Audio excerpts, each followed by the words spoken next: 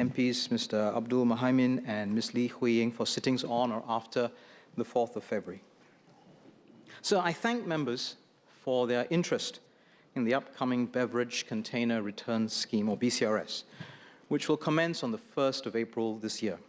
This scheme was debated 3 years ago during the second reading of the Resource Sustainability Amendment Bill, and members had expressed support for the scheme. Engagements and discussions with industry and the public had started even earlier. The scheme was first proposed by a Recycle Right Citizens Work Group in 2019 to increase household recycling rates and reduce contamination in the recycling bins. These intentions remain relevant today. The amount of packaging waste generated in Singapore forms 1/3 of our domestic waste generated, and our overall recycling rate remains low. The BCRS aims to increase the recycling of beverage containers using an extended producer responsibility concept, an EPR concept. And this is the second such scheme to be introduced in Singapore, building on our experience with the e-waste recycling program. The scheme features a deposit paid at the point of purchase to incentivize customers to return their containers. By nudging consumers to make a small change in their lifestyle, we hope to increase recycling of beverage containers and spark a change in our recycling habits. In designing our scheme, we studied the experiences of other jurisdictions. Schemes in Norway, Denmark, and Lithuania have achieved high collection rates, and one common factor was having an industry-led, not-for-profit entity run the scheme. We have adopted a similar approach in Singapore, because the industry stakeholders are best placed to determine the most effective way to recover used beverage containers. They are also incentivized to operate the scheme efficiently and effectively to ensure that the cost impact on producers is manageable. The scheme operator, BCRS Limited, was formed by the industry and is governed by a board that has both large and small producer representatives, comprising Coca-Cola Singapore Beverages, F&N Foods, Pokka, One In Industries, and Chia Kim Lee Food Industries. Licensed by NEA, they are required to report the amount of 10-cent deposits collected from the producers and refunded to the consumers in their annual report for public accountability. Several members have asked questions about the cost of the scheme and the effect on beverage prices. All regulated beverage containers supplied in Singapore will attract a 10-cent deposit, which is fully refundable. Such containers will bear a deposit mark for easy identification. Consumers will pay this 10 cents at the point of purchase and obtain their refund when they return the containers for recycling. All producers will also need to pay a producer fee of 3 to 4 cents per container to the scheme operator BCRS Limited. This fee covers the logistics to collect and recycle the containers and is comparable to fees in other jurisdictions. From our engagements with stakeholders, producers of about 80% of beverage containers can incorporate the deposit mark and barcode requirements directly onto their containers. Beyond the once-off implementation costs, these producers should see costs per container close to the producer fee of 3 to 4 cents, which should keep compliant costs low for most drinks sold. Some producers may need to, or may choose to, place a sticker on their containers instead of changing the design of the container in order to comply with the scheme. The cost of stickering will vary depending on the quantity of containers put to market and how their supply chains are organized. Some can do so for about 3 cents per container, if done at source overseas and at scale. For small quantities done locally, the cost to the producer would be higher. We appreciate that some producers may find the transition more challenging. NEA and the scheme operator, BCRS Limited, have been engaging both large and small producers regularly and providing practical support to help them come on board. Responding to feedback from producers that they needed more time to comply with the scheme requirements, we've extended the transition period from 3 months to 6 months. We've also introduced a transition grant of $2,500 to help smaller businesses. We will continue to be flexible and supportive to producers who reach out to BCRS Limited and to help address their concerns. Over time, we expect producers to work with BCRS Limited to optimize their processes and find cost-effective ways to meet their responsibility to the environment. The consumer pricing of beverages is a complex and commercial decision. Consumer demand patterns and marketing strategies will also affect the price. We have designed the scheme to be run as efficiently as possible with a low cost to producers. Any cost passed through to consumers will likely be further moderated by price competition among industry players, as consumers have a wide variety of choices. This has been the experience in some jurisdictions that have implemented this, where studies have found that the introduction of deposit return schemes did not have a significant direct impact on beverage prices or beverage sales. Members have also asked about the accessibility of our return point network. At launch in April, the public can return their empty plastic and metal beverage containers bearing the deposit mark at over 1,000 reverse vending machines, RVMs, located across Singapore to obtain a 10-cent refund. These RVMs will be located at larger supermarkets and other publicly accessible locations with high footfall, such as void decks of HDB blocks and some hawker centers. 90% of residents in HDB housing estates will live within a 5-minute walk to one of these return points. BCRS Limited will provide more details on the RVM locations in the coming weeks.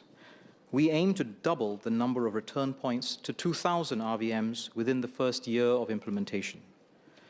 While the scheme officially starts in April, containers bearing the deposit mark will gradually enter the market during the transition period, with widespread availability expected by August and September. During this initial period, we will closely monitor return patterns and gather community feedback to determine the optimal location for these additional return points. We want to create a scheme that works for all of us. At launch, we will deploy ambassadors on the ground to guide the public on how to use the RVMs. We recognize that some seniors and vulnerable members of the community may require additional assistance to adapt to the scheme. NEA and BCRS Limited, together with our community partners, are committed to providing additional support to better address their needs. A key focus for us in the coming weeks is to work closely with all stakeholders to build understanding and support for the scheme. We will be reaching out to grassroots organizations, schools, youth groups, NGOs, and corporate partners to share how the scheme works and why it matters. Many are already champions of our sustainability initiatives, and I hope will continue to advocate for how BCRS is a very important step in our journey to look after our land, our resources, and our environment. We are also in discussions with other key stakeholders, including coffee shops and smaller retailers, to help them understand the scheme and to explain it to their consumers. This includes posters and collaterals to assist in distinguishing new beverage containers bearing the deposit mark from older or non-regulated beverages that are not subject to the deposit. The beverage container return scheme is a significant step forward in Singapore's recycling journey. It will take time for all of us to adjust. We will not get everything right from the start. We ask for feedback, suggestions, and understanding as we transit to this new way of recycling. As we gather more data, we will refine and improve the scheme. We need everyone's support to make this scheme a success. We want to thank the producers who have helped to bring the scheme to where it is today, and call upon those who have yet to register for the scheme to come forward and do their part for the environment. The scheme cannot succeed without the support of our residents, and I encourage members of the House to rally their communities to participate actively and extend a helping hand to those who may need assistance in returning their containers as we all do our part for Singapore's sustainability journey. Ms. Boh.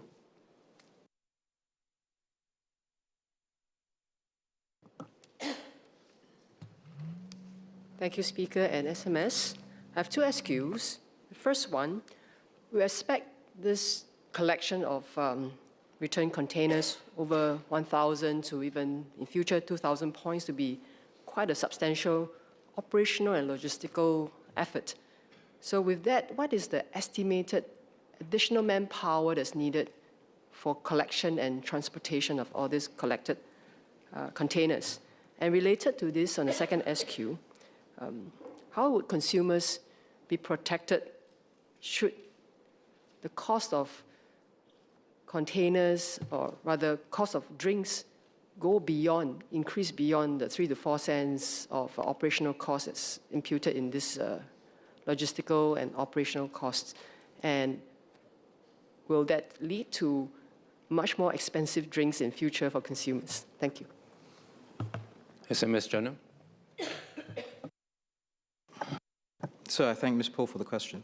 On the first matter, the reverse vending machines are operated by the return point network operators.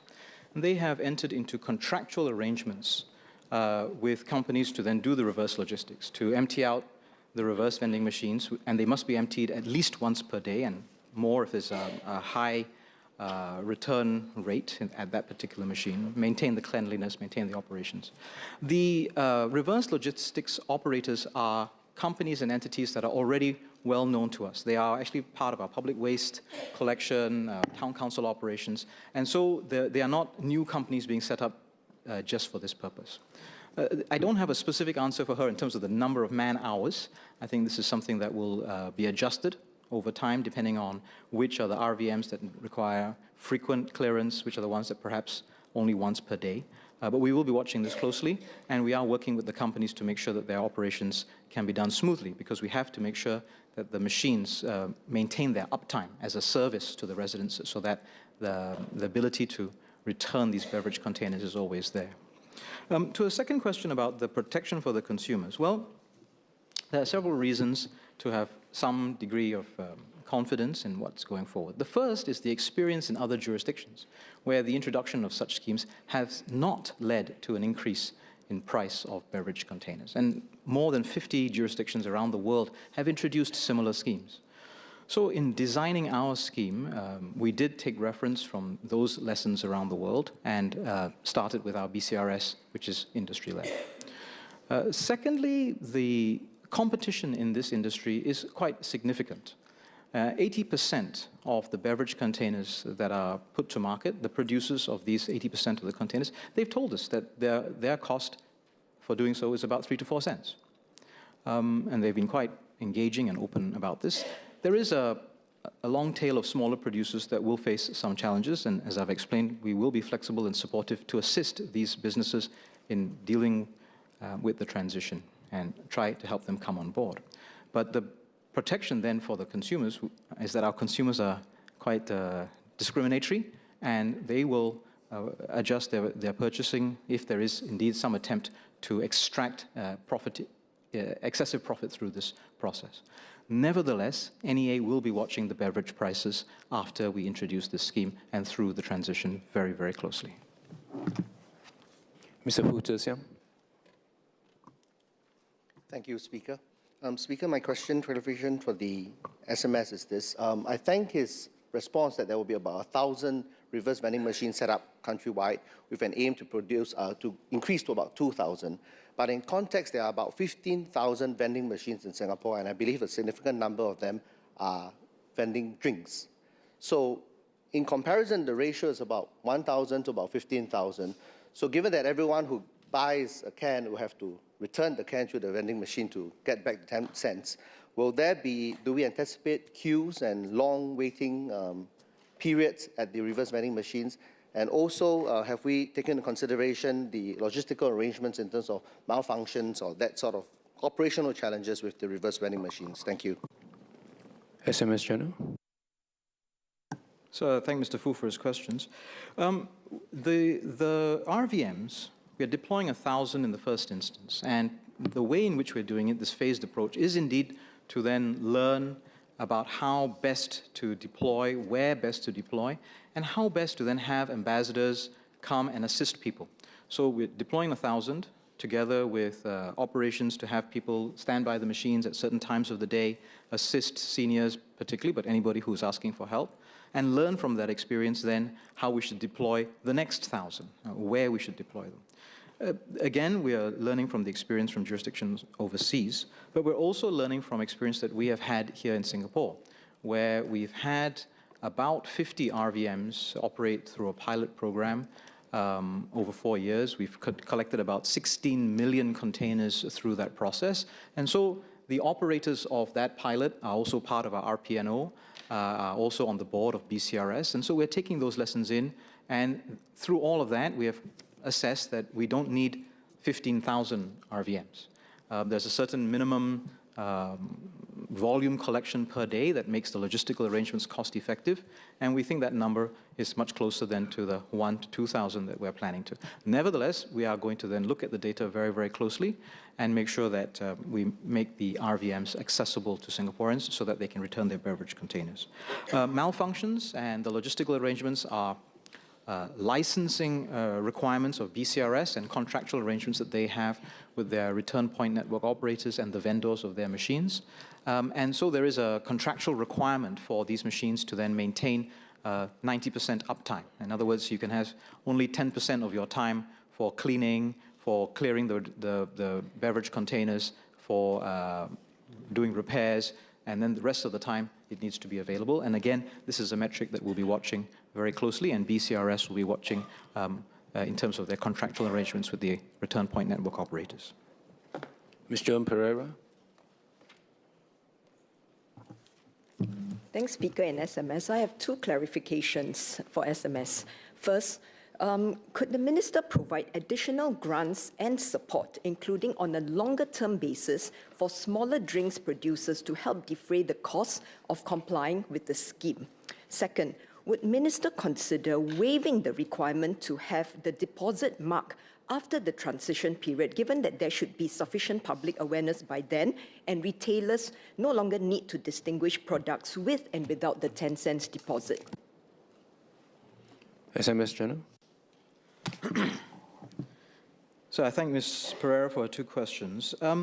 We've already provided, we're currently providing a grant of $2,500. That grant is given to all registered producers, but it is sized to especially address the needs of the smaller producers. And so for a smaller producer, which we define as less than 50,000 beverage containers put to market per year, and that represents about 1/4 of the producers in our estimate, the $2,500 is, we think, more than sufficient to cover both the product registration cost as well as the producer fees for the first year, which total about $2,000.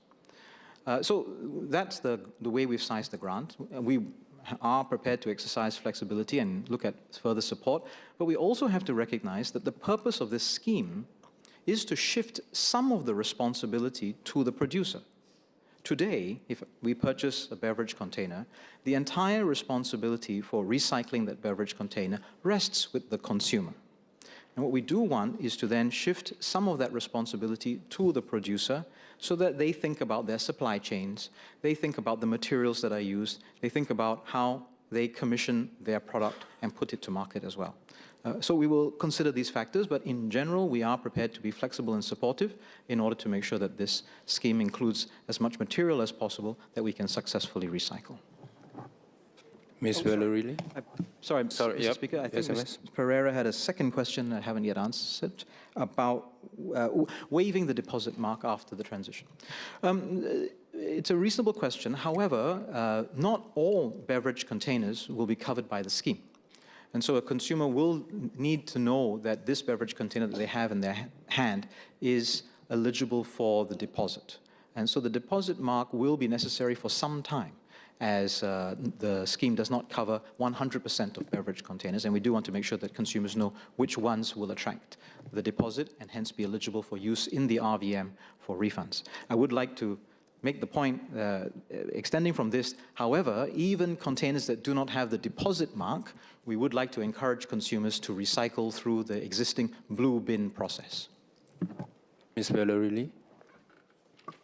Thank you, Speaker, and thank you, SMS. I have two SQs. Whether the deposit value will be reviewed over time and what criteria will trigger such a review? And for the second SQ, it will be what is the increase in the national recycling rate that we expect to see as a result of this scheme? Thank you.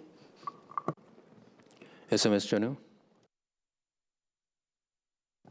So if I may clarify, Ms. Lee, the deposit value she's referring to is the total amount or the 10 cents that... So whether the 10-cent deposit amount may be then subsequently reviewed. Indeed, we will review the scheme as we go along. The quantum of the deposit in the 50 jurisdictions that we've studied does vary, and some are significantly more than what we have here in Singapore to start off with, and so it is something that we will have to review as we go along to ensure that the scheme is effective. The recycling rate, we are hoping that we can get a good recycling rate of beverage containers. Some of the best schemes in the world have recycling rates in excess of 90%. Most of them that we have studied that we are trying to emulate are closer to the 70 to 80% range. And so that's the sort of recycling rate that we would be hoping to be able to achieve through this type of process. Mr. Kenneth Tiong.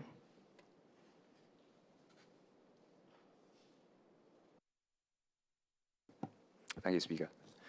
So the deposit rate is fully refundable at 10 cents, but I believe media reports have put the projected price increase at 25 to 60 cents. So the difference is about 15 to 50 cents of permanent compliance costs, which the vending machine will not return. So what assessment has been made of this non-refundable portion as a share of income for lower income households?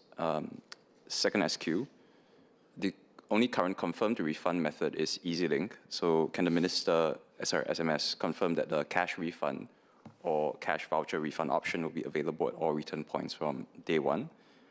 SQ3, a lot of parallel importers face $40,000 a month of fees under the scheme. With the transition grant at $2,500, that's quite disproportionate. So these are the parallel importers are the companies that bring the cheapest drinks onto the market. Has the Ministry assessed the risk that this scheme eliminates the discount beverage segment entirely?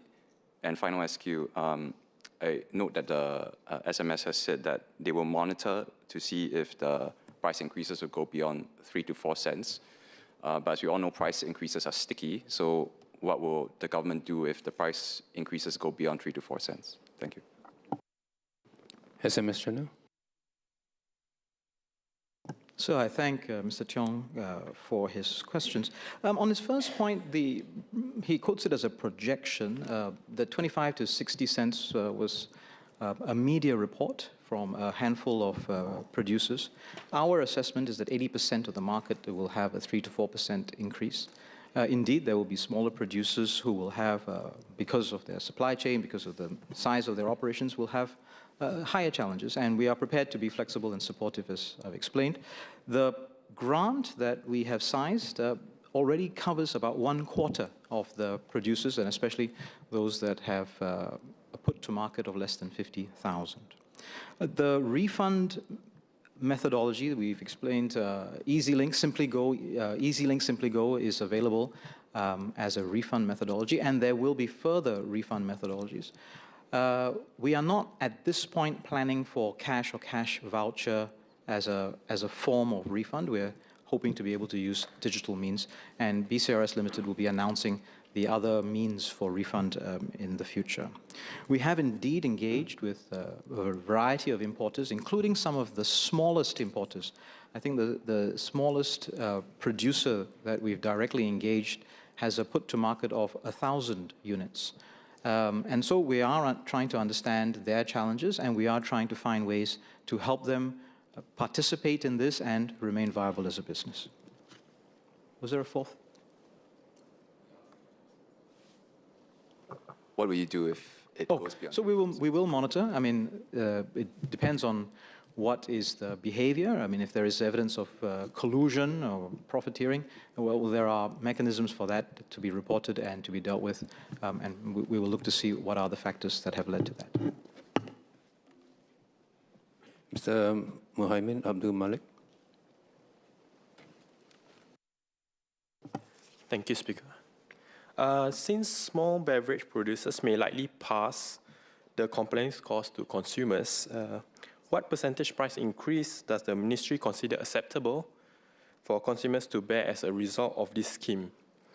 And was this consumer impact factored into the decision to set the grant at only 2,500? Thank you. SMS Channel. So I anticipate significant competition within the market to be the biggest protection that consumers will have, that there are quite a wide variety of choices available.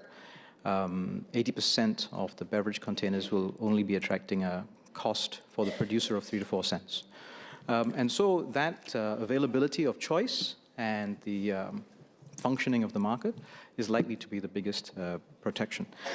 We have indeed engaged with the producers, with retailers, and a variety of representatives representing all stakeholders to understand what are the dynamics and what are the concerns. The industry players, of course, are also concerned to make sure that they remain competitive within this industry. We will be monitoring the transition, and we will be monitoring how this process plays out. Moving on, Ms. Denise Poor.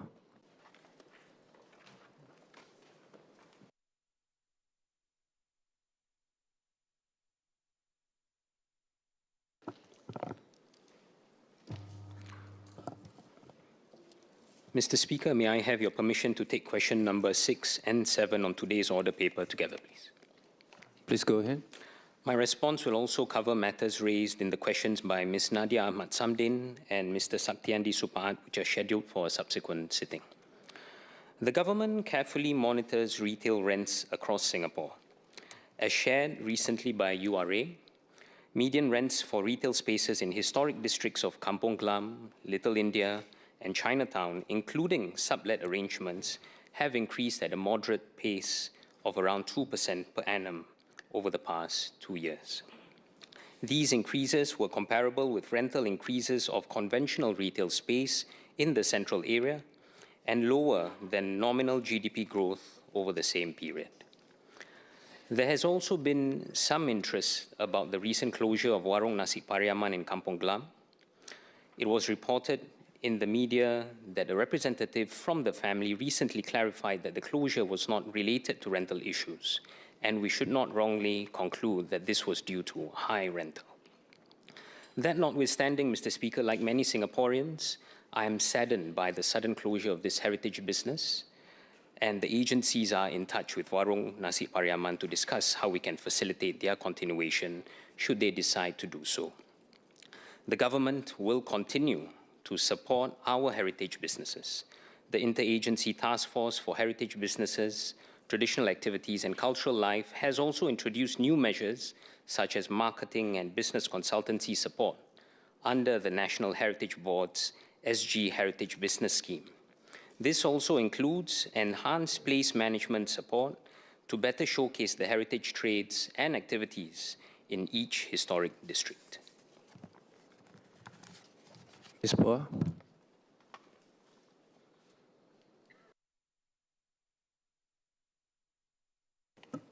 Thank you, SPS Dr.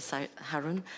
My first SQ was, may I ask the ministry to provide the source of data to say that the rental hike is comparable to the Central District, and if the Central District, which is really big, it's really the appropriate segment to compare those rentals with, and also to specify where the data says that a lot of these are lower, the rental hikes are lower than GDP growth. That's my first SQ. My second SQ is with Minister Fajal and myself, we work quite closely in, for example, Kampong Glam area. We know that the rental hikes is not an issue that is easily managed, and that there are different views and interests of different stakeholder groups like the tenants, the landlords, the public, and the heritage groups. Can Ministry advise how and when it will coordinate with the relevant agencies like MND, MTI, National Arts Council, National Heritage Board, URA, for instance, to, number one, identify what qualifies as heritage business. Number two is to list the different options available and being considered to balance the interests of the different stakeholder groups. Landlords, of course, want higher rates. Tenants want as low as possible. The heritage folks want the nature of heritage to be preserved. So, question for you, sir. SBS Harun.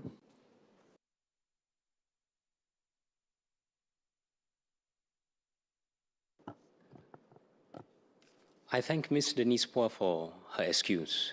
Indeed, when it comes to heritage businesses where there's so much character as well as value that it brings to society, when one closes, it really hits the heart quite strongly.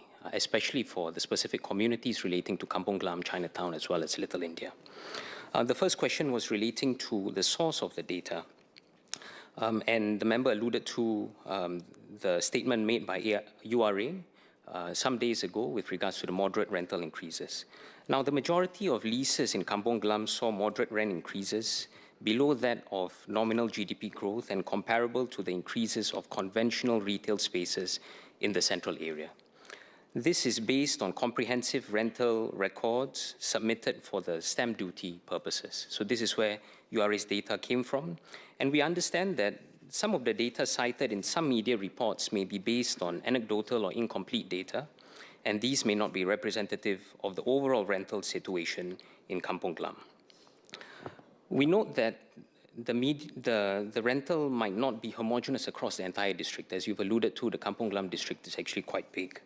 And while the median rents of the historic shop houses in Kampong Glam increased at a moderate pace, there is also a small proportion between, for leases signed between 2023 and 2025, which did see higher rental increases of 25% or higher. In this particular aspect, these included leases in streets with high footfall, for example, in Kampong Glam specifically, such as Haji Lane and Bali Lane, and some of these leases were previously contracted at below market rates, and therefore, subsequent to that, they may have experienced a larger increase from their low base when the rates normalized towards the prevailing market rate subsequently. Notwithstanding the rental increases, their rental rates remained around 20 to 60% below that of conventional retail spaces in the central area as a whole. On to the second question by the member, with regards to the variety of views from the members of the public, from heritage groups. Indeed, there are a wide variety of stakeholders interested in preserving our heritage as well as culture. Specific to that, the member has already alluded to that there was the promulgation of the Interagency Task Force for Heritage Businesses, Traditional Activities and Cultural Life that brings together key agencies to develop policies and schemes to better support heritage businesses in historic districts.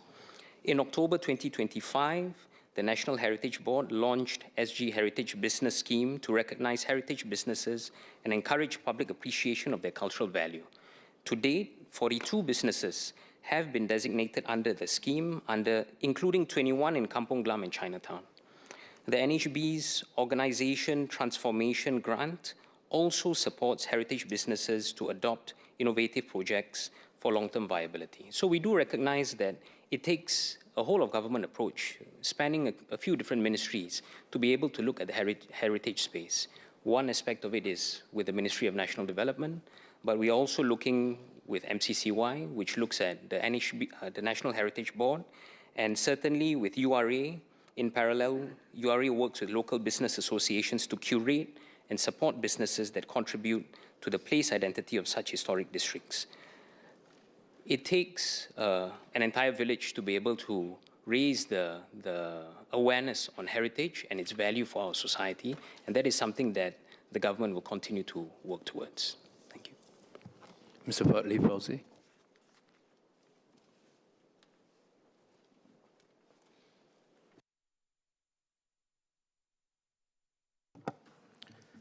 Thank you, Speaker. I have 3 SQs. Firstly, in light of the sustained increase in shophouse transactions and prices over the past years, does the government have any plans to extend the ABSD and SSD to commercial properties in heritage districts, considering their limited supply and heritage value? My second SQ is, will the government consider changing the way property tax is calculated for commercial purposes in heritage districts to incentivize or reward landlords who reduce the rents for their tenants and or take steps to retain the character of their heritage district? My third question is, I refer to my written question, number 66 of on the order paper. I asked about the number of shophouses in Kampong Glam that are on Wakaf land. I want to ask whether MND has any plans to work with Waris Investments to protect the cultural identity and historical value of such shophouses, and if not, why not? SPS Harun.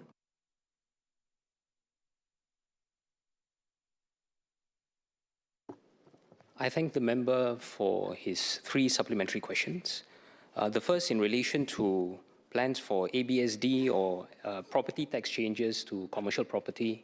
There are no current plans that the ministry has with regards to these 2 steps. With regards to the question on Wakaf land and shop houses within, I believe that is not within the remit of the questions that I'll be answering for this set of parliamentary questions. Thank you. Ms. Nadia Samdin.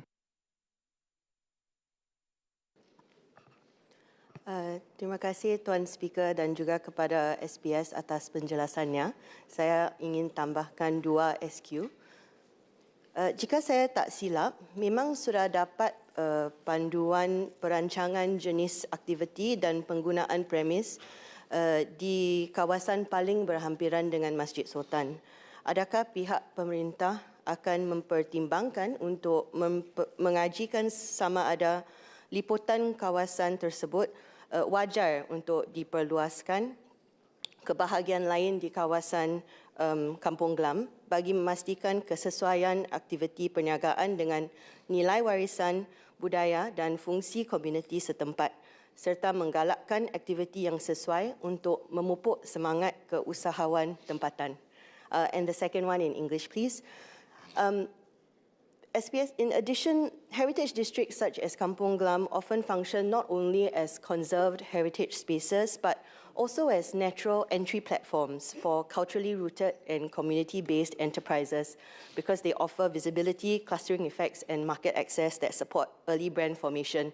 And I'm sure many agree that there's been younger brands who have grown in KG, which introduce local flavors to the community and also to tourists. Has the government considered whether conservation and place management approaches could also incorporate elements of business incubation and structured tenant mix to encourage some of these younger businesses? Thank you very much. SPS Harun.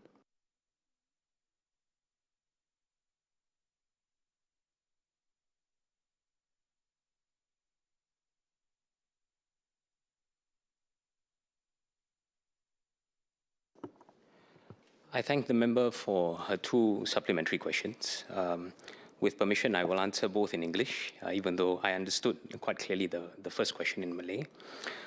With regards to the member's question on ensuring the appropriateness of the activity within the heritage district, her first question, and wanting to be able to strengthen the businesses there in keeping with the intent of the heritage districts, I wish to reassure the member that to safeguard the vibrancy of our historic districts, whether they be Kampung Glam, Chinatown, as well as Little India, the URA has put in place controls to exclude non-heritage users, such as fast food restaurants, supermarkets, and new bars, even to the extent of ensuring the number of souvenir shops are maintained by a certain measure from the core areas of these historic districts.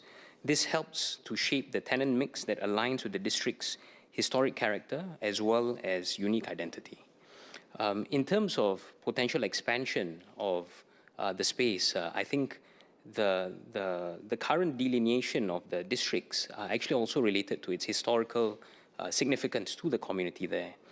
But I think that is something we can take back and see whether the borders of the district or certainly the activities within the district can be further expanded and enhanced. And that is certainly the intent, to be able to enrich and enliven the activities there.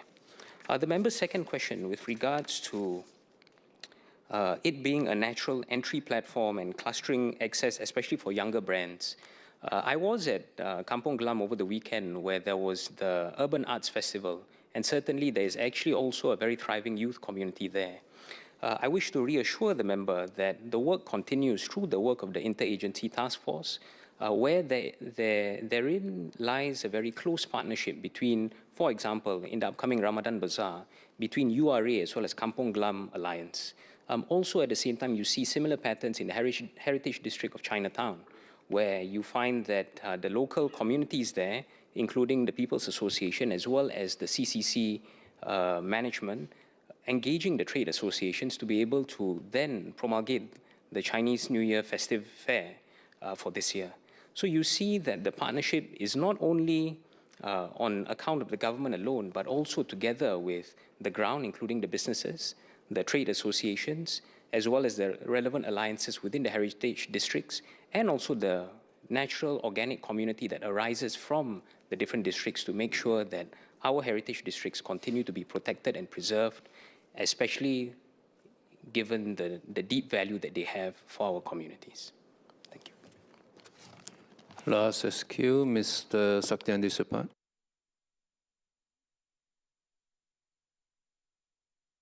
Thank you, Mr. Speaker. I do not want to belabor the point that was raised earlier by earlier members about the support for heritage-linked SMEs to balance between sustainability and market forces. And it's especially so with the closure of Pariaman, because a lot in the Malay community is very sad to hear about the closure of Pariaman.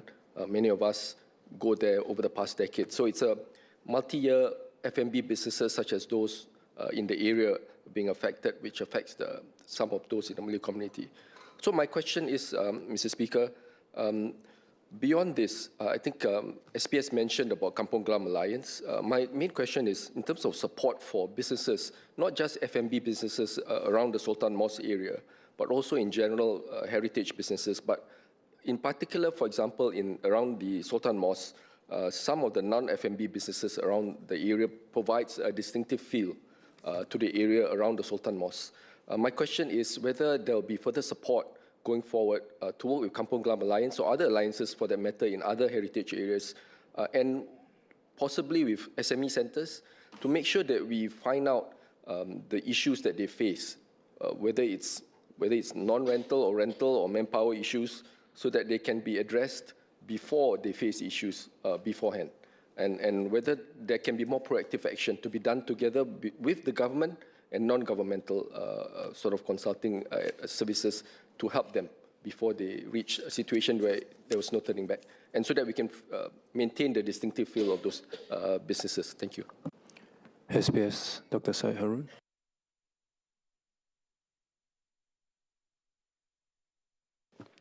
I thank the member for his supplementary question, as well as his deep concern over the SMEs within the area, specifically Kampong Glam. As I mentioned in my PQ reply, certainly it's within the scope and attention of the Interagency Task Force for Heritage Businesses, Traditional Activities and Cultural Life to be able to further amalgamate the interests, concerns of the diverse stakeholders already mentioned by Ms. Denise Poa earlier, to be able to understand and see how best we can move forward. It takes beyond government to be able to find some of the solutions, as well as navigate through the different challenges and interests of the different stakeholders. And certainly, as alluded to by the member earlier, that we will be looking towards wanting to partner the different alliances, the different stakeholders to be able to find the most suitable outcome moving forward for our businesses. To that end, I would also stretch it further beyond the aspects of costs. Through the work of the SG Heritage Business Scheme, they've also looked at how to uplift the businesses, specifically the designated heritage businesses, in terms of marketing as well as consulting support. And we've been working, and the bazaar is one such example that's coming up, towards ensuring that the space is well and alive, where people congregate, come, and also support the local businesses as well. It continues to be a work in progress. It continues to be on the stakeholders to be able to guide and support our businesses in turn, so that the heritage businesses can continue to flourish in the relevant districts. Thank you. Mr. Sharul Taha.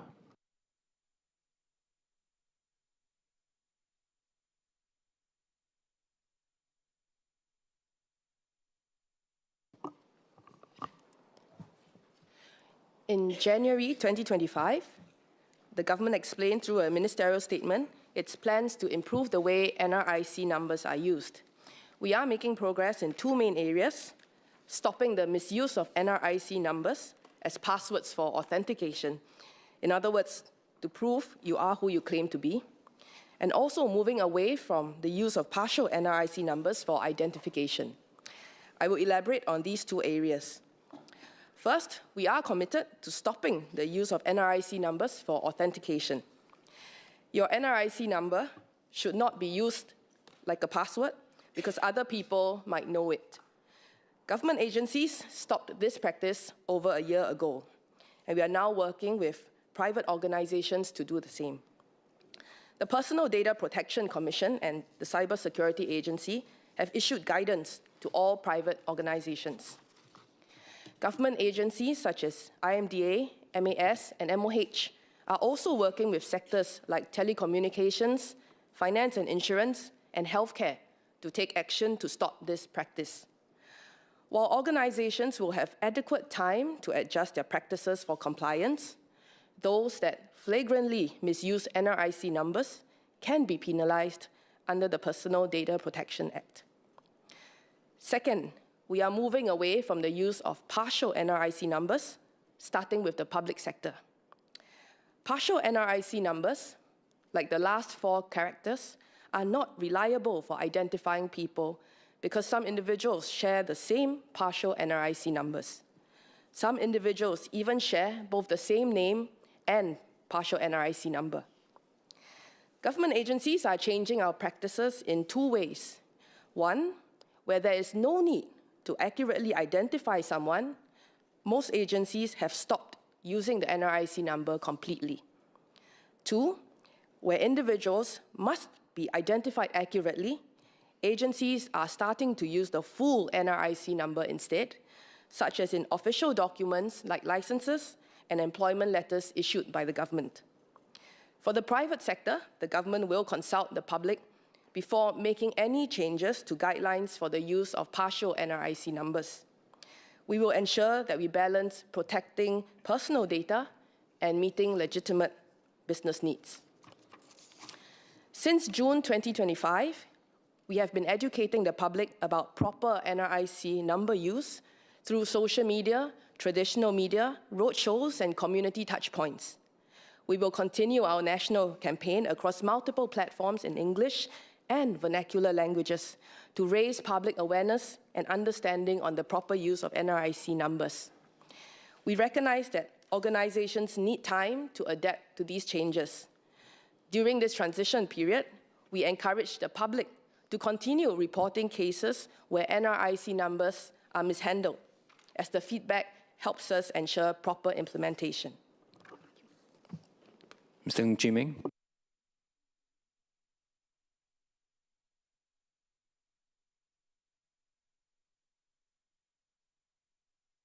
Mr. Speaker, there are around 1,600 AI-related courses supported by SkillsFuture Singapore, with 137,000 training places taken up by more than 105,000 individuals last year.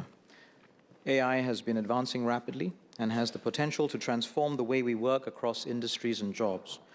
While we do not set targets specifically on the number of workers who go for AI training, we encourage all Singaporeans to pursue upskilling and lifelong learning to stay relevant, including by keeping abreast of AI and other developments.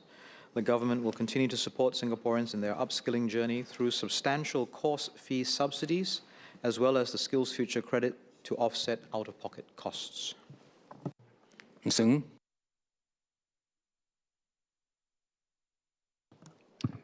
Thank you, Mr. Speaker. There are indeed very good work done by MOE and SSG in this area, and we're deeply appreciative. The 1,600 or so AI courses listed do cost a few $100s to a few $1,000s even after funding. And for many workers, including PMEs, this myriad number of courses can be quite daunting for them to survey and find out what they should be really be embarking on for equipping themselves to be AI ready. So 3 supplementary questions. How can we better redesign our skills framework and courses to help our PMEs equip themselves to be AI ready? Will SkillsFuture consider curating a list of courses tailored for PME needs, from foundational AI literacy to maybe more specific AI deep skills to tailor for their job roles or new possibilities? And lastly, for the PMEs who really want to take higher level AI courses, would the ministry or SSG consider additional targeted funding? Because some of these deep, higher level AI courses do cost a few $1,000s after subsidy support too. Can we consider targeted support, such as enhanced funding, or even possibilities of workplace-supported learning? Thank you. SMS General. So I thank Mr. Ng for his questions. The short answer to all three is we will continue to review how we signpost, direct, and curate courses and encourage Singaporeans to take up these courses to be able to support their lifelong learning and make every opportunity that they are aspiring to available to them. We are working with the industry to look to see how we develop the list of tasks and map them to the courses to address his first point. We'll continue to do so. We are trying to improve our signposting, both in terms of the websites, the online offerings, as well as the counseling that people get, so that there is a sense of where the journey should take them as they develop their AI skills. And we'll continue to review how we support Singaporeans through the variety of subsidies and funding arrangements. Mr. Pidam Singh. Thank you, Speaker. Just one supplementary question. Does the government plan to track the deployment of individuals and workers at the workplace after their attendance of such AI courses in view of the significant public subsidies that the government expenses on these courses? SMS Channel. Certainly, we work closely with the economic agencies and the industry to understand how individuals who go through training then subsequently are deployed and use their skills.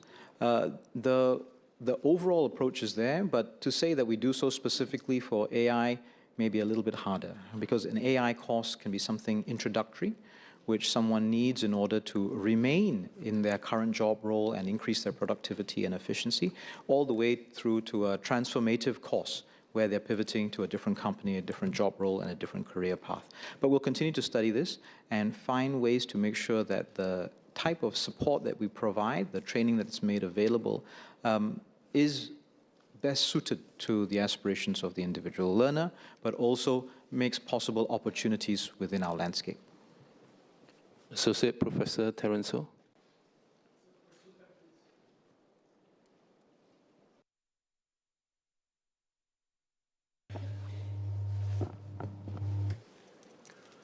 Mr. Speaker, the employment rates of fresh graduates from Institutes of Higher Learning, or IHLs, have remained broadly stable over the decade, with some year-to-year fluctuations due to cyclical changes. These fluctuations reflect a combination of factors, including broader economic uncertainty, geopolitical developments, and changing career aspirations of graduates.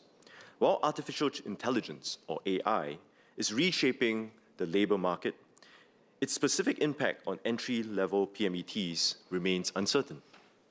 To prepare graduates for the AI era, IHLs are working closely with sector agencies and industry partners to keep their curriculum relevant, integrating AI competencies, domain-specific training, and core skills like critical thinking, creativity, and communication.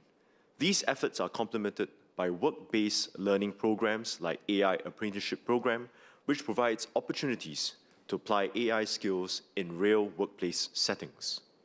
In this fast-changing environment, our students must continue to remain adaptable. We will support them to navigate their career pathways. Students and fresh graduates can access education and career guidance services within their IHLs, as well as career matching and coaching services through programs offered by Workforce Singapore and NTUC's Employment and Employability Institute.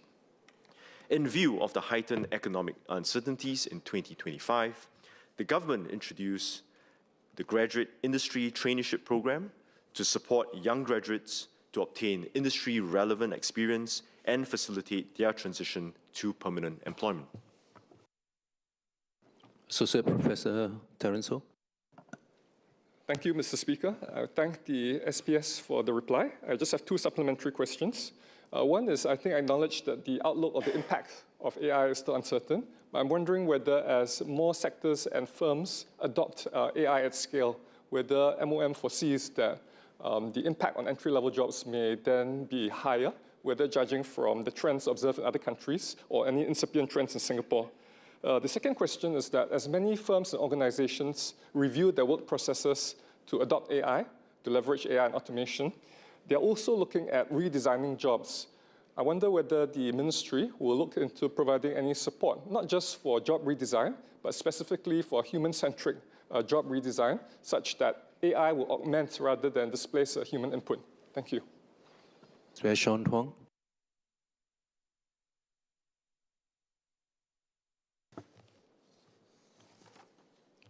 I thank the professor for his two SQs. For the first SQ, whether there's any impact or trends, MOM is currently monitoring and observing as well and getting feedback from the employers. And we'll work with the employers closely together with NTUC to see from a tripartite perspective whether more is needed to help abate these trends. For the second question, you ask about whether job redesign. In fact, there are many aspects and provisions that we've done. For example, we are encouraging job redesign. For example, WSG's jobs transformation maps, which help guide employers and workers on how AI actually reshape roles and some of the required skills, enabling early job redesign rather than elimination of positions.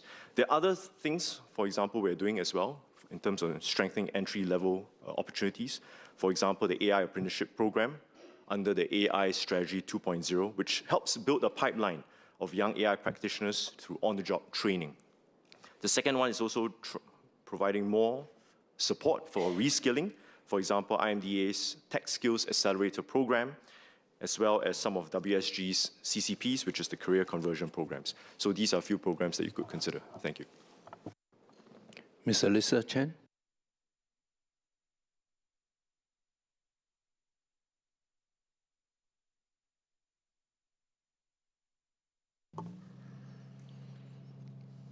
Mr. Speaker, I thank the member for a question. MOE's approach for class sizes is guided by the needs of our students, the learning needs of our students. More teaching resources are deployed for students with greater needs, and hence smaller class sizes for such students because they need more support and scaffolding.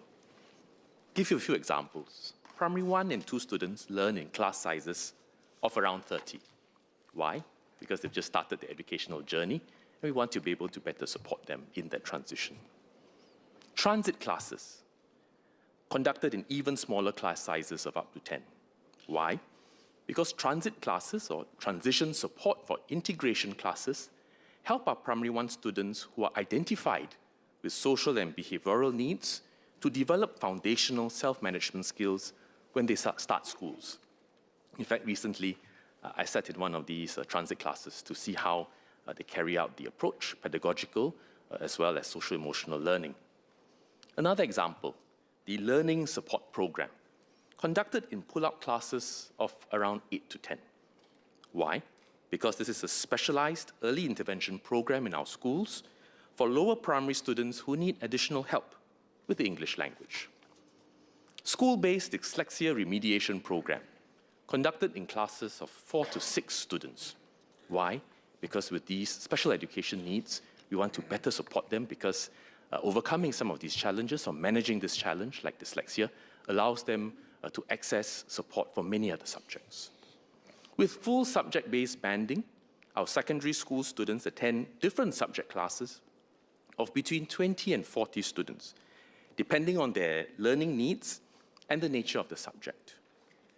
Additionally, schools may deploy two-form teachers for classes on a needs basis, where school resourcing allows. Sir, class sizes are not the only way we support students with diverse learning needs. Schools also have school counselors to strengthen the social-emotional skills of our students, and the special education needs officers to provide learning and behavioral support for our students who need it. We have grown the number of trained school counselors and special education needs officers in schools from around 800 to 1,300 over the past decade. We will continue to study the effectiveness of our approach, including on class sizes, and are prepared to adjust our strategies where necessary to create conducive learning environments for our students. Ms. Alyssa Chen. Thank you, Minister, for your response. It's heartening to know that the MOE is already taking good steps in this direction. I wanted to ask the Minister, does the Minister agree that in a world with AI disrupting the learning of content, in a nation of smaller family sizes, it is even more important that children learn the soft skills which no machine can teach and develop emotional and psychological strengths which only humans can nurture? And given that human mentoring and the learning of soft skills cannot scale so easily with technology, will MOE relook class sizes? Thank you. Minister Lee. I thank the member for recognizing that social-emotional skills and competencies are important, not just now, but for a future such as one where AI presents both opportunity as well as uncertainty and disruption. Indeed, in our AI in education framework, we want to teach our children what is AI, how to use AI, how to learn with AI, and most importantly, how to learn beyond AI. And so through the 21st Century Competencies Framework, which was recently enhanced, we seek to provide support and strengthen our children's learning of these important values and skills through a combination of weaving through academic subjects, through CCA, CCE, and other forms of support in school. And this means that teaching is not just academic teaching of subjects, but also more holistic teaching of a child and empowering them with 21st century competencies and social-emotional learning through activities like CCA.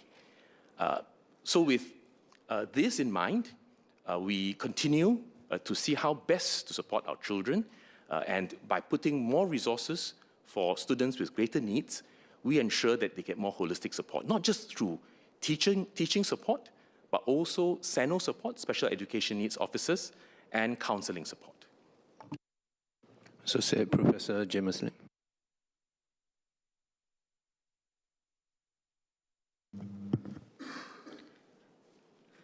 Sir, there has been recent research in the cognitive sciences that suggests that the biology of learning is such that humans tend to retain information and understand best when they're interacting with another human. Now, I understand, as the Minister has shared, that advances in learning technology, especially AI, now afford customized education. But based on this research, it seems like such customized education is not a justifiable substitute. To this end, I wonder if the Ministry will therefore look at alternatives other than purely reducing class sizes, such as the possibility of increasing allied teachers or teaching assistants within the classroom, and if so, what the Minister has to share with regard to the decision by the Ministry to scale back on allied educators when it comes to teaching and learning. Minister Lee. I think the member makes a very good observation. I thank him for supporting the move to augment our teaching force with allied educators, particularly in the form of school counselors, special education needs officers, as well as the outdoor education allied educators. The shift from the existing scheme to one where we focus on these allied educator professions enables us to specialize the support that we give to our children. The member is also absolutely right that EdTech is important. EdTech allows for some degree of customization. EdTech, including AI in the SLS space, for instance, allows our children to get extra scaffolding and support in class and outside the class, in school and outside the school. But there is no substitute for human-based teaching, for the human touch, for the teacher in the classroom to be able to coach a child, to be able to teach the class, not just subject matter, but also demonstrate values and social-emotional skills that are very important in day-to-day life. And in that regard, EdTech is never a substitute for that human touch, and I'd like to thank the member for being so supportive. Thank you. Mr. Jackson, Professor Kenneth Goh. Thank you, Speaker. And I thank the Minister for his responses to the questions. I have a question about the resourcing of schools. I think you mentioned that the class size, the teacher-student ratio will be dependent on whether the school has resources. And my question is, is there some sort of a threshold or target that helps school leaders or MOE determine when there's enough resources to support their students in this regard? Mr. Lee? Indeed, this is a continuous conversation between our school leaders who are in touch with the ground, in close contact with their teachers in the classroom, as well as their MOE HQ leadership, our superintendents, zonal directors, director of schools, and the HQ in general, to better understand the specific needs of different schools and to be able to allocate resources accordingly. Of course, there's baseline support in terms of teaching and allied resources and admin staff for each school, but there may be needs in a particular school that require us to deploy, say, more counselors, or more student welfare officers, or more special education needs officers. And some of these resources are not just school-based, but also cluster-based, giving flexibility to school leaders to be able to ask and get more resources. But ultimately, whether it is class sizes or other forms of resources, basically our mission in MOE is this. We have our resources. We also have to operate within constraints because MOE doesn't operate our budget independently of other ministries' needs and Singapore's needs, as well as the opportunities that are presented to us, such as new studies, new pedagogical methods, new methods to impart social-emotional learning. How do we optimize between our resources, our operate within constraints, and the opportunities we seize? How do we optimize between these three in order to achieve the goal of holistic development of our children and helping the most instrumental group, our teachers and our allied educators, to be able to manage their workload, to work with meaning and impact so that they can again help us to achieve holistic development of the next generation. And so it's this combination that makes us focus the resources that we have now on students with greater needs, whether because of their youth, primary 1, primary 2, or because they have special education needs like dyslexia, or because they may have other challenges. For example, they learn at different levels. So full subject-based banding does require more resources to help students who may need more support for certain subjects. And, to talk about class sizes, if we were to increase the number of teachers, then we need to operate within the constraint of the impact on other important sectors that serve society. We also need to make sure that in hiring many more teachers, our profession reminds us that we must uphold standards and quality of the whole profession. And if we were to increase the number of classes that teachers teach, then in managing overall workload and impact, we will then have to recalibrate and reimagine what teachers do on a day-to-day basis. And in some countries, teachers teach many more classes, partially because of workload and resourcing. But if in Singapore we were to do that, it would probably have to be a combination of three things. One, increasing recruitment. Two, increasing the number of classes that teachers teach, and then recalibrating the other things that teachers do, CCA, CCE, admin, class preparation, marking, and so on. And lastly, of course, harnessing technology tools, including AI, to empower a teacher to do so much more. The classroom of today is very different from the classroom of our time. And we can continue to see progress and changes. And I would say three things are on the horizon that will allow us to try to transform education to make Singapore ready for a very uncertain future, one that is still full of opportunity and hope. One would be the review that we announced recently, the education conversations that we hold across Singapore, to allow us to relook at the academic race, the arms race, so that we focus on deep learning and not academic pursuits through high-stakes exams. And in the same vein, we look at holistic education through a review of CCE and CCA. So we see it in totality. That is a major exercise. The other, of course, is the AI in education framework that I mentioned. And it's not just about edtech and tools, but how do we reimagine teaching in an era where AI can do certain things, do more things, and how can people remain on top as masters of technology? So these are the areas that we are looking at. And of course, more holistic support for children coming from families with greater challenges. How do we better support and integrate with the social services around us? So these are three of many ongoing as well as impending reviews, including the 2024 Reimagining the Teaching Profession Task Force recommendations that are still ongoing in terms of application and implementation that will require us to relook at how the classroom is like for the future and the kinds of needs that we will have to support our children. Mr. Jackson Lam. Question 12.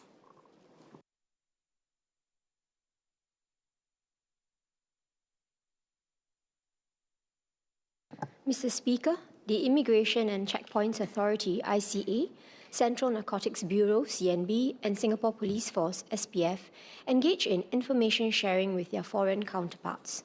With the help of intelligence sharing, in 2025, joint operations with Health Sciences Authority, HSA, and ISA detected 59 large-scale smuggling cases, seizing around 230,000 e-vaporizers and related products. HSA works with e-commerce, social media, and messaging platforms to remove online listings of e-vaporizers. HSA also collaborates with the Infocom Media Development Authority, IMDA, and the Online Criminals Harms Act Office under SPF to block e-vaporizer websites targeting locals. Over 10,000 online advertisements, including those found on messaging platforms, were removed in 2024 and 2025. Mr. Lam. Thank you, Mr. Speaker. I have two SQ. First SQ, what proportion of the vape listings removed were hosted on overseas platform beyond Singapore's jurisdiction? Second, whether stronger legal tools are needed to address overseas-based sellers. Thank you. M.S. Rahayu. Mr. Speaker, to date, from our records, approximately 99% of the sites taken down are linked to overseas posts that appear on platforms like Facebook, Instagram, TikTok, WeChat, and YouTube and Telegram. And the remaining are more local platforms like Carousel and Lazada. On the second question, certainly we'll continue to look at how to improve our efforts in enforcement, but we are not without levers. We already have a cadence of operations that HSA does. On a daily basis, there's a surveillance done with bots to actually target commercial sites, to trawl and see what are the sites that are offending that we need to take down. This is complemented by the efforts by HSA officers who look at the social media sites. And we also work off the tip-offs, ad hoc tip-offs from public and partner agencies. And also, once the offending sites are taken down, we will work together with IMDA and SPF OCHA office to actually block specific vape commercial sites. So there are already efforts in place. And also, we look at the various platforms on a regular basis to see how we can further improve our efforts. And this is an ongoing effort, and we do take a multi-pronged approach as well. It is not just about the enforcement, but also about educating public and our people in understanding and reporting some of these sites that are available online. Mr. David Ho. Question 13.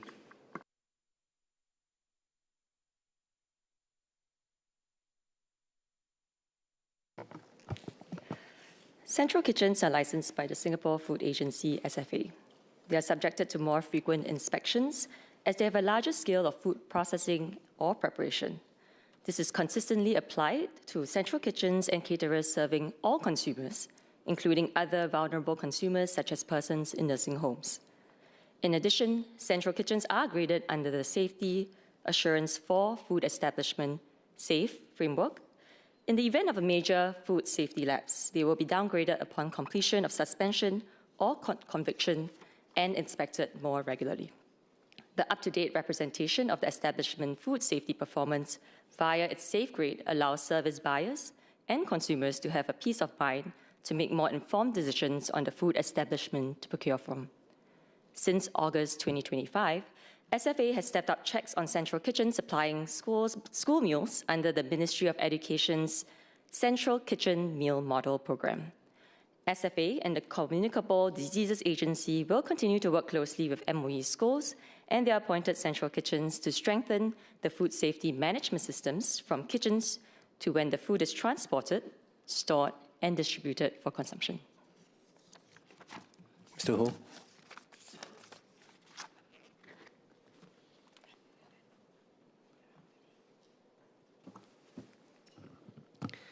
Thank you, Mr. Speaker, and I thank the SPS for a response, in particular about the frequent inspection for the central kitchen. Against this backdrop, I have 4 SQs. First, let me begin upstream. What assurance does the Singapore Food Agency, what kind of assurance does it give on compliance and safety for ingredient suppliers to our central kitchen? Because they prepare and they distribute quite a significant amount of food. On second topic, which will be about our target population, which is our children, beyond frequent inspection, would the ministry consider placing more safeguards on central kitchen, given the vulnerable young children, and also the impact that it will occur if such lapses were to occur again? Third, on operator selection, what assurance mechanism would there be for schools to be confident that the central kitchen operator are fully compliant with SFA requirements, both not only just at appointment, but on an ongoing basis? Lastly, before food distribution, what kind of requirements and checks must be met before it is being sent out? And in light of the recent incident, would SFA consider tightening the requirements before food can be sent out? Thank you, Mr. Speaker. SPS School.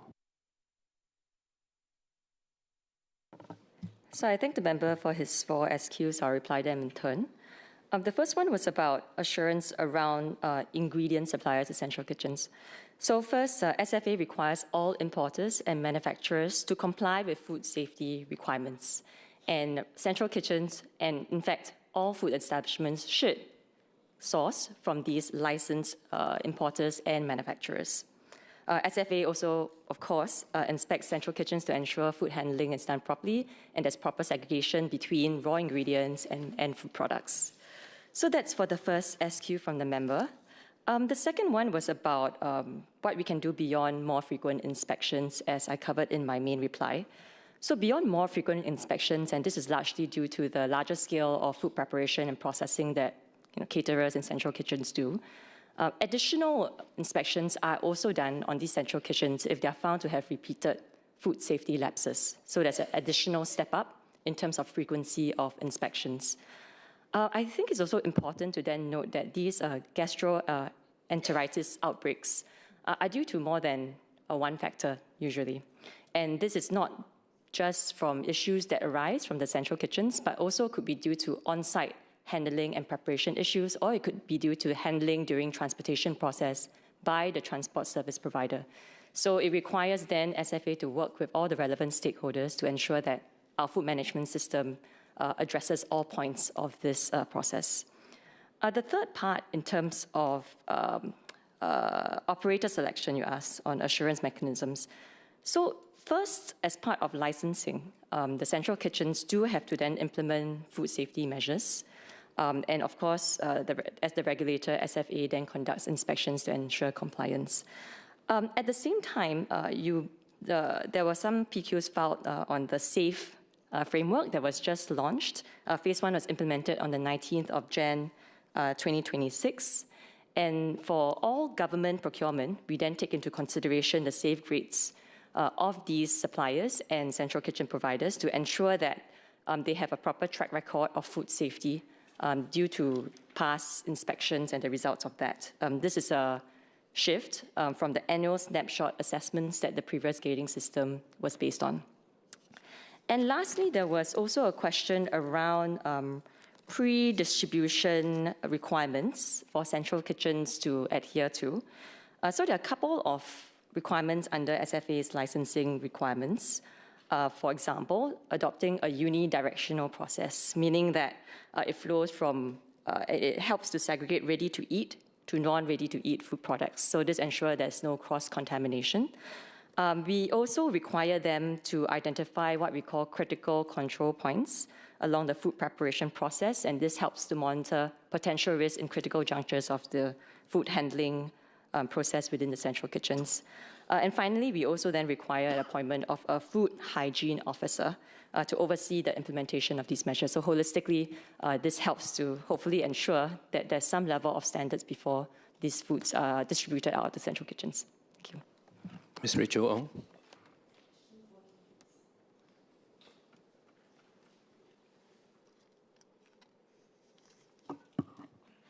Mr. Speaker, my response will address the questions raised by members on the central kitchen meal model and other school canteen matters. May I have Mr. Speaker's permission to answer oral questions number 14 to 20 and written questions 45, 46, and 54 on today's order paper? Please go ahead. My response will also cover related oral and written questions filed for subsequent sittings from Ms. Lee Hui-ying, Ms. Joan Pereira, Ms. Elissa Chen, and Ms. Haslina Abdul Halim.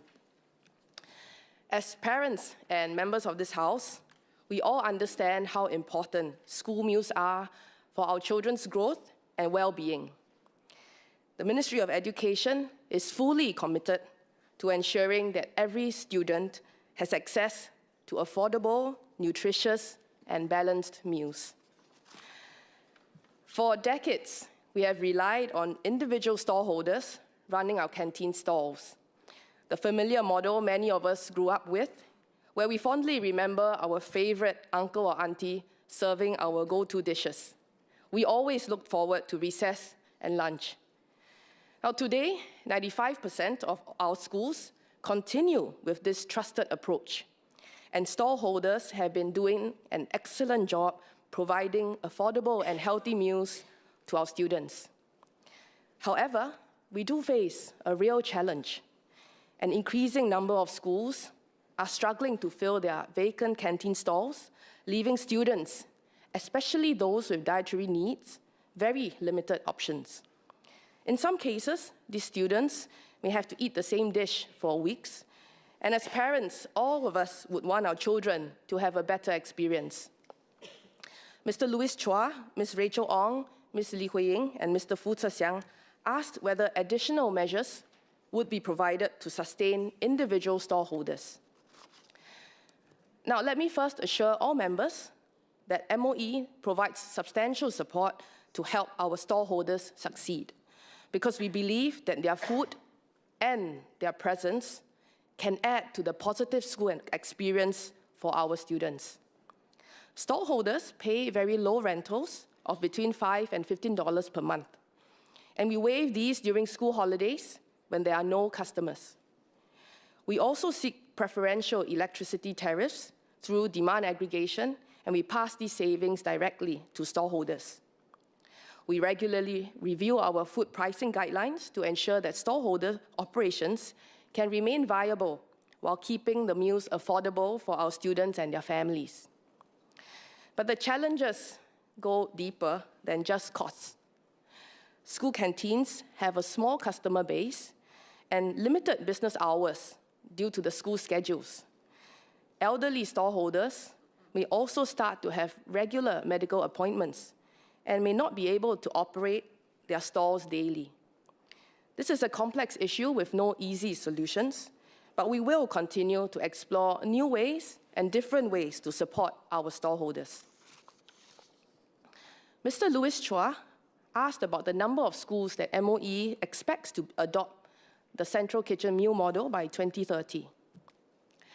We did not start the central kitchen meal model so as to replace the traditional canteen model. We wanted to explore alternative models to help our schools that were struggling to attract stallholders and had severe shortages of functioning stalls. We want to avoid putting students in these schools at risk of not having good access to affordable, nutritious, and balanced meals.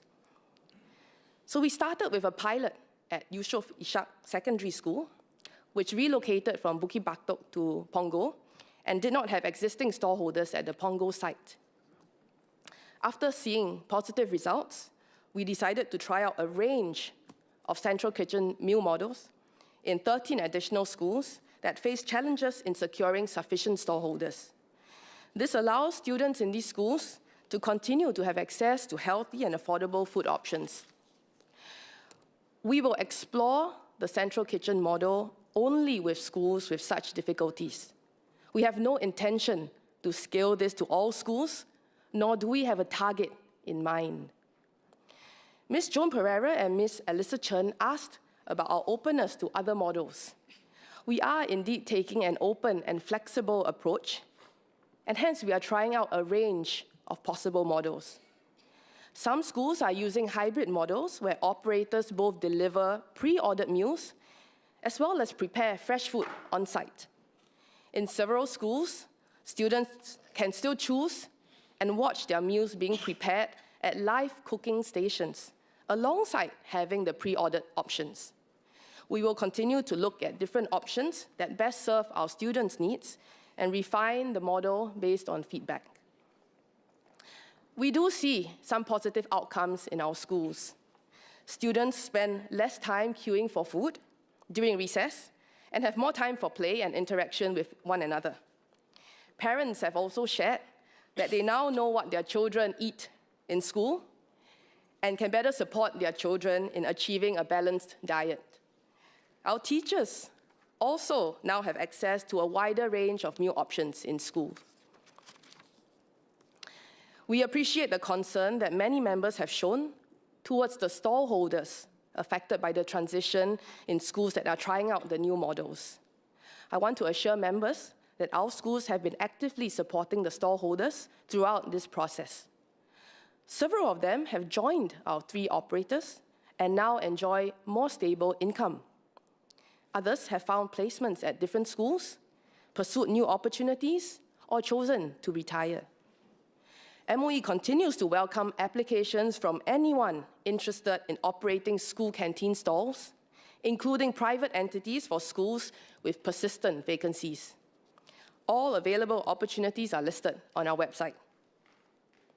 Several members asked about food safety measures and the applicable good hygiene standard.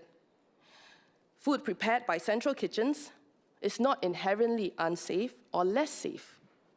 Central kitchens are licensed by the Singapore Food Agency, and they are subjected to more frequent inspections, as explained by SPS Goh Han Yen, and as they have a larger scale of food processing or preparation. In addition, central kitchens are graded under the SAFE framework, and in the event of a major food lapse, they will be downgraded and inspected even more frequently. MOE will continue to work with SFA, the Communicable Diseases Agency, and the operators to strengthen food safety management systems. This covers everything from preparation at the central kitchens to transportation, storage, and eventually when the food is served to the students. Ms. Lee Hui-ying asked for data on gastroenteritis cases from January 2022 to December 2025.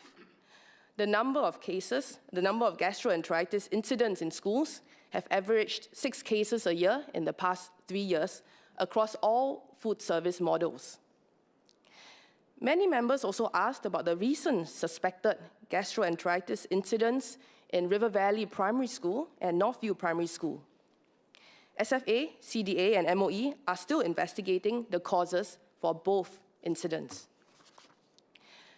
River Valley Primary School currently uses one of our central kitchen meal model operators, while Northview Primary School has traditional stallholders. Both schools immediately stepped up the cleaning and sanitization of their canteens and premises. Students were also reminded about good personal hygiene and to rest at home if they are unwell.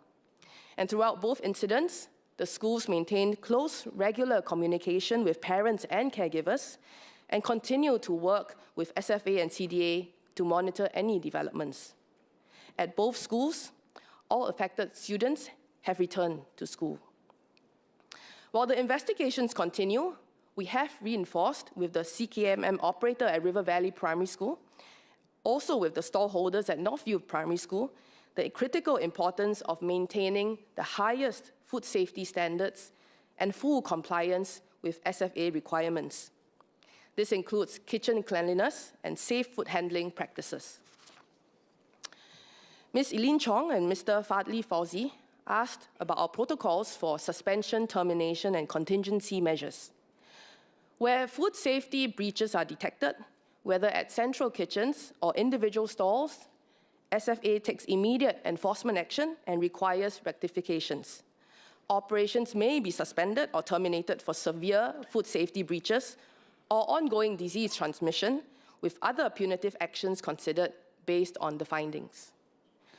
For schools using our CKMM operators, MOE has established contingency protocols to ensure that students will continue to have access to school meals.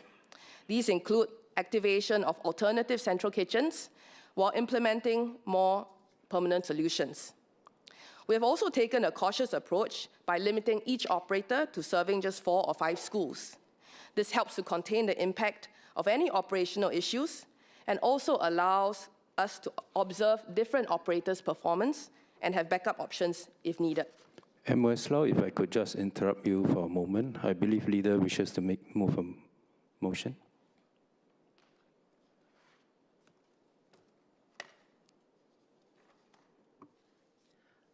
Mr. Speaker, as we have gone past the usual time for PQs, but at the same time this is a topic of some public interest, I wish to seek your consent and the general assent of members present to move that the question time at this day's sitting be exempted from the provisions of Order Number 22.1 so as to enable question for oral answer to continue until the completion of question number 20, including relevant supplementary questions thereon. I give my consent. Does the leader have the general assent of honourable members present to so move? Aye. Leader, please proceed. Mr. Speaker, I move that notwithstanding Order Number 22.1, question time at this day's sitting continue until the completion of question number 20, including relevant supplementary questions thereon. The question is, as moved by the Leader of the House. Those who agree say aye. Aye. Those who disagree say no. I think the ayes have it. The ayes have it. MOS Law, you may continue. So while the central kitchen meal model operators have had some initial pre-ordering problems in the first few weeks, the situation has stabilized. We will continue to monitor the performance of the operators closely and also actively take in feedback from students, parents, and teachers. I want to end by thanking all members for the concern for our students and for the stallholders, and for the many good suggestions that have come in. We are committed to providing every student access to affordable and healthy meal options in our schools. We will continue to listen, to learn, and to adapt to serve and support our children better. Ms. Okay, Ms. Heniso, sorry. You're a bit partially blocked.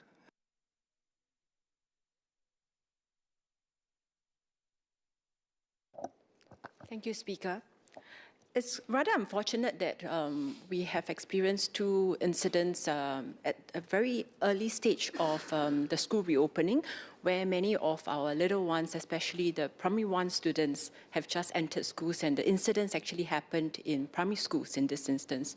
And I believe this has invariably caused some anxieties for parents, especially those that their children have just entered primary schools for the very first time. In this regards, can I ask the Ministry, how has MOE worked with the schools to communicate updates to the parents? And what has been the feedback received thus far in relation to the handling of these issues on the ground in the schools?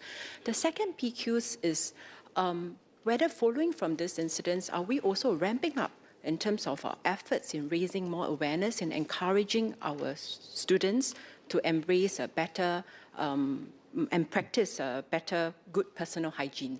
Thank you. MOS Law.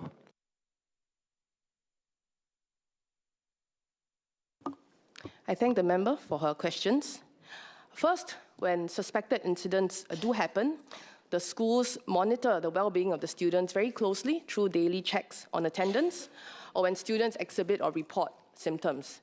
They then check with students who are absent from class to make sure that the students are okay, or to check in if there's a pattern of the cases emerging.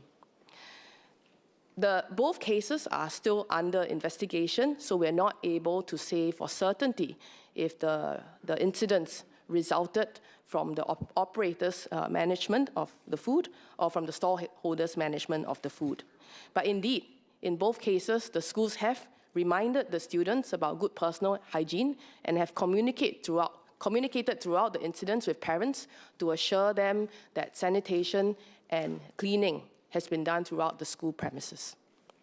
We definitely hope to do more education about food safety, but also about central kitchen meal model in general to Singapore.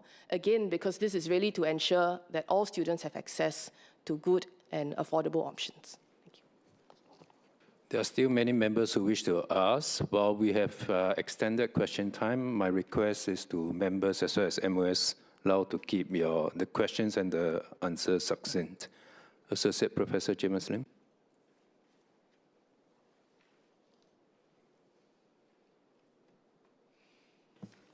So I acknowledge MOS Lau's response about how there's no inherent difference between the safety of central kitchen versus on-site preparation. But my supplementary question has to do with the quality of meals, specifically along the dimension of variety.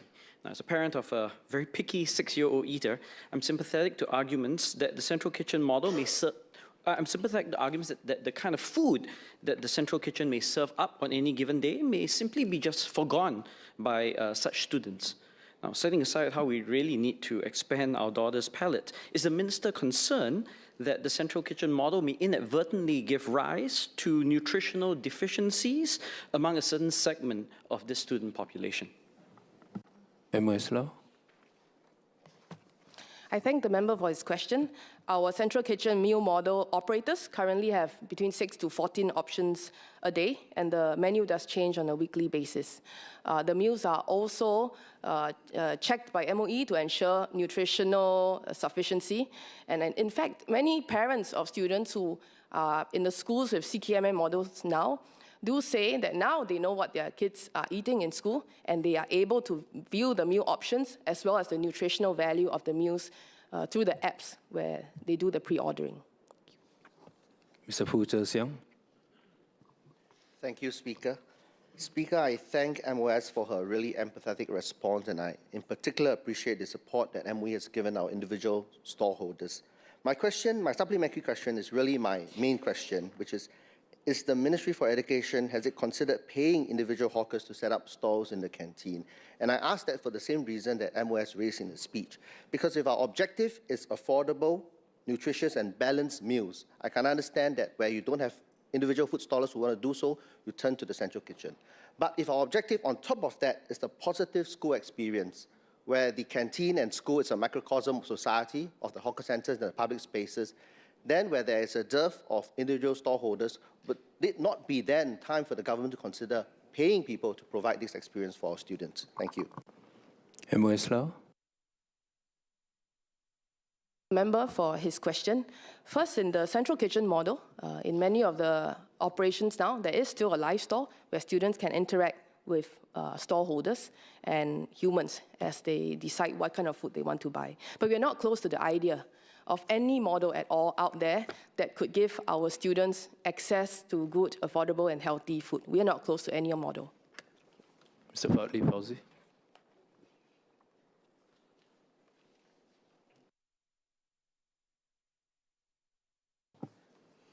Thank you, Speaker. I have two SQs.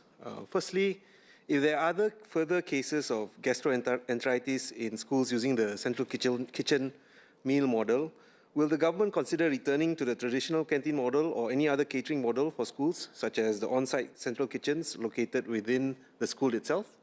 Second, MOS mentioned that challenges for traditional kitchens go beyond cost. How will the government make the traditional canteen model more attractive for vendors? Thank you. MOS Lau. I thank the member for his question. I think first I need to reiterate that the investigation is still underway, so we should not assume that the central kitchen meal model was the reason for the gastroenteritis cases. But indeed, if there is, if the results do show, I think we would definitely have to take a look to ensure that central kitchen models do not undermine the safety of the food that we give to our students. Now, I mentioned in my reply earlier that we will look at all types of ways to support our stallholders better. And as Mr. Fu Zhexiang had asked, we are open to all possible models, including paying the stallholders, if need be, to again ensure that our students have good access to healthy and affordable food. Mr. Kenneth Tiong.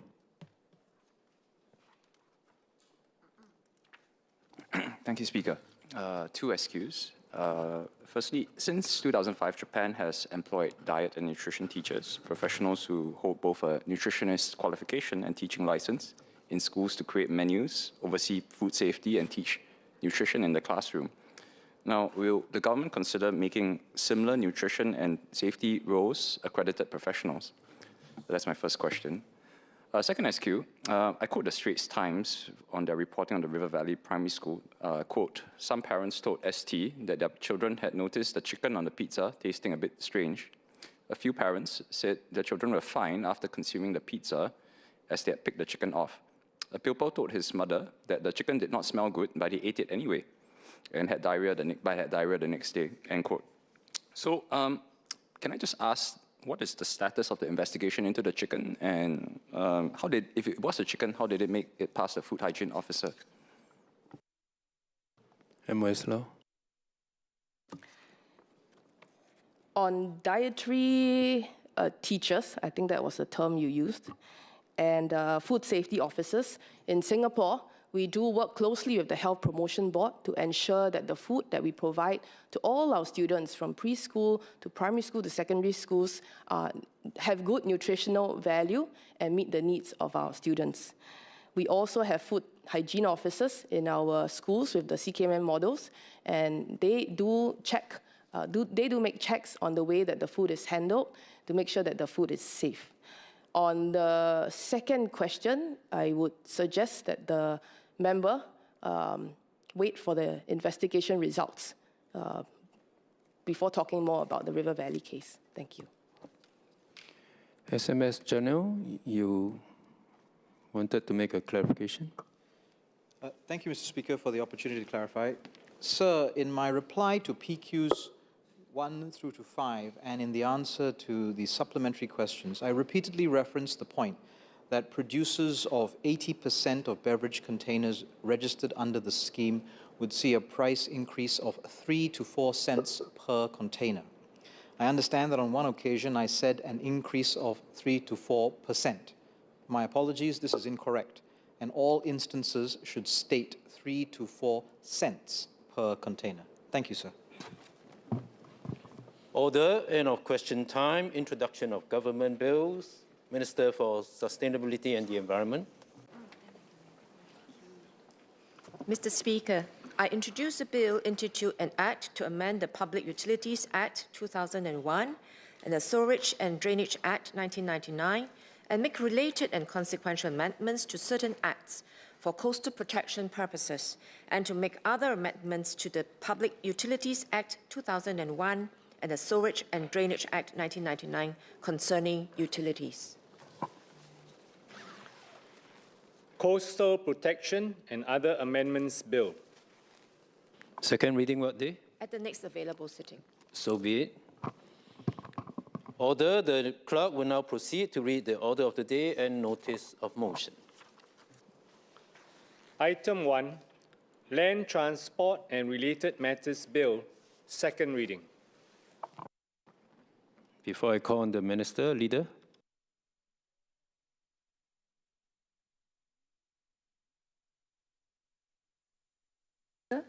May I seek your consent and the general assent of members present to move that the proceedings under discussion be exempted from the provisions of Standing Order 48.3 to enable Senior Minister of State, Sim Ann, and Minister of State, Baey Yam Keng, to speak more than once in respect of their speeches for the second reading of the Land Transport and Related Matters Bill, and also be exempted from the provisions of Standing Order 48.8 to remove the time limit in respect of Senior Minister of State Mr. Man's and Minister of State Mr. Bayam King's speeches for the second reading of the Land Transport and Related Matters Bill.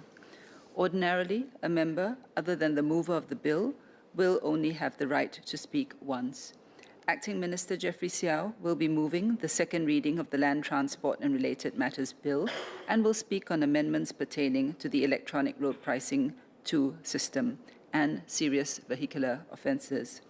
I understand Minister of State Mr. Bayam King will speak on the active mobility-related amendments, and Senior Minister of State Mr. Mann, on behalf of the Minister for Home Affairs, will speak on the new offences, an increase in penalties relating to the speed limiters and other miscellaneous amendments.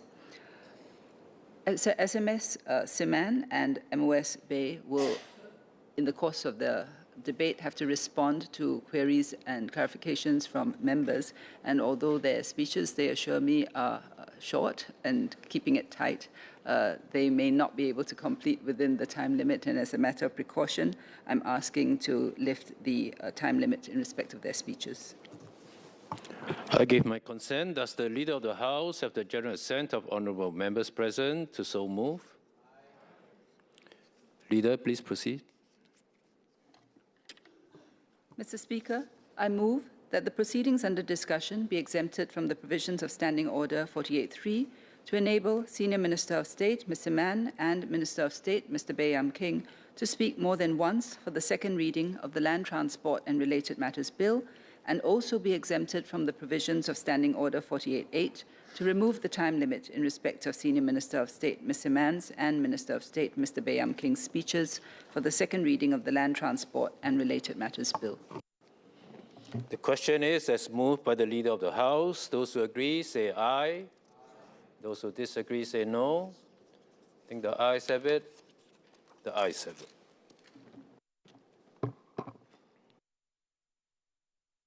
Acting Minister for Transport.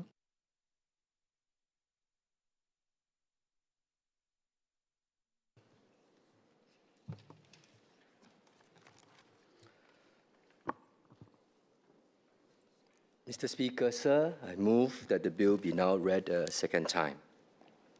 The Land Transport and Related Matters Bill is an omnibus bill that regularizes provisions across several acts. It is also a joint bill by the Ministry of Transport and the Ministry of Home Affairs, covering several key areas.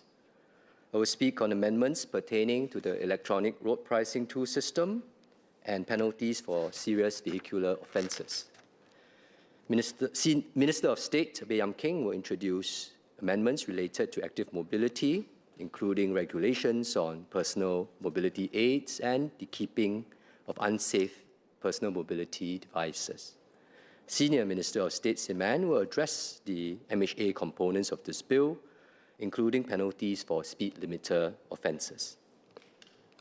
The transition to ERP2 has been discussed extensively in this House before, but let me recap quickly why we need ERP2 and the benefits that it will bring.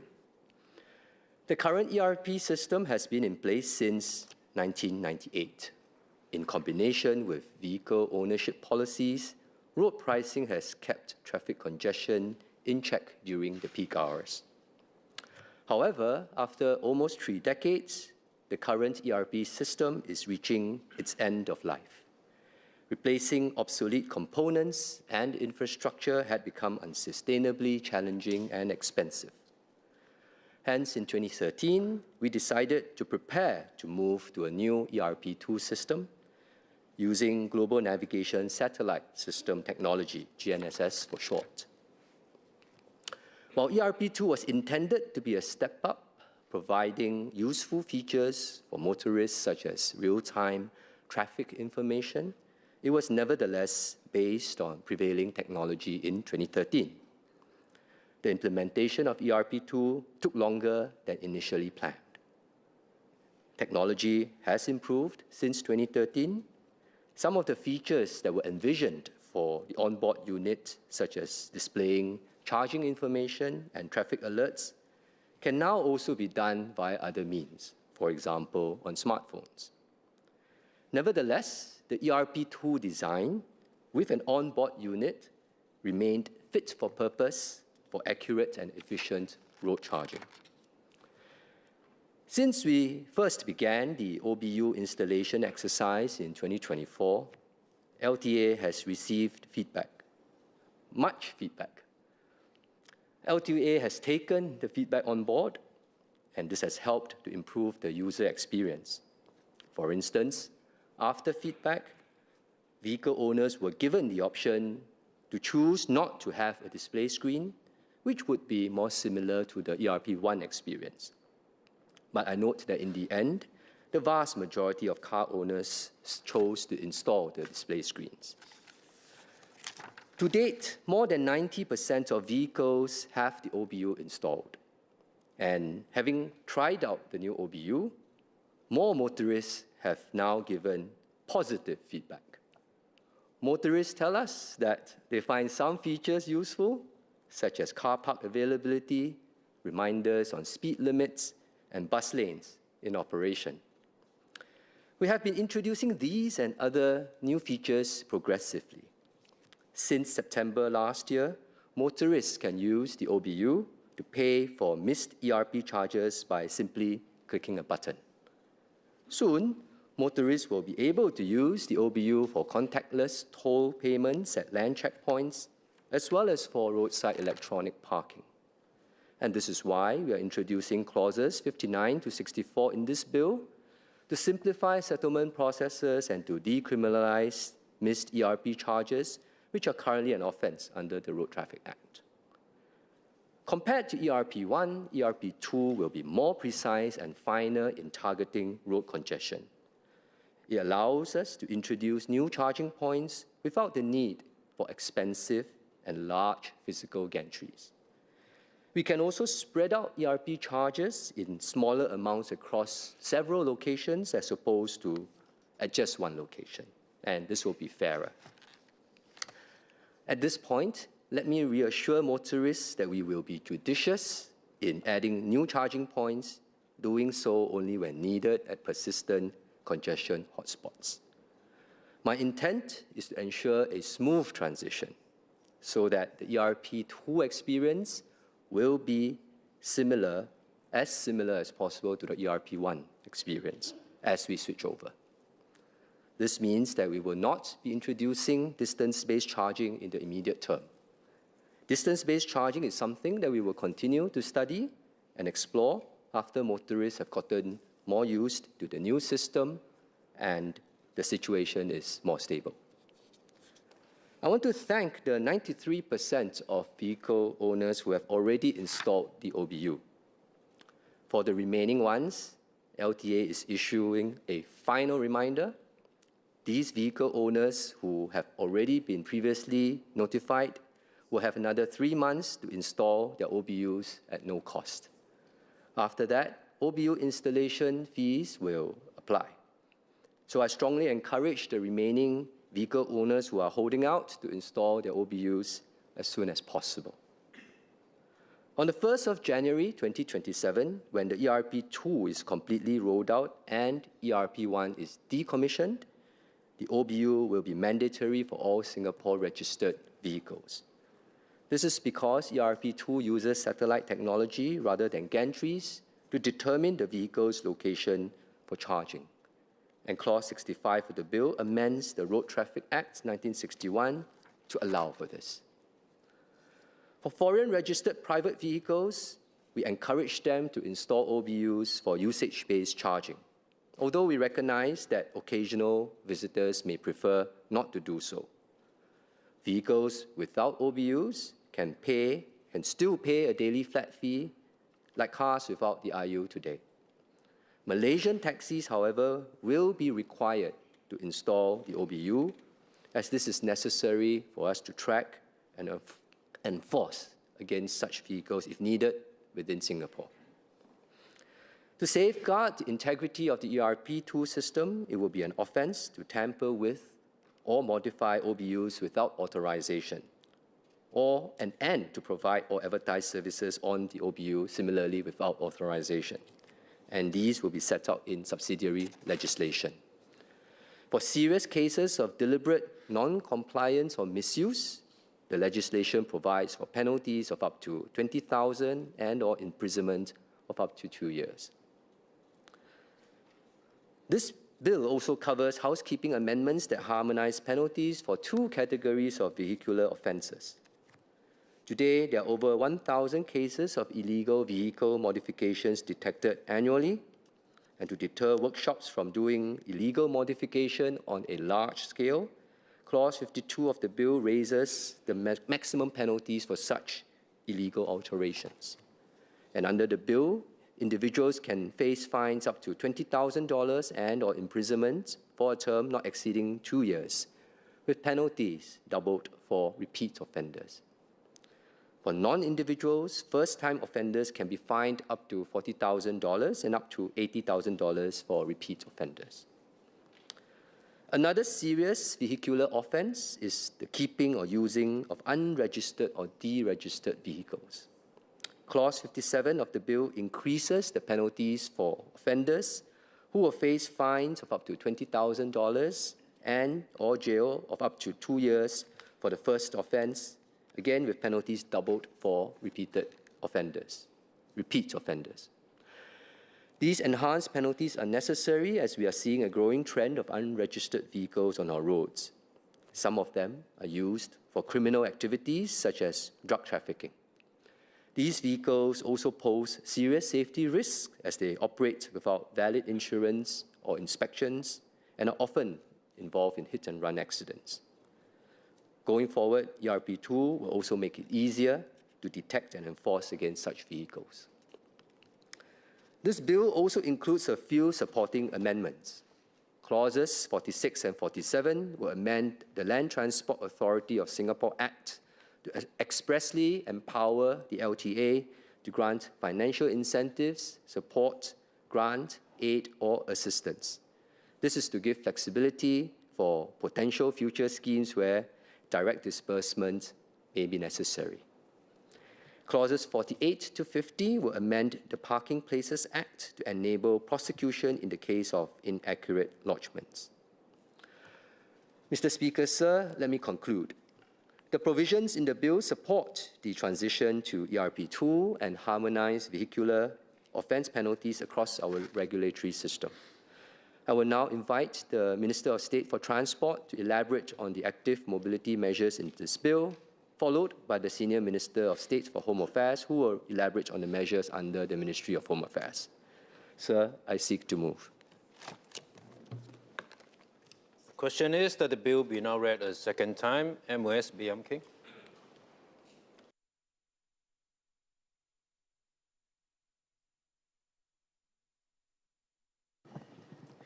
Mr. Speaker, I will now elaborate on the active mobility components of this bill, which represent a significant strengthening of the active mobility legal framework to improve safety.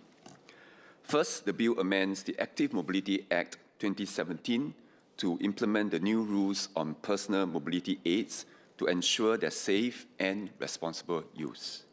Second, the bill amends the Small Motorized Vehicles Safety Act 2020 to make it an offence to keep an unsafe active mobility device.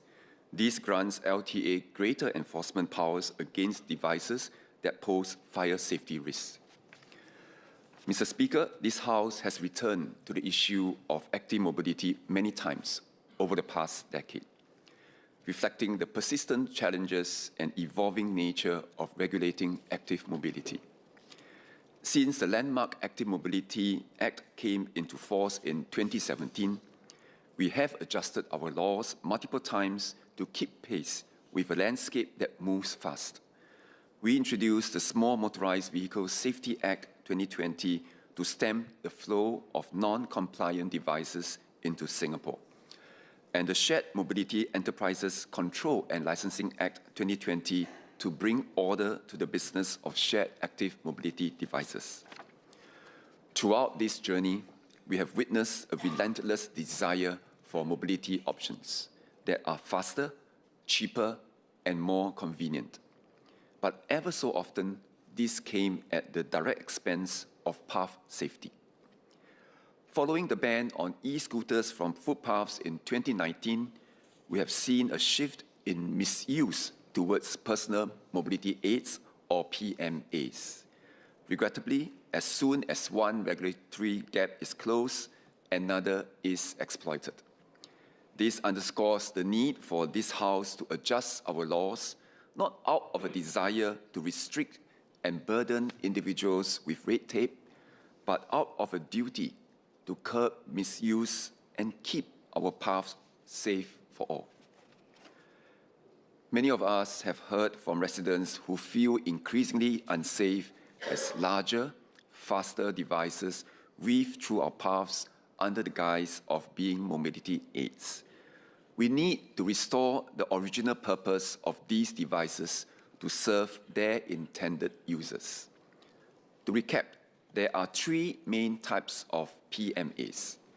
First, a mobility scooter, which is a motorized device with a single seat, steered with a handlebar and typically supported by a stem at the front of the device. Two, a motorized wheelchair, which is propelled by a motor that forms part of the wheelchair and usually operated by a joystick. Or three, a non-motorized wheelchair, which has no motor and is usually mounted on two or more wheels. In this bill, the first two, mobility scooters and motorized wheelchairs, will be regulated as mobility vehicles. As our population ages and more people have to use PMAs, there is a growing need to ensure that they are used safely and responsibly. We face a concerning trend of able-bodied individuals who are misusing mobility scooters. Although the device is a replacement for walking, some ride at top speeds on paths or operate large devices that endanger other path users, especially seniors and young children. Members, disability groups, and the public have consistently called for the tightening of rules on PMAs and improvement in path safety. We hear you. This bill thus takes a holistic approach to the problem of PMA misuse, speeding, and oversized devices. I will not specify the exact clauses as they span across the bill. First, we will lower the speed limit for mobility vehicles on public paths to 6 km an hour. Second, we will introduce dimension and weight limits for PMAs used on public paths. Third, we will require that users of mobility scooters be certified to have a medical need for the device in order to ride a mobility scooter on public paths. Fourth, we will also go upstream and require that mobility scooters are checked for compliance and registered before they are sold. This upstream rule reduces the likelihood of users obtaining non-compliant mobility scooters. All four measures were developed following discussions with the Active Mobility Advisory Panel and careful study of the issue and engagement with key user groups, including PMA users, disability groups, occupational therapists, general path users, and food delivery riders. Since we announced the tightening of PMA rules in 2024, we have been working with stakeholders and user groups to prepare for the shift. This includes within the healthcare sector to conduct the assessment to grant a certificate of medical need, also known as the assessment for mobility scooter.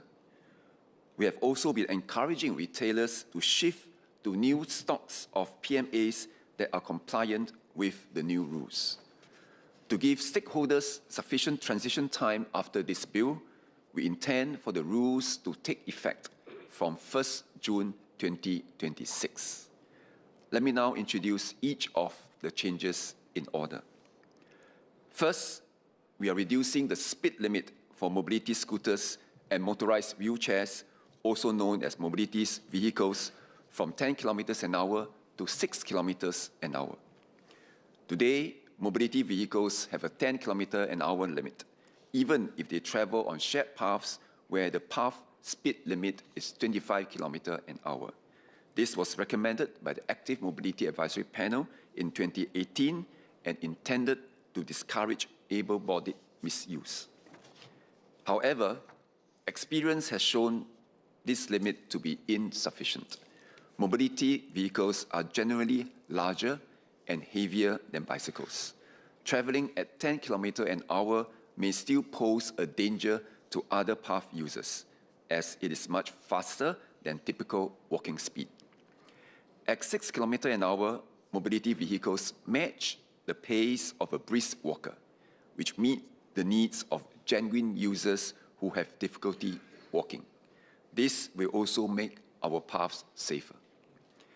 This means that from 1st June 2026, selling mobility vehicles with a device speed limit above 6 kilometers per hour will carry penalties of up to $20,000 or imprisonment up to 24 months or both, with higher penalties for non-individuals and repeat offenders.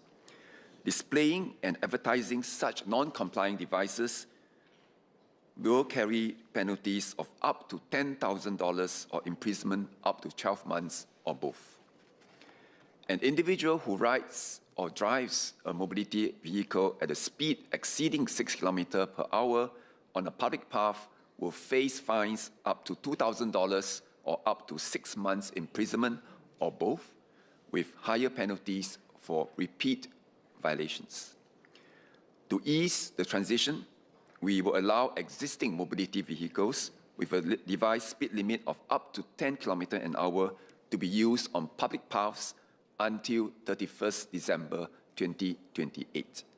But they need to ride within the 6 kilometers per hour limit and meet all other rules.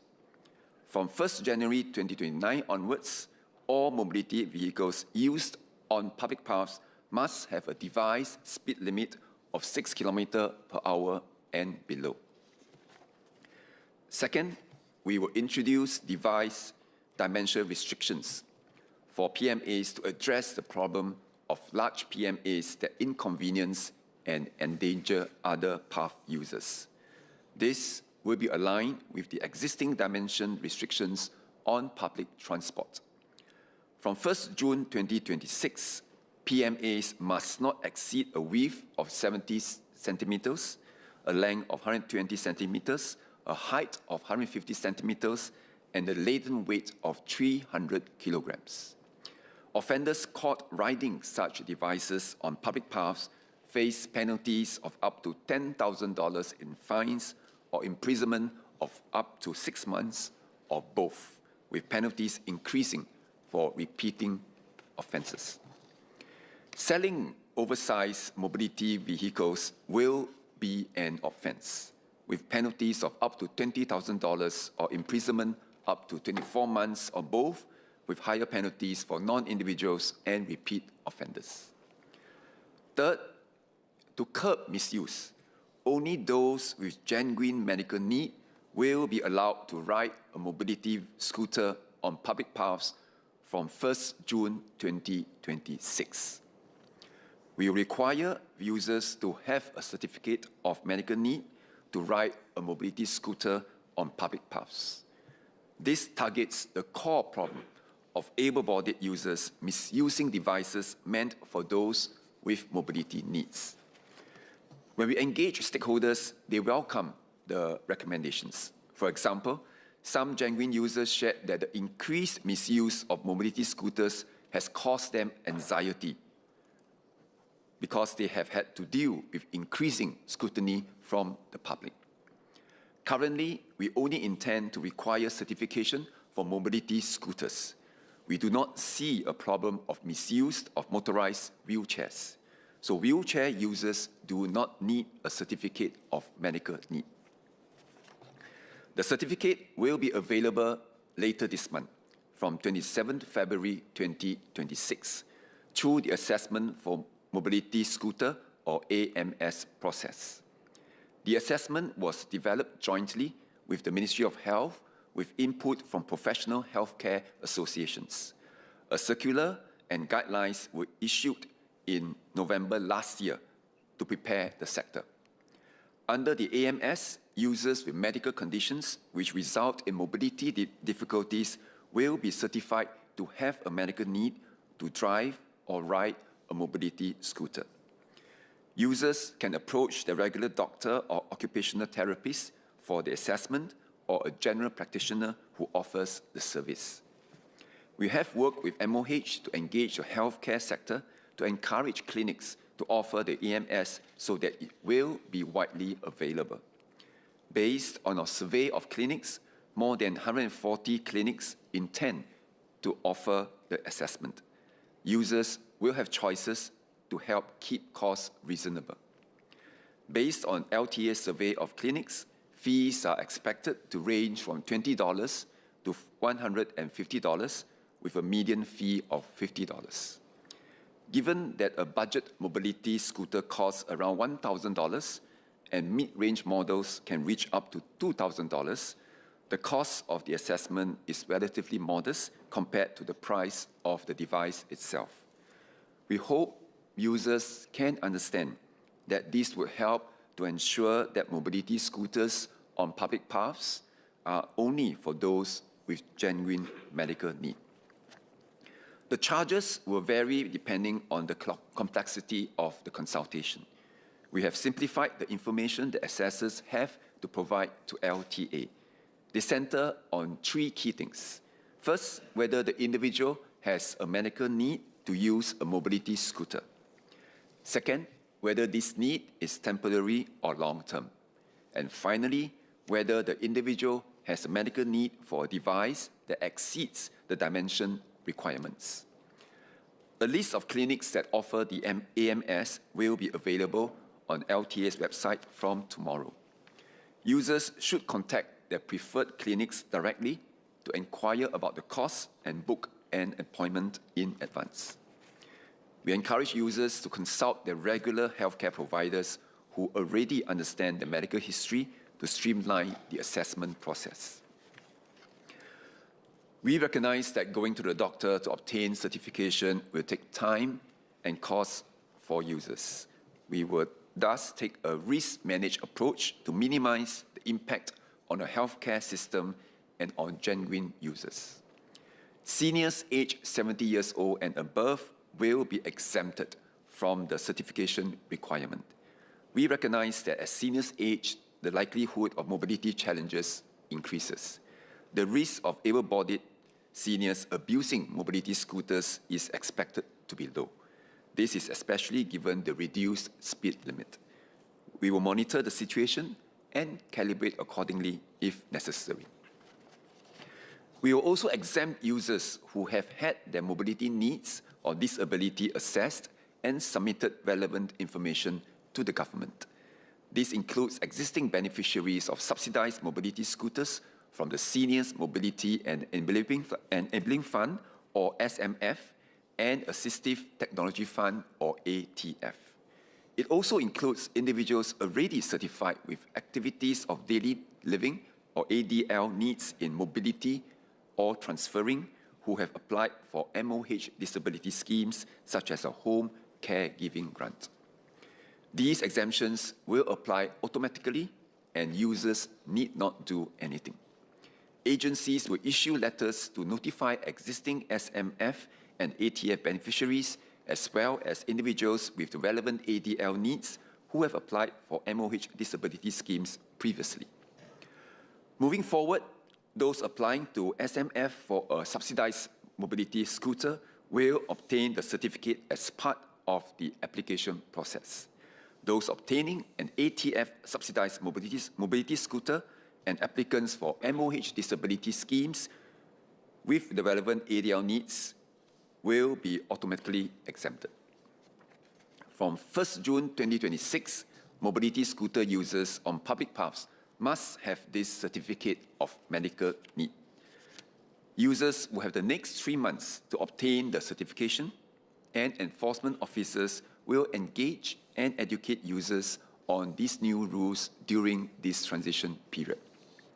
Those caught riding a mobility scooter on public paths without the certificate of medical need will face penalties of up to $2,000 in fines or imprisonment of up to 6 months or both.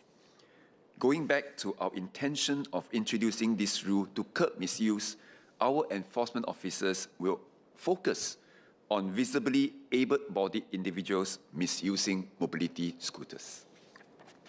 Our intention is not to inconvenience genuine users.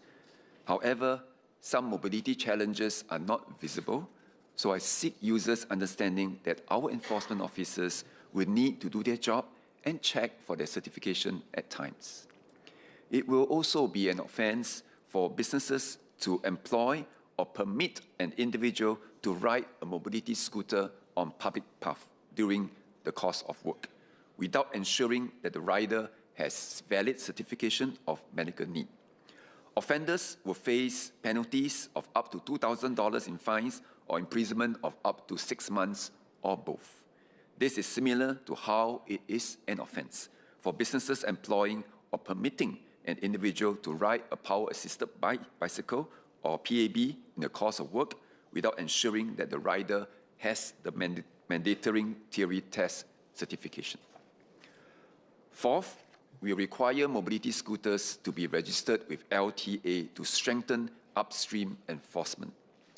Today, PABs and e-scooters need to be registered with LTA to ensure devices comply with rules and are affixed with identification marks.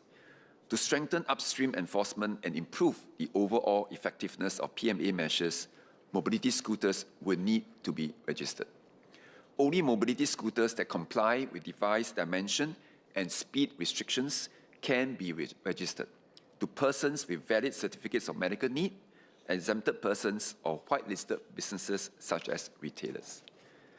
In addition, LTA and the Health Sciences Authority, or HSA, will make clear through an industry circular that mobility scooters fall under the classification of medical devices as they are specifically designed for individuals with walking difficulties. This means that under HSA's regulations, importers must have an HSA license and list their devices on HSA's database before import. LTA will only allow mobility scooter models that are listed on HSA's database of medical devices to be registered. Existing mobility scooters need not meet this requirement. To ensure the registration regime is effective, it must apply to all mobility scooters eventually. If we examine existing mobility scooters, it will be challenging to distinguish new devices from existing ones. To give users time to adjust to the rule, we will implement the registration regime in phases and keep the process user-friendly. We will start by requiring registration for mobility scooters sold from 1st June 2026. The sale of an unregistered mobility scooter for use on public paths will be an offense from 1st June 2026, with individuals facing penalties of up to $20,000 or jail up to 24 months, or both, and higher penalties for non-individuals and repeat offenders. Thereafter, from 1st January 2029, all mobility scooters will need to be registered before they can be used on a public path. Offenders face penalties of up to $2,000 or jail of up to 3 months, or both, with higher penalties for repeat offenders. We have designed the registration process to minimize burden on users. From devices sold from 1st June 2026, retailers will handle registration, creating a seamless experience for consumers. For existing devices, we will give some time for users to register their devices ahead of the requirement by 1st January 2029. Users will be able to register their devices if they are compliant at roving stations that LTA will roll out in mid-2027 at community touchpoints. Devices registered as part of this device need not be listed on HSA's database of medical devices. I know many users may want to rush to register their devices ahead of the rules. LTA will include a survey link on its website for users to indicate their interest in registration. This will help us to better deploy resources for the roving registration stations. I must emphasize here that only compliant mobility scooters will be allowed for registration. If you have a mobility scooter that does not comply with the 6 km/h device speed limit or dimension and weight limits, please replace your device. These new rules were announced 2 years ago in March 2024, and users should transition to compliant devices by 1st January 2029, almost 5 years later. LTA has engaged retailers on the new registration requirements, and we will provide guidance to roll this out smoothly. For active mobility device retailers, many will be familiar with the existing registration regimes for power-assisted bicycles and e-scooters. We will pay special attention to medical device retailers who may be less familiar with the process. Mr. Speaker, the bill strikes a careful balance between access and safety.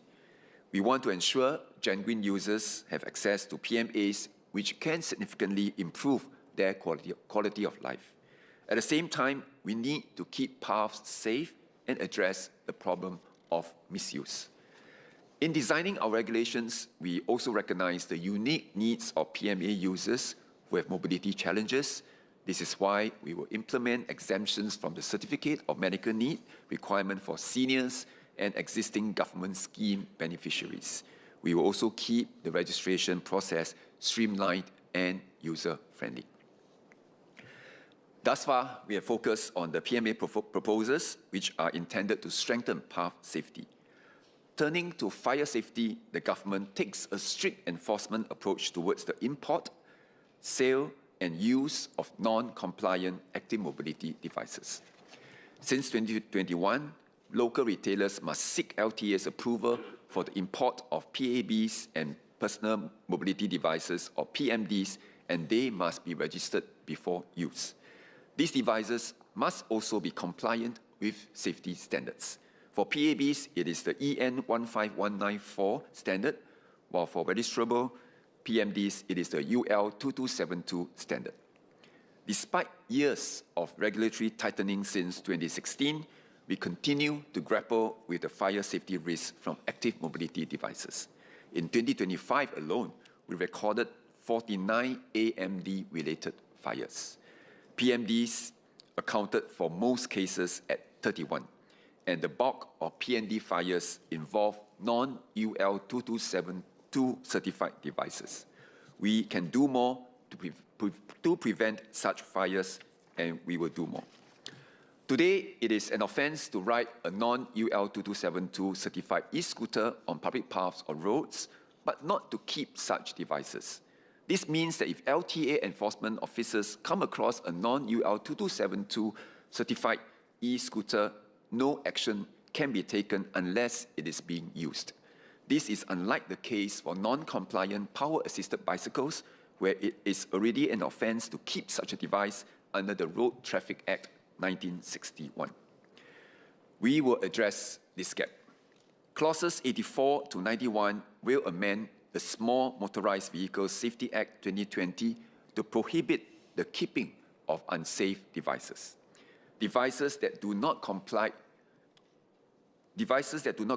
with the prescribed safety requirements, such as the UL 2272 safety standard for registrable personal mobility devices, will be unsafe devices. Some may ask why we are only doing this now.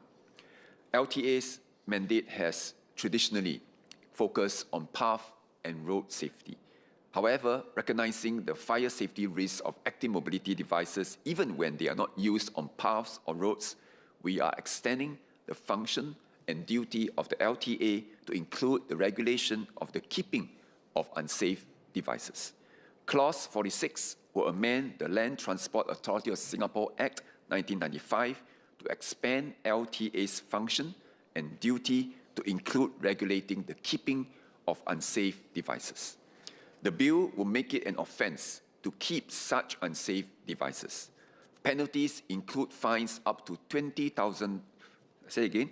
Penalties include fines up to $2,000 or imprisonment up to 3 months or both, with higher penalties for non-individuals and repeat offenders.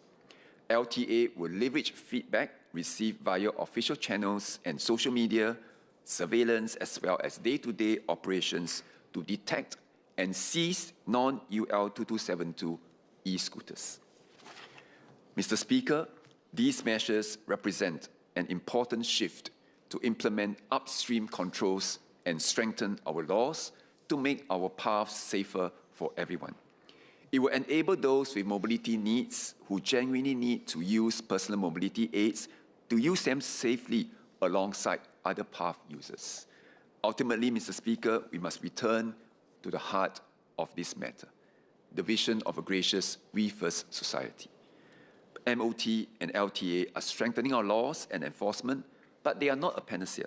We must acknowledge the reality that the CAT, the regulator, will never be fast enough to catch every mouse, every errant rider. Path safety is and must always be a collective responsibility. Errant riders and device owners must realize that they are not just breaking the law, but endangering themselves and our communities. Responsible riders among us must also speak up and help shape the right culture on our paths. While the government will do its part through regulations, infrastructure, and enforcement, it is the individual's behavior and the community's social norms that will ultimately make our paths safe for everyone. I'll now invite the Senior Minister of State for Home Affairs to address the MHA components of this joint bill. SMS Sim Ann.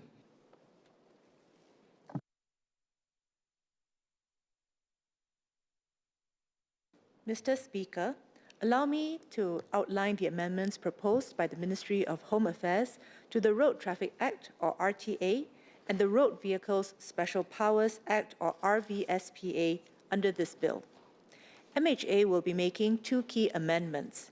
First, to strengthen the regulatory framework around speed limiters to better deter and detect non-compliance. Second, to clarify that the mandatory disqualification periods prescribed for certain offences under RTA are minimum periods and that the courts can impose longer disqualification periods. I will focus my remarks on these two amendments before briefly touching on the other amendments. Members will recall that in 2024, we commenced the mandatory installation of speed limiters in lorries.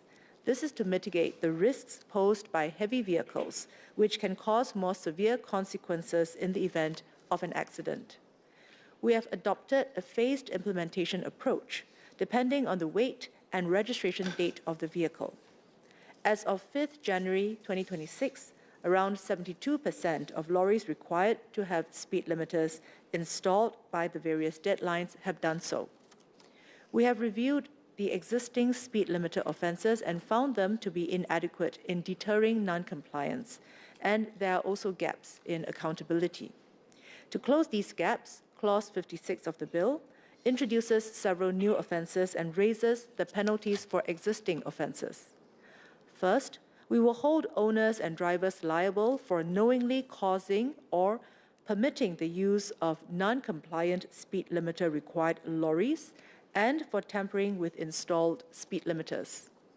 Under the current speed limiter rules, only the driver commits an offence for driving a non-compliant lorry. However, there may be situations where such non-compliance occurs under the instruction of the owner of the lorry who is not liable under existing rules. The proposed amendment closes this gap by extending the scope of the offence to anyone who knowingly causes or permits the use of a non-compliant lorry, including the owner. In addition, while tampering with the speed limiter is already an offence, currently only the person who tampered with it is liable. The current law does not expressly make liable persons who instructed or caused another person to do so, nor persons who offer to alter speed limiters. Our proposed amendment ensures that all parties who are involved in speed limiter tampering can be held accountable. Second, we will impose a duty on authorized agents to report suspected tampering of a speed limiter. Currently, only authorized agents of the traffic police, or TP, may install or service speed limiters. With this amendment, such agents will be required to notify TP if they know or have reason to believe that a speed limiter has been tampered with or is non-compliant.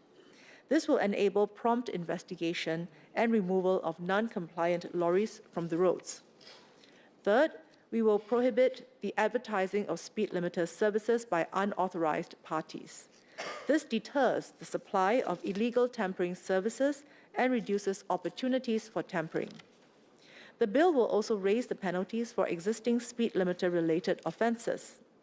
Currently, first-time offenders face a fine of up to $1,000 or imprisonment of up to 3 months, while repeat offenders face a fine of up to $2,000 or imprisonment of up to 6 months. These penalties have not been updated since 1999. The bill updates the penalty framework by increasing the maximum fines to $10,000 for a first conviction and $20,000 for subsequent convictions. The imprisonment terms will be retained. This ensures that the penalties are a credible deterrent, and are commensurate with the potential harm posed by speeding heavy vehicles. Next, clauses 69 to 73, 75, and 77 of the bill clarify that the mandatory disqualification periods prescribed for certain offences under the RTA are minimum disqualification periods, and that no special reasons are required for a court to order a longer disqualification period. The disqualification period that the court may impose can be any period equal to or above the prescribed minimum disqualification period, including a lifetime disqualification period if it thinks fit. These amendments seek to address the observations in the recent High Court judgment of Ng N.U. Jeremiah versus Public Prosecutor. The High Court, in considering a sentencing framework for the relevant driving offence, noted that the offence already imposed a mandatory 12-year disqualification period, unless the court for special reasons thinks fit to not order or to order otherwise. The High Court also held that special reasons had to be exceptional, and that the 12-year disqualification period should apply regardless of the applicable sentencing band for that particular driving offence. The High Court's judgment thus appears to suggest that special reasons must be present before a court may impose a disqualification period that is longer than the prescribed minimum period. For serious road traffic offences such as driving under the influence of drink and car racing, a mandatory minimum disqualification period is prescribed because such conduct poses a serious risk to public safety. The amendments make it clear that there is no need for special reasons before a court may impose a disqualification period that is longer than the prescribed minimum period. Sir, I will now briefly run through several other miscellaneous amendments. Clauses 68, 74, and 79 will enhance the operational efficiency of the Singapore Armed Forces, or the SAF, and TP. Clause 68 addresses an ambiguity under Section 49 of the RTA. Currently, the SAF contracts commercial bus companies to ferry soldiers to various locations. In view of the shortage of bus drivers, SAF intends for its personnel to drive the commercial buses it leases. However, Section 49 may be interpreted to limit SAF personnel holding military driving licenses to driving only vehicles owned by the SAF. The amendment makes it clear that the exemption applies to vehicles owned or leased by the SAF. Currently, police officers are required to manually review themselves images and footages captured by police cameras and manually issue themselves the traffic notices, even for straightforward violations such as red light beating and speeding. Clauses 74 and 79 amend the RTA to allow processing of such violations to be carried out by authorized civilians, including service providers, subject to appropriate safeguards. This would free up TP officers to focus on enforcement and complex cases. Clause 82 amends Section 4 of the RVSPA relating to the forfeiture of road vehicles used to commit any offence prescribed in the schedule of the Act. Forfeiture is currently mandatory if the court is satisfied that a road vehicle has been used to commit any scheduled offence or to convey persons to the scene or facilitate escape of any person from the scene where a scheduled offence has been committed. The amendment will make a forfeiture of road vehicles discretionary in all scenarios if it is proved to the court's satisfaction that the person who committed the scheduled offence involving the vehicle is not the vehicle owner and had used the vehicle without the consent of its owner. Mr. Speaker, in summary, the amendments proposed by MHA in this bill will update, clarify, and strengthen our road traffic laws. But these moves alone are not enough. MHA remains concerned by the road safety situation and has plans to further tighten our laws and regulatory framework. We will share more at the upcoming Committee of Supply debate. We also call upon all road users to exercise responsibility, patience, and graciousness. It is possible to achieve zero road injuries and fatalities, but only if we all do our part. Mr. Speaker, I beg to move. Mr. Impaling.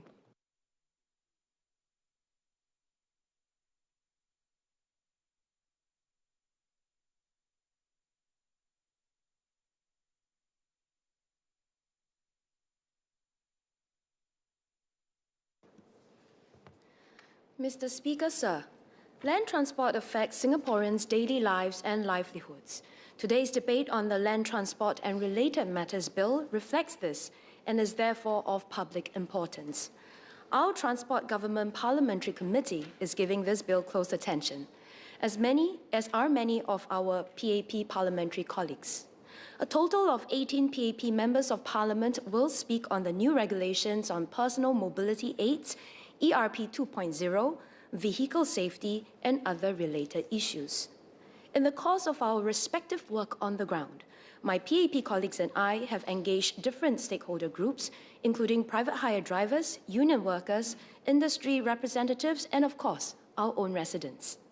These engagements gave us precious opportunities to hear their feedback firsthand, understand their lived experiences and challenges faced, and gather practical suggestions. My PAP colleagues will share more in their speeches. At the heart of our interest is the principle of ensuring fair, inclusive, and safe use of our public roads and space. In a society where our people have diverse needs, coexistence is key. This means that our public infrastructure and spaces offer choices and accommodate different user groups, and that our legislations enable people yet protect the vulnerable. Overall, my fellow PAP MPs and I support the intent of the bill, and we will set out our arguments in our respective speeches. We will also be highlighting our concerns pertaining to practical implementation, costs, and impact on vulnerable groups, such as the low-income groups and platform workers. Here, allow me to raise a few points. Firstly, transitioning to ERP 2.0 is a step toward a smarter transport future. This is progress. Despite initial teething problems from mass OBU deployment, ERP 2.0 enables a more intelligent road use management. Real-time data collected via the OBUs can be integrated with existing systems to enable situational awareness and faster incident detection.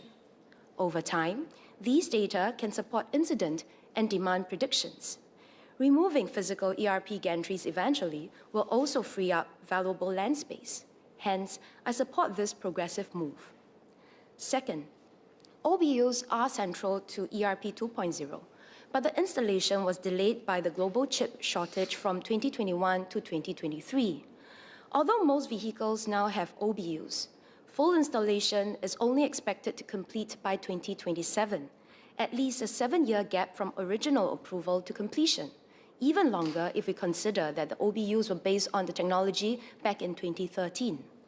Given how rapidly technology evolves, how will the government ensure that the hardware and software, including the operating system, do not become obsolete before we can achieve the smart transport management objectives. Upgrading devices is costly in manpower and money, and it places burdens on vehicle owners. So we really don't want a situation whereby very shortly after we complete the OBU deployment in 2027, and then we have to go into another round again. Third, the use of OBUs will make distance-based ERP pricing feasible. Now, I understand the Minister mentioned that it would not be an immediate deployment, but it is feasible. While charging by distance is fairer in principle, it also risks disproportionately affecting those who earn their living on the road, especially delivery riders and private hire drivers who often work long, painful hours, but also often earning just enough to make ends meet. These workers will be unable to optimize pathways and can only be price takers in this instance. So in the eventual situation whereby distance-based ERP pricing is implemented, may I ask what measures will be in place to support these workers? Fourth, personal mobility aids are increasingly important, particularly in an aging society. Many elderly residents depend on them for mobility and well-being. But irresponsible use poses real safety risks to both the device users and others around them. Today, there are effectively no restrictions on who may use mobility scooters. I have personally seen riders moving at high speeds on pedestrian paths and instances of multiple able-bodied users on a single scooter endangering others. Just to illustrate with an example from a few years ago, I witnessed 3 young and able-bodied persons riding a mobility scooter along the covered walkway cutting through Circuit Road. I stopped the scooter and attempted to tell the 3 riders to dismount as it was dangerous. They gave me a puzzled look and then sped off. Unfortunately, I did not manage to chase them down. That was perhaps the most outrageous instance I encountered, and thankfully the only time so far. But the point is that such irresponsible use is dangerous to other pedestrians, especially when we have many frail and elderly residents using that walkway. Hence, I welcome the bill's measures to limit PMA speeds and to require a certificate of medical need. Next, strong enforcement is critical to achieving the bill's objectives. Current enforcement is challenging. Officers cannot be everywhere. Active mobility patrols rely heavily on volunteers, and camera deployments have been piecemeal and temporary. Where cameras are present, behavior improves, and when they are removed, problems often recur. For example, after temporary cameras were installed in 2024 on the pedestrian bridge between Paya Lebar Way and Aljunied Crescent and McPherson, compliance improved.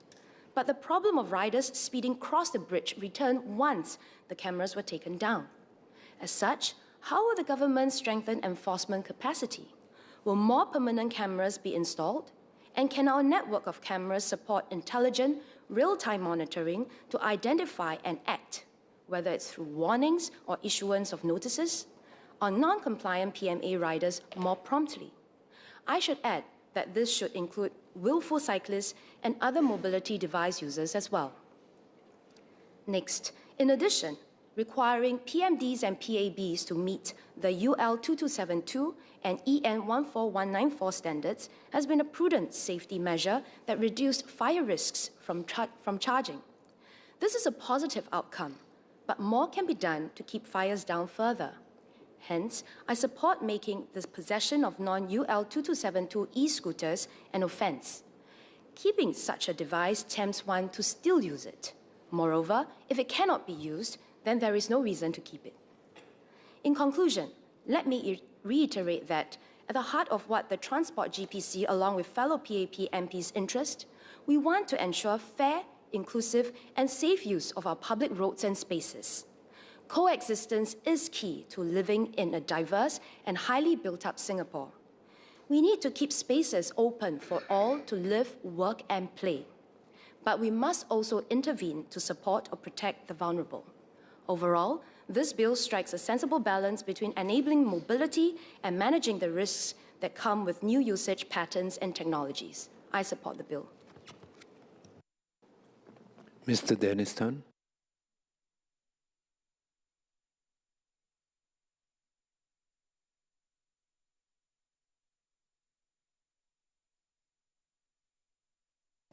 Mr. Speaker, the Land Transport Related Matters Bill introduces significant changes to our transport landscape. A key shift in this bill is the reclassification of what we currently know as Personal Mobility Aids, or PMAs. The bill replaces this term with a new legal category, mobility vehicles. This category encompasses both motorized wheelchairs and mobility scooters. I will first speak briefly on ERP 2.0, while the rest of my speech will focus on the regime changes for these mobility vehicles and raising several concerns. ERP 2.0 and data protection. Mr. Speaker, the shift to ERP 2.0 brings with it a significant change in how vehicle movement data is collected and used. Under Clause 81, a document certified by the registrar containing transaction and location data from ERP 2.0 devices will be admissible as evidence in court. This marks a departure from the privacy-centric design of ERP 1.0. As noted in the Straits Times article on 16 April 1993, the Registry of Vehicles explicitly chose a system using prepaid smart cards so that, I quote, all the information is in the card and not with the authorities managing the system, unquote. While the old in-vehicle units IU kept trip data local, the new onboard units OBU enable continuous central logging. Can the Minister clarify what specific technical encryption and anonymization protocols are applied to data transmitted from the OBU to the central server?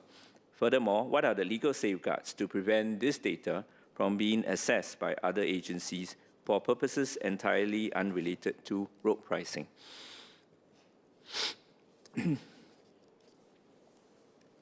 Consistent enforcement and public education.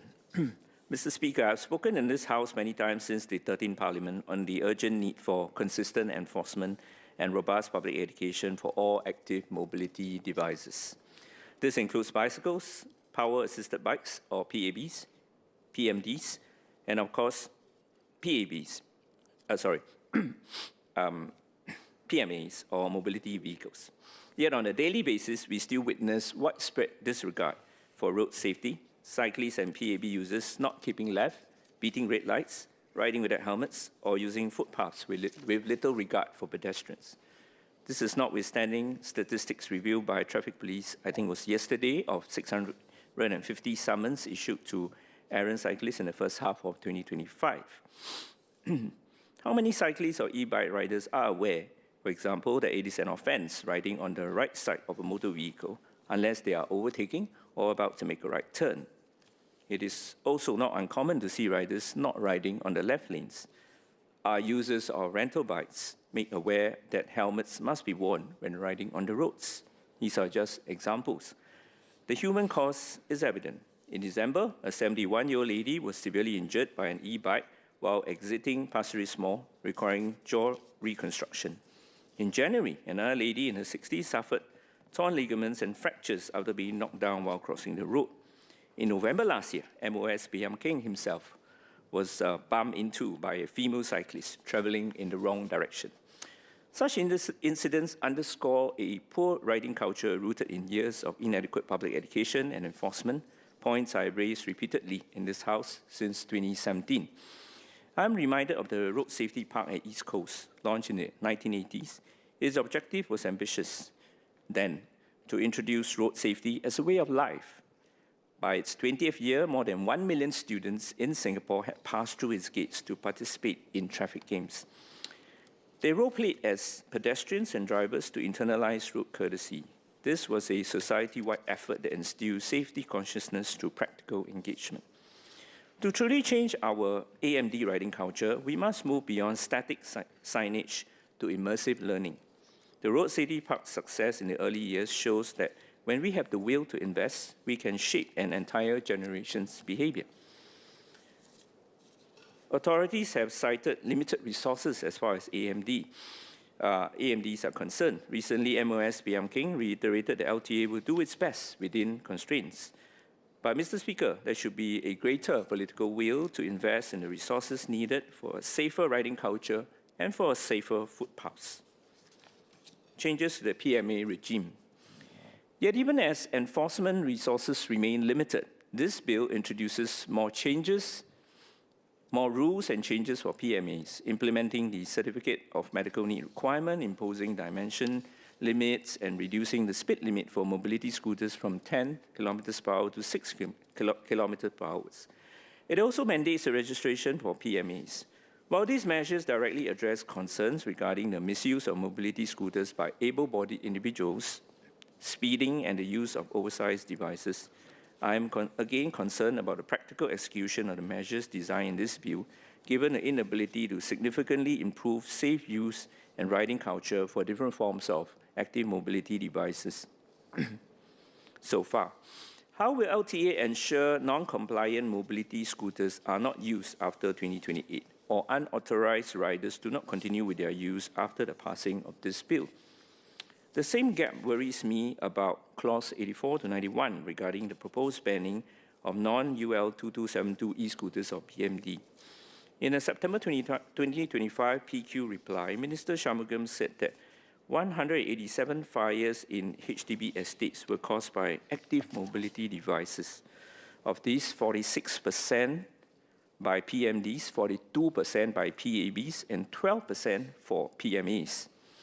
It is disturbing that 5 years after PMDs or e-scooters were supposedly banned from mainstream use, except on park connectors, they are still the main cause of fires for all active mobility devices.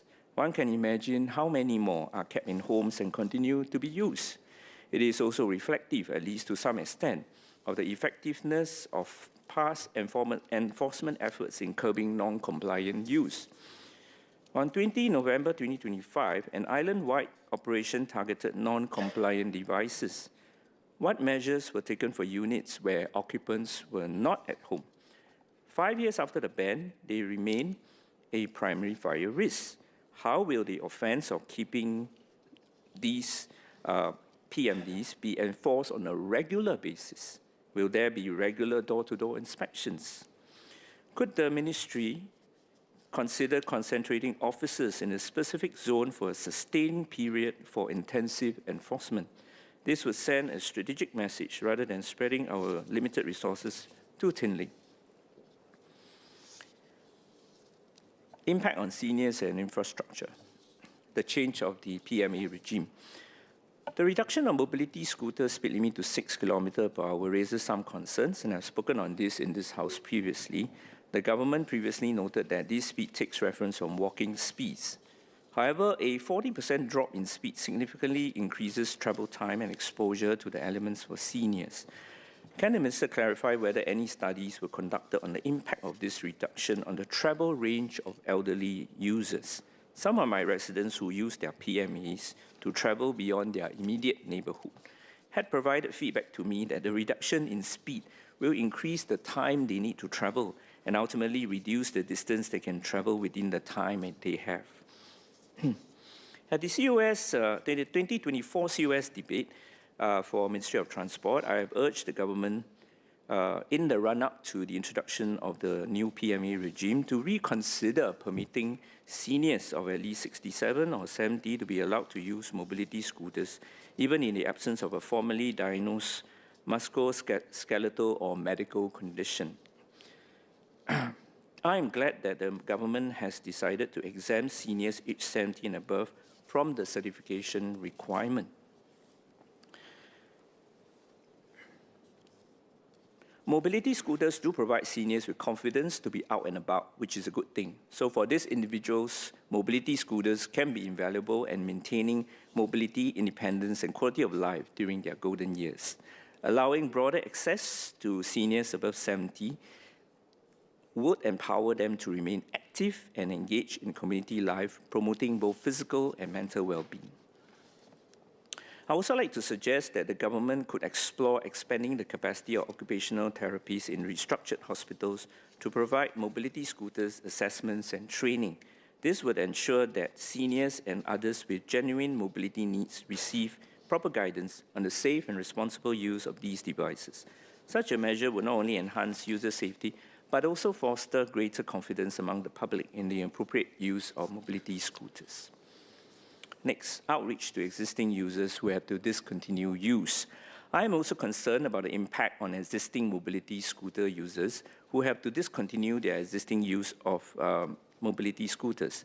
There are some parents who use their mobility scooters to ferry their young children, or some seniors who ferry their spouses with mobility or health issues on their existing PMAs.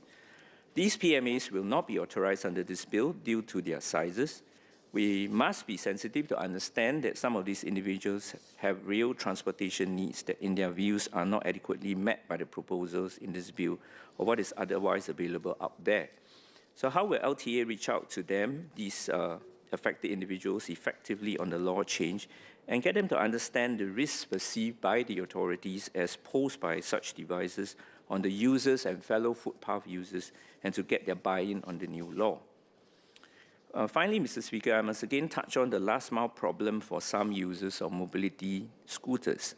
The law disallows PMAs from riding on the roads, presumably except when crossing roads. In 2019 and 2020, I raised in this House how narrow or blocked footpath in, for example, private estates would usually force PMA riders onto roads. In January 2023, I had asked in a PQ about statistics of enforcement against PMA riders who were caught on the road and the range of punishments imposed. MHA revealed that while notices were issued and fines of up to $2,000 were imposed, the number of formal prosecutions was relatively low, often handled through composition fines first. In another reply to my PQ in 2024, MHA also confirmed that enforcement against PMA users on roads had increased, with 10 users caught between January and August 2024, compared to 4 in 2023. Mr. Speaker, I do often see PMAs on the road, and this is not just in private estates or when they are merely crossing the road. I'm surprised by the low statistics of enforcement cited. While I agree that it may not be safe for PMAs to use the road, I recognize that our infrastructures needs to catch up to ensure that there is no reason for PMA riders to use the road. Today, in 2026, we are slowing these seniors down even further to 6 km per hour. If we are going to enforce a strict walking pace and a strict road ban, the government must first guarantee that the last-mile footpath in our private estates, for example, are actually wide enough and clear enough to be used. For example, are the pavements free of obstacles and trees to allow free access? Otherwise, it is unfair and unsafe for our elderly PMA users. If our seniors are forced to use the road, they should not fear being prosecuted. On the other hand, from my conversation with many mobility scooter riders, it seems that many are still not even aware that it is illegal to use their mobility scooters on the road. This brings us to the same familiar problem of the need for more and better public education and adequate regular enforcement, as is the case for other active mobility devices, which I touched on earlier. I would like to ask the Minister to update the House on what public education measures it is intending with the passing of the bill, and also to enhance its efforts to improve the riding culture for all AMD users, including mobility scooters. In closing, Mr. Speaker, I hope the government will consider the proposals, suggestions I have made. Notwithstanding my concerns and reservations, I support the bill's intent to improve safety and better regulation. I urge the Ministry to ensure strong public education, effective enforcement, and thoughtful implementation so that we build a safer environment for all. Thank you. Ms. Yeo Wan Ling.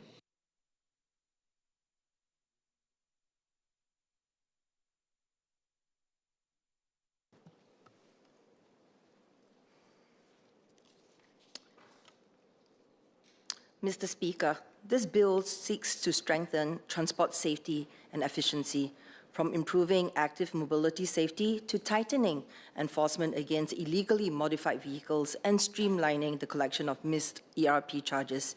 These are important objectives, and I support them. But as we consider these changes, we must remain clear-eyed about who will be most affected on the ground, especially our workers, many of whom depend on our transport system, not just to get around, but to earn a living. I declare my interest as the Assistant Secretary General of the NTUC, advisor to the National Delivery Champions Association, or what we call the NDCA, and Executive Secretary to the National Transport Workers Union. Mr. Speaker, I recognize the intent behind the enhanced regulations on PMAs, including reducing the speed limit from 10 kilometers per hour to 6 kilometers an hour, introducing size limits, mandatory registration, and the certificate of medical need. These measures are meant to improve safety for all footpath users, and that is a goal we all share. But how we implement them matters. We must be careful not to unintentionally place additional hardship on persons with genuine, often permanent mobility impairments, many of whom rely on PMAs to undertake delivery work as their primary and sometimes only source of income. For our riders, platform work is not a convenience. It is a hard-won path to financial independence. First, the reduction in PMA speed limits will lengthen delivery times. For riders who are already pushing themselves daily, those extra minutes compound quickly. Fewer completed jobs means lower earnings, and for riders living close to the age, even a modest drop in income can translate into real trade-offs between food, utilities, or even medical needs. Media reports have already highlighted concerns that riders' earnings may be significantly affected, and these reflect what we are hearing consistently on the ground through our union engagements. Madam Farhana Binti Ahmad Mashon, the General Secretary of the National Delivery Champions Association, is herself a mother of 6 and soon to be a grandmother. She fully supports the intent behind these safety measures, especially to protect young children who may be too small to be seen easily by riders and are particularly vulnerable to careless riding. At the same time, Hannah is also a full-time delivery rider who relies on her PMA for her work. Based on her experience, she expects her earnings to fall by 30 to 40% under the 6 km/h speed limits if incentives and work conditions are not adjusted by the platform operators. These illustrates the real tension we must address between improving safety and ensuring that riders who depend on this work are not pushed into financial hardship. As worker representatives, our platform work associations, including the NDCA, have raised these concerns directly with platform operators. We have since obtained commitments and in-principle agreements from platform partners through bilateral negotiations to review delivery targets and work arrangements for our full-time PMA riders so that safety improvements do not come at the expense of livelihoods. I also urge the government to work closely with platform operators to monitor post-implementation impact and to be prepared to offer targeted transitional support if hardship emerges. Mr. Speaker, we support the safety intent, but safety improvements should not disproportionately penalize those who depend on PMAs the most. Second, while I support the certificate of medical needs to prevent abuse, the criteria must not be so rigid that deserving users are excluded. Medical needs are not always binary. Mobility challenges exist on a spectrum. We should avoid overly narrow thresholds that unintentionally create new barriers for those who genuinely need PMAs for safe and independent mobility. In our engagements with our PMA riders, we see a wide range of profiles and needs. Some, like Ms. To Bitin, a familiar name to many in this House, as she was a para-table tennis athlete, are born with mobility disabilities and rely entirely on their PMAs, not just for mobility, but for their delivery livelihoods. Others, like Ms. Siti Sabarina, turned to a PMA after suffering a serious leg injury from a delivery cycling accident last year. While she is on the path to recovery, she is still unable to walk independently over longer distances. For riders like her, the concern is not just access today, but the longevity and viability of a significant PMA investment under the new regulatory framework. These examples remind us that eligibility should be guided by real functional needs, not narrow thresholds. As we tighten safeguards against misuse, we must also ensure that those who genuinely depend on PMAs for safe, independent mobility and to earn a living are not left behind. Mr. Speaker, there is also the issue of cost. Medical certification can range from $50 to $100, which is significant for lower-income riders. To support our members, the National Delivery Champions Association will provide financial assistance to help subsidize and co-pay out-of-pocket compliance costs arising from this act. This includes expenses such as medical certifications and installations of attached-on speedometers. In addition, NDCA is in discussion with affiliate GP partners to make medical assessment and certification more affordable and accessible. These efforts reflect our shared commitment to uphold road safety while also protecting the dignity and sustainability of those who rely on PMAs to earn an honest living. I also ask the government to consider additional support measures, especially for riders like City, who are recovering from health conditions and will eventually need to transition out of PMAs. Support during this transition period is important so that recovery does not come at the cost of livelihoods. In addition, I seek the government's consideration for assistance with the purchase of essential equipment such as speedometers, which will be critical in helping our riders comply with the new speed limits. Finally, I ask the ministry to clarify whether polyclinics will also be able to issue the required medical certificates so that costs can remain affordable and accessible for those who need PMAs the most.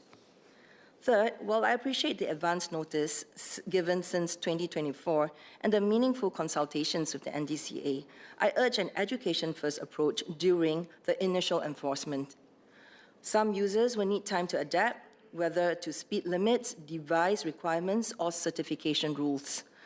Reasonable grace periods and room for discretion, especially for genuine mistakes, will go a long way in ensuring compliance without undue stress. Clear rules matter, but compassionate implementation matters just as much.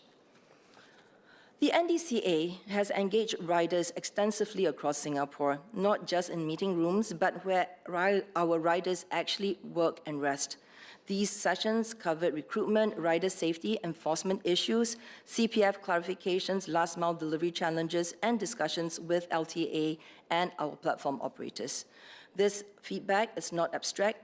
It reflects lived realities, and this is why NDCA continues to work closely with platform operators through the tripartite framework to mitigate livelihood impact while complying to these new rules. We thank our platform operators like Grab, who have given in-principle assurances to adjust performance targets, and NDCA will continue to support riders through the transition to defray costs, including MCs and device modifications. Mr. Speaker, this is how lives, livelihoods, safety, dignity at work go hand in hand the tripartite way. Turning to electric buses, I support the amendments to Section 6 of the LTA of Singapore Act 1995, recognizing the promotion and regulation for the safe use of EVs. In Mandarin, please. 到2030年，电动巴士会占我们公共巴士车队的一半，这不是一件小事，而这条路能不能走得稳，最重要的还是我们的巴士车长。现在公司都有给培训，但每家的安排不一样。人手紧的时候，培训的时间也会压缩。可是巴士车长不一样，我们开的是大车，系统复杂，载的是乘客，责任非常沉重。有车长跟我说，开动巴士除了要习惯新设备和路线，还要一直在看屏幕，不像以前主要看后视镜。时间一长，眼睛很累，有些甚至会头晕，这不是一个小问题。所以我想问路交局能不能考虑为电动车设立统一、清楚、一定要上的培训，让车长在转用电动巴士的时候心里有底，路上更安全。Mr. Speaker, I now turn to the issue of speed limiters for lorries. Road safety must always remain our top priority. Measures that protect lives on our roads are necessary, and I recognize fully the intent behind mandating speed limiters for heavy vehicles. This intent is also understood and broadly supported by the fleet operators and lorry owners whom I have spoken with. That said, as with many transport policies, the real test lies not in the intent, but actually in the implementation. One key concern raised by drivers and operators relates to speed differentials on our expressways. Passenger vehicles may travel at up to 90 kilometers per hour, while heavy vehicles are capped at 60 kilometers per hour. This wide gap can disrupt traffic flow, leading to frequent overtaking, sudden braking, and in some cases, paradoxically increasing accident risk rather than to reduce them. Another concern is enforcement consistency. Local operators who comply with speed limiter requirements may find themselves disadvantaged when foreign-registered heavy vehicles, which may not be subjected to the same standards, continue traveling at higher speeds. This creates uneven road behavior and undermines both safety objectives as well as fair competition.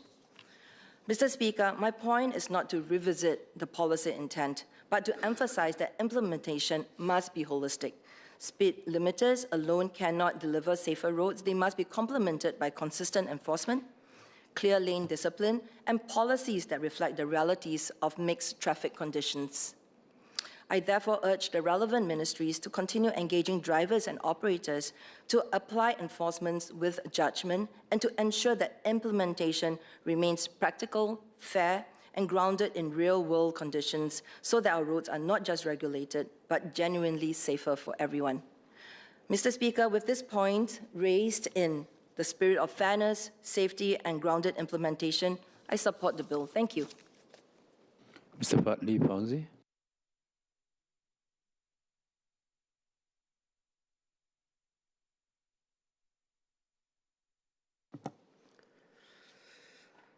Mr. Speaker, I have a few considerations to share on the Land Transport and Related Matters Bill. At the outset, let me state that I recognize the importance of ensuring safety and order for all users in Singapore.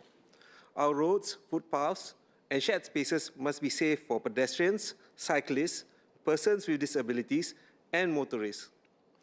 As most mobility patterns and technologies evolve, our laws must be updated to reflect these new realities on the ground. One of the most significant developments in recent years has been the rapid rise in the use of mobility devices such as PMAs, PMDs, and PABs. Their use is not limited to elderly Singaporeans or persons with visible disabilities. Even working adults, caregivers, and delivery workers are using them, which reflects the last-mile connectivity challenges they face. Mr. Speaker, my point here is simple. The increased use of mobility vehicles by Singaporeans is more often than not driven by a practical need. Singaporeans rely on these informal, low-cost mobility solutions simply to get by and get on with their daily lives. With COE prices shattering records year after year, a private car is now firmly out of reach for many working families. Even motorcycles, traditionally seen as an affordable alternative, have become significantly more expensive. Against this backdrop, it should come as no surprise that to meet their everyday transport needs, Singaporeans have turned to mobility vehicles that cost from a few hundred to $1,000 or $2,000, just a fraction of the price of a motorcycle or a car. For many Singaporeans, these devices are the only viable way to bridge the last mile between their homes and essential destinations, such as workplaces, schools, markets, and food centers. For many Singaporeans, these devices are the Mr. Speaker, I fully understand and acknowledge the government's concern about the misuse of such vehicles by able-bodied individuals in ways that compromise public safety. There have been genuine incidents involving reckless riding, excessive speeds, and conflicts on footpaths. These issues must be addressed. But we must be careful not to inadvertently cause hardship to Singaporeans who rely on these devices out of necessity. Many such individuals now use mobility vehicles to earn a living, including completing food and parcel deliveries for platform companies such as Grab. For them, these vehicles are essential tools of work rather than toys for amusement or recreation. The bill proposes to reduce the speed limit for PMAs from 10 km per hour to 6 km per hour. In an article published by Mothership on 27th January, platform workers shared that this reduction in speed limit is likely to reduce the orders they can complete by 20 to 30% or even up to 50%. This will translate to a loss in earnings. While some workers will be able to make up for this by working longer hours, others who have caregiving needs or health problems may not be able to do so. Besides being a tool for employment, mobility vehicles can also prove to be the most convenient or practical option for some residents to get around the neighborhood. Let me illustrate with some examples from my own ward of Kaki Bukit. Take a resident who lives at Block 530 in Bedok North Street 3, which is right next to Kaki Bukit's community center. To head to Red Swastika School, the resident has no direct bus route. There are indirect bus options, but this involves switching either at Bedok Interchange or at Heartbeat at Bedok, and that will take more than 35 minutes. The other option is to walk 1.2 kilometers, which Google Maps indicate will take around 17 minutes. To reach Bedok Reservoir Park or Damai Secondary School, the resident has two options: to walk 1.9 kilometers for 26 minutes or to walk 1 kilometer for 14 minutes to a bus stop along Bedok North Avenue 3, and then take a 3-minute bus ride for 3 stops. Mr. Speaker, I don't mean for these examples to be comprehensive or exhaustive. Rather, they are meant to demonstrate that for certain short but significant journeys in Kaki Bukit, there are sometimes no direct or convenient public transport options. The only realistic alternative is to walk directly from point to point. This is the healthiest option, but may be challenging for the elderly, those with mobility difficulties, or parents with young children who are pressed for time. Not to mention the hot and humid weather in Singapore, which does not make for a comfortable walking experience. In such circumstances, a personal mobility aid can be useful, especially for caregivers with children or workers rushing to and from shifts. Mr. Speaker, regulation without viable alternative risks deepening inequality. Transport policy should be concerned with more than efficiency and safety, but also consider equity and inclusion, especially for those with the least resources. As I mentioned earlier, the increasing reliance on active mobility devices is driven by practical necessity. Residents turn to these devices to cope with and adapt to what they see as gaps in our public transport network, especially when it comes to last-mile connectivity or traveling to neighborhood amenities that are just slightly too far to walk too comfortably. For such persons, mobility devices are the most viable options after taking cost, time, convenience, and accessibility into account.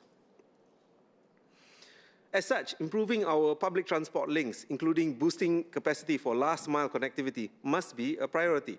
Furthermore, Mr. Speaker, I would encourage the Ministry to offer seed funding to pilot and test community bus shuttles in different towns, including Kaki Bukit, with the intention of providing coverage for those short but significant journeys around the neighborhood that are currently underserved by our public transport operators. We can even call this the We First shuttle. These local shuttles should be targeted to the specific practical needs of residents and reflect how they actually get around the neighborhood. This may reduce their reliance on mobility devices.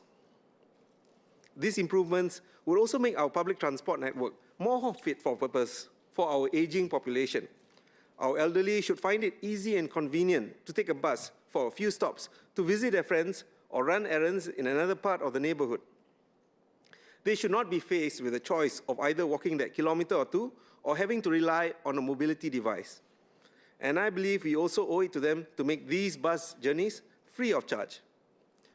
Sir, in London, those over the age of 66 enjoy free travel across the public transport network at any time, save for the morning rush hour. Over there, they call it the Freedom Pass. I see no reason why we cannot or should not do the same for our seniors and give them a Merdeka Pass to travel freely on our public transport. Mr. Speaker, in Malay, kami harus utamakan perbaikan jalur pengangkutan awam, termasuk menambah kapasiti untuk sambungan peringkat terakhir. Saya juga sarankan agar Kementerian Pengangkutan mengadakan dana awal untuk mengkaji dan menguji servis bas masyarakat di bandar-bandar seperti di Kaki Bukit.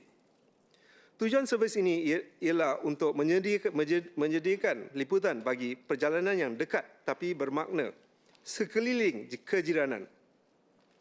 Pengangkutan awam masih terhad untuk perjalanan-perjalanan kecil ini. bas masyarakat yang disarankan harus mementingkan keperluan khusus dan praktikal para penduduk serta mencerminkan cara mereka mengelilingi kejiranan mereka. Ini boleh mengurangkan penggunaan alat-alat mobiliti.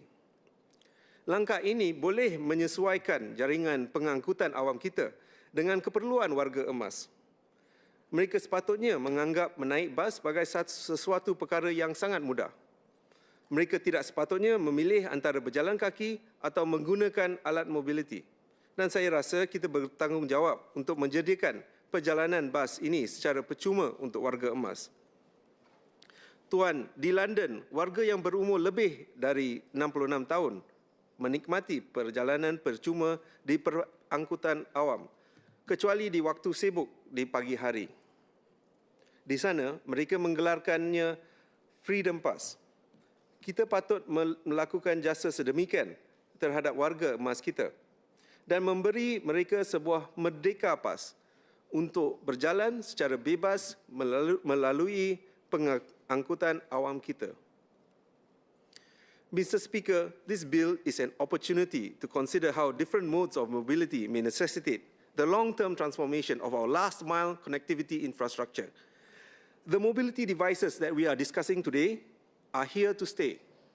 Ultimately, if pedestrian safety is our concern, this is best achieved by segregating pedestrian traffic from motor-powered mobility devices.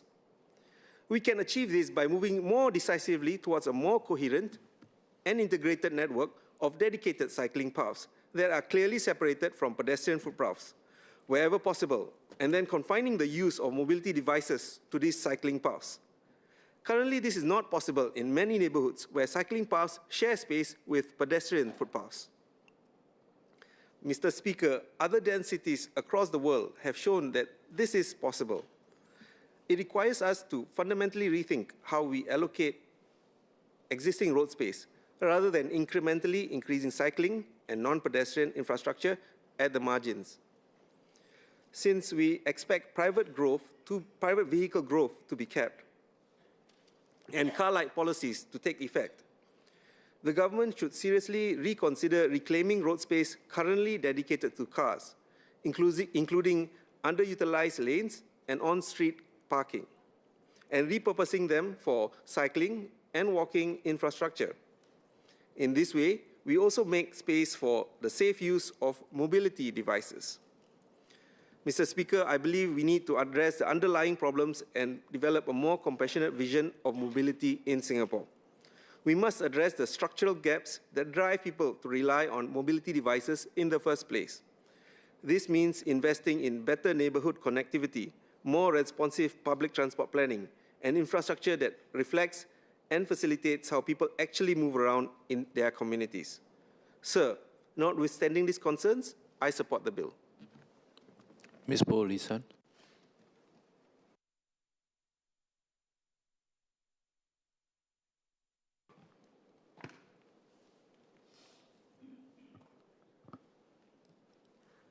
Mr. Speaker, personal mobility aids are wonderful inventions that are meant to give independence, dignity, and an opportunity to earn a livelihood to seniors and people with mobility challenges. Unfortunately, self-regulation by users is weak. Over the past few years, misuse of PMAs have resulted in nuisance to pedestrians, injuries, and even deaths to PMA users. They have also caused severe negative externalities, including fires that result in property damage and loss of lives. It's finally time to reset the original intent of PMAs. The bill amendments to tighten PMA users' eligibility, operating rules, and specifications are overdue, but better late than never. The bill amendments are well thought out and eliminate most scenarios of misuse while preserving as much inclusivity as possible for genuine users. Notwithstanding, I would like to raise a few concerns. I would like to address concerns of residents below 70s who can't walk well or depend on PMAs for their livelihood, yet are physically unable to use personal mobility devices or power-assisted bicycles, and they are also worried that they are unable to get a doctor's letter. While 70 years old may be a reasonable eligible age for automatic eligibility, there are also many instances of younger people who are unable to walk far due to excessive weight or temporary conditions such as gout, but are unable to obtain a doctor's certificate of eligibility. I would like to ask if age rather than need is a good way to delineate the eligibility. To be clear, I agree that the inclusion of all seniors above 70 years old is an efficient way to implement the policy. What I am worried about is over-exclusion of a specific group. That is, a small group that needs PMAs but may now be excluded. Some of them may even be using the PMAs to earn a livelihood, such as in food delivery, and given their physical limitations, it may not be possible for them to switch to using other transport modes like power-assisted bicycles. Also, for those in their 50s and 60s, they may not be able to secure other forms of employment. While this may be a small group, I hope that LTA will consider extending conditional PMA user eligibility to them if they have not chalked up speeding offences in the past. I do recognize that this is indeed a difficult provision to make in terms of legislation. Mr. Speaker, please allow me to speak in Malay. Walaupun umur 70 tahun mungkin dianggap munasabah sebagai had kelayakan secara otomatik, terdapat juga ramai individu yang lebih muda yang tidak mampu berjalan jauh akibat berat badan berlebihan atau keadaan sementara seperti gout, tetapi mereka tidak dapat memperoleh sijil kelayakan daripada doktor. Saya bersetuju bahawa memasukkan semua warga emas berumur 70 tahun ke atas ialah cara yang cekap untuk melaksanakan dasar tersebut, tetapi kebimbangan saya ialah kemungkinan pengecualian berlebihan atau dalam bahasa Inggeris over-exclusion terhadap satu kumpulan tertentu. Terdapat sekumpulan kecil individu yang memerlukan PMA, tetapi mungkin kini mereka tidak lagi layak.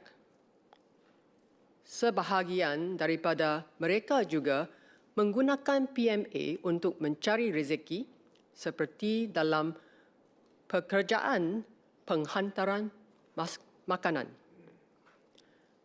Dengan batasan fizikal yang mereka alami, mungkin sukar bagi mereka beralih kepada mod pengangkutan lain seperti basikal bantuan kuasa atau PAB. Selain itu, bagi mereka yang berusia dalam lingkungan 50-an dan 60-an, mereka mungkin menghadapi kesukaran untuk mendapatkan pekerjaan lain. Walaupun kumpulan ini kecil, saya berharap pihak LTA dapat mempertimbangkan untuk melanjutkan kelayakan bersyarat penggunaan PMA kepada mereka. Sekiranya mereka tidak mempunyai rekod kesalahan memandu laju sebelum ini, saya akui bahawa peruntukan seperti ini sememangnya sukar untuk dilaksanakan dari segi perundangan. Sembawang West constituency happens to have quite a lot of PMAs. Many of them are applying on shared paths with pedestrians. Several residents, especially the more elderly pedestrians, have given feedback that some PMA users are rude and dominate the shared paths, sometimes in a dangerous way, while others blast loud music even late at night. These bad behaviors cause near accidents, especially when pedestrians are forced to make way for them. They also cause noise pollution as the loud music reverberates, sometimes jolting residents resting at home from their sleep. However, the new rules in the bill amendments do not address these behaviors, and I'm concerned that such eligible but errant PMA users may continue to behave like they own the shared path. Again, I recognize that it is difficult to use laws to constrain such behavior, as eligibility criteria should be based on objective need, not social behavior norms. Yet, these latter are the stuff of our everyday experience in our homes and towns, and they make a big difference between the safe, quiet enjoyment of our space on an experience of risk, danger, and high emotions. In addition to eligibility criteria, can LTA consider a basic workshop or course on responsible use so as to reduce instances of anti-social PMA users? Mr. Speaker, I would like to say a few words in Mandarin. 在三八旺西选区内，个人电动辅助器材的使用相当普遍，相当一部分是在于行人共用的通道上行驶。我接获多位居民，尤其是年长人士的反馈，有个别电动代步车使用者在共用通道上态度欠佳，占道行驶，甚至出现危险性的行为。也有个别使用者在深夜播放高分贝音乐。这些行为在行人被迫让行时，容易引发危险的情况，同时也会在住宅区内产生噪音，影响居民的家中休息。相关问题虽属于个别现象，但对社区的安全感与整体生活品质所带来的影响却不容忽视。然而，现行法案的修订内容主要焦聚于使用资格与技术规范，并未直接回应行为层面的问题。我担心部分虽符合使用资格，但行为适当的电动代步车使用者，可能仍会继续在公用通道上以不恰当的方式使用相关设施。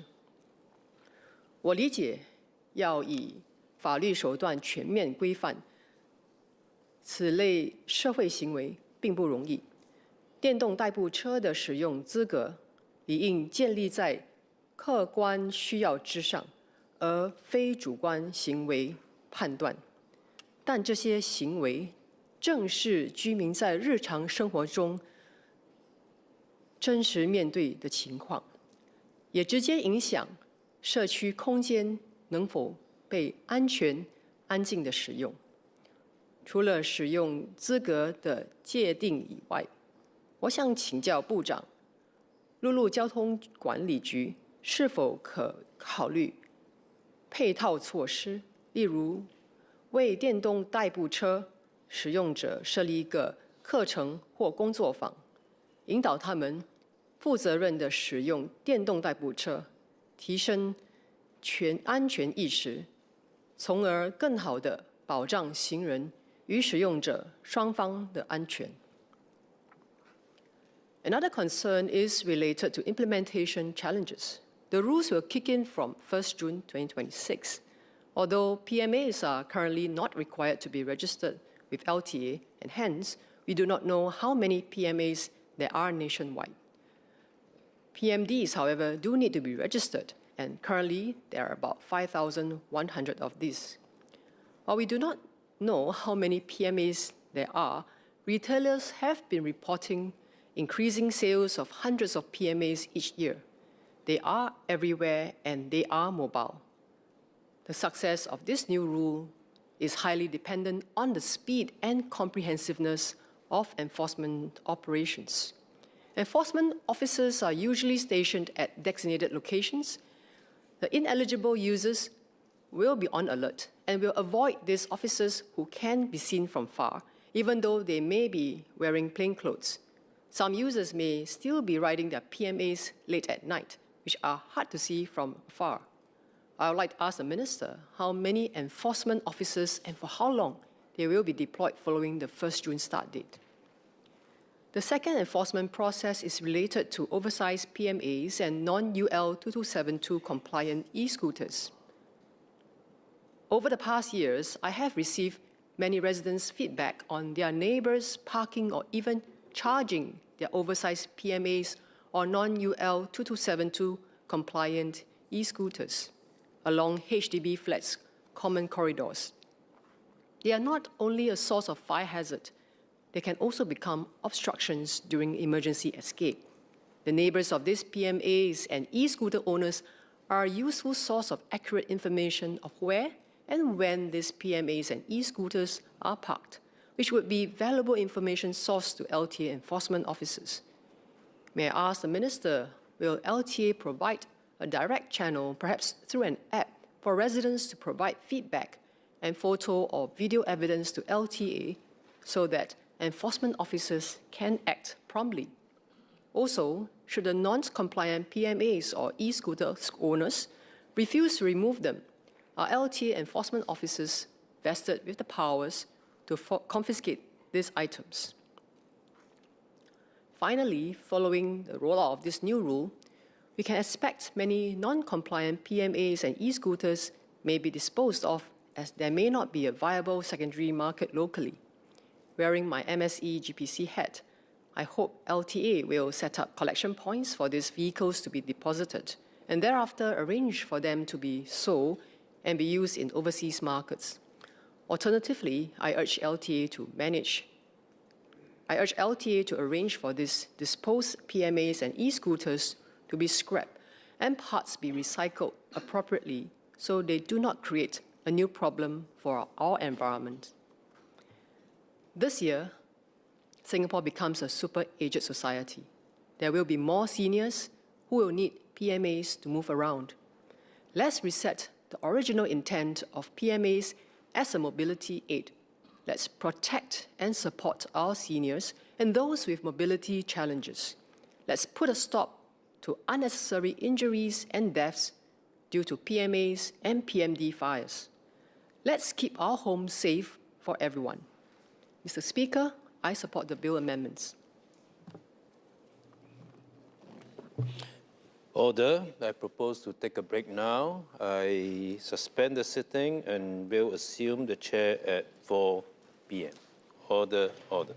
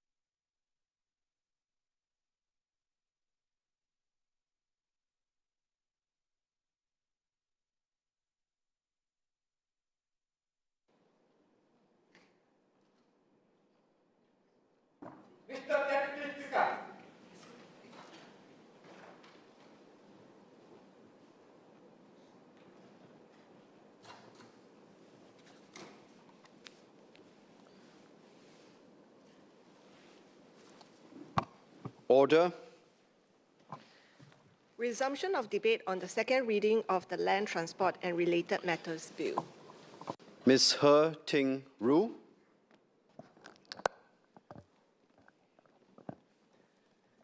Mr. Deputy Speaker, Sengkang is one of Singapore's densest estates, and our residents regularly share with us their transport and mobility experiences and challenges while going about their daily lives in the community. I support the core objectives in the amendments being tabled before us today, but would like to seek clarifications relating to how the enforcement of the new regime to regulate the use of personal mobility aids, PMAs, will take place, and in particular, how these policies are developed in conjunction with the Active Mobility Advisory Panel.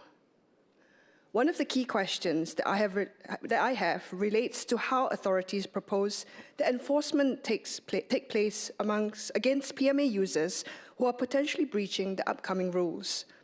While the amendments introduce the Certificate of Medical Needs system, how would trying to catch users without the requisite certification look like in practice?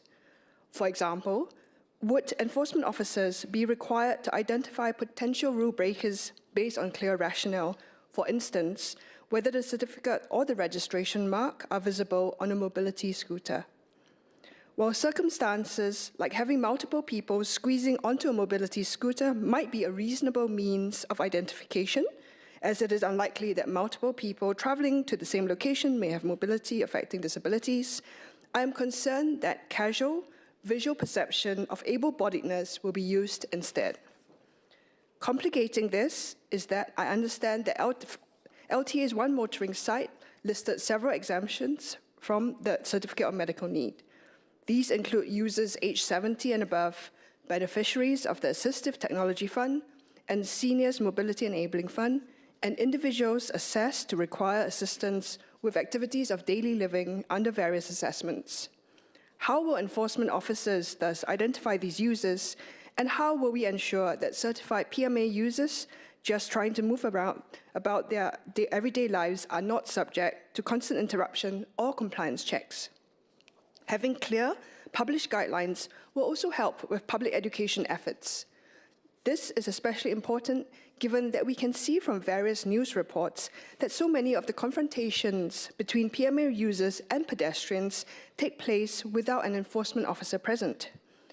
How can we ensure that vigilante justice will not rear its ugly head with passers-by leaping to hasty or even erroneous conclusions about whether or not a PMA user is indeed eligible? Having spoken to people with disabilities and advocacy groups, it remains common in our society to visually perceive able-bodiedness, including in the national press. We must avoid such stigma being perpetuated inadvertently. In view of the concerns above, can the government share how it proposes to address them with a view to ensure that misconceptions about what disability means, visible or hidden, affecting young or old, are not further entrenched? Mr. Deputy Speaker, a further concern raised was that it appears that the enforcement of the new rules may be inadequate, may be given inadequate time to come in. 4 months. There are only 4 months until mid-2026. The Disabled People's Association highlighted this point in their comments on this bill, stating that a 1 to 2 year implementation period would be more comparable to other laws such as the Workplace Fairness Act. With the new regulations adding quite a few requirements to the already extensive rules on active mobility, I believe it would be fair to give users more time to get used to the regime and to ensure compliance with it. Lastly, I have some comments on the Active Mobility Advisory Panel, which developed the review of regulations for PMAs that informs this bill. I note that in the report, while there is consideration of other legislation in other jurisdictions, I could not find much direct analysis or assessment of the available scientific literature on the issue of PMAs, particularly in relation to road safety.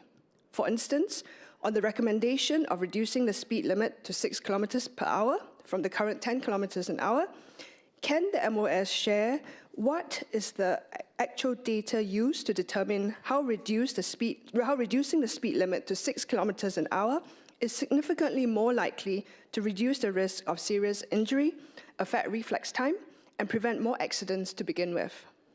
My colleague from Hougang SMC, Dennis Tan, had earlier and also during the 2024 COS raised concerns too that the proposed 6 km/h speed limit appears to be tied to the average walking speed, and this may be too slow and cut down and end up increase the journey time for users and those who are reliant on it to move beyond their immediate neighborhoods, and also may have actual financial impact on those who rely on PMAs for their livelihoods. Could the MOS thus provide more specific details about how the new speed limit was arrived at? This is a similar issue with other reports, like the panel's review of active mobility regulations for safer path sharing, which introduced a 10 km/h speed limit on footpaths, which I understand is based largely on work with focus groups. While such focus groups are important for understanding these issues in Singapore's urban and cultural context, we must also engage with the research material given that we regulate primarily for safety rather than more subjective concerns. We should understand how the science factors into these recommendations and ask whether the panel should be updated to include more representation from academia. In conclusion, while I support the bill in principle, I hope that some of the issues I raise will be taken into account to inform enforcement. I also hope that future reviews of regulations would be driven primarily by research and that this research is communicated together with any proposed new regulations. PMAs are useful to persons with disabilities and seniors by supporting their mobility in our communities and neighborhoods, and can be important tools for removing barriers to accessing public transport.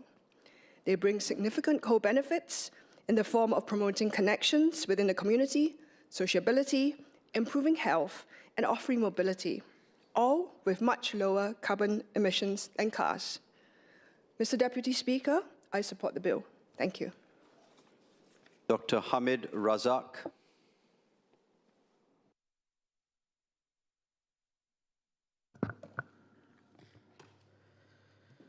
Mr. Deputy Speaker, sir, I rise in support of the Land Transport and Related Matters Bill 2026.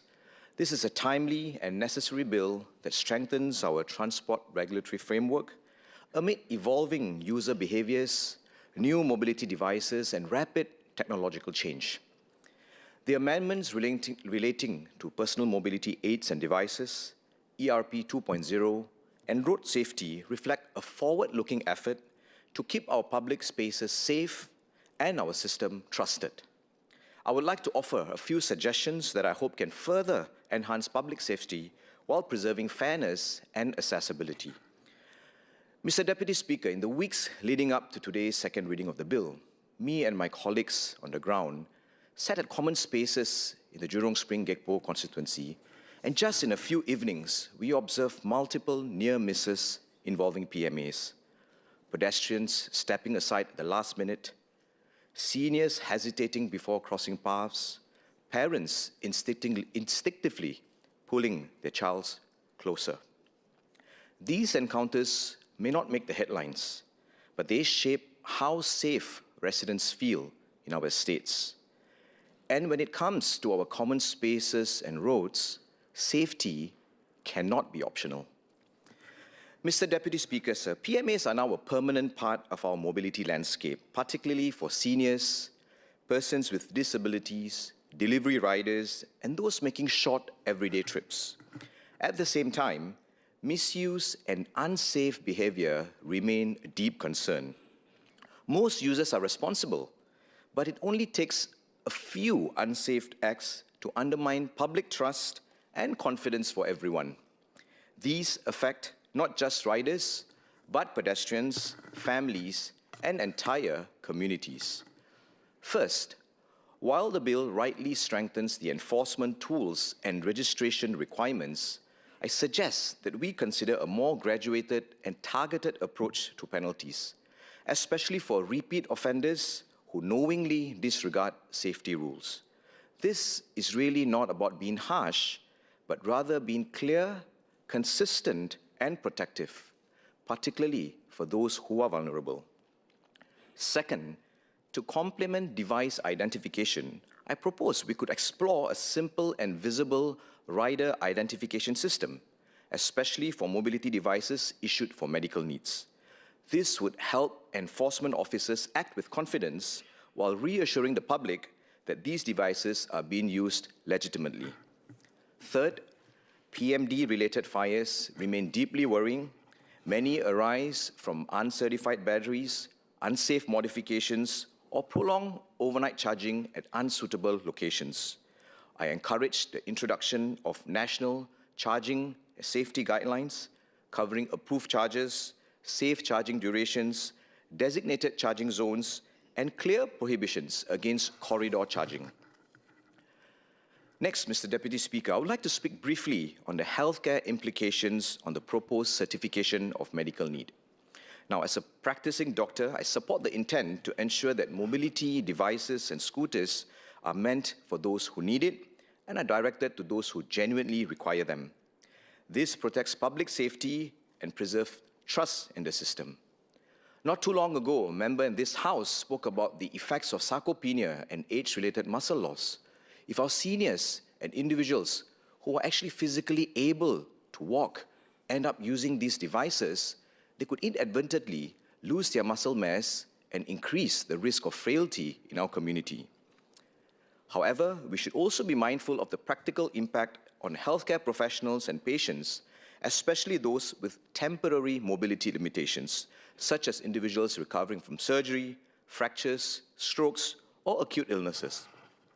Clear guidance on who can certify, streamlined criteria, and digital or time-limited certification pathways will be important to avoid unnecessary clinic congestion, administrative burden on doctors and healthcare professionals alike, as well as delays for patients who genuinely need short-term mobility support. I understand that MOH and LTA have issued a circular pertaining to the guidelines to this effect, and I'm also happy to note that the exceptions are given to those aged above 70 and those already on assistance programs related to mobility. After all, a safety framework works best when it protects patients without overwhelming clinics, and I encourage closer collaboration with healthcare providers as this framework is implemented. Next, on the ERP 2.0 and the trust-based enforcement that ensues. Mr. Deputy Speaker, sir, I support the move to decriminalize ERP non-payment. This reflects a mature regulatory approach that recognizes that most cases of non-payment are due to administrative oversight rather than intentional evasion. With the new penalty model, the government reinforces trust with motorists while maintaining accountability. Mr. Deputy Speaker, sir, moving on to road safety. If there's one area where we should continue to strengthen our approach, it is in addressing dangerous, negligent, or reckless driving that results in serious injury or even loss of life. The data is indeed concerning. In 2024, Singapore recorded 7,049 traffic accidents involving injuries, with more than 100 fatalities. Speeding violations continue to rise, so too drink driving arrests.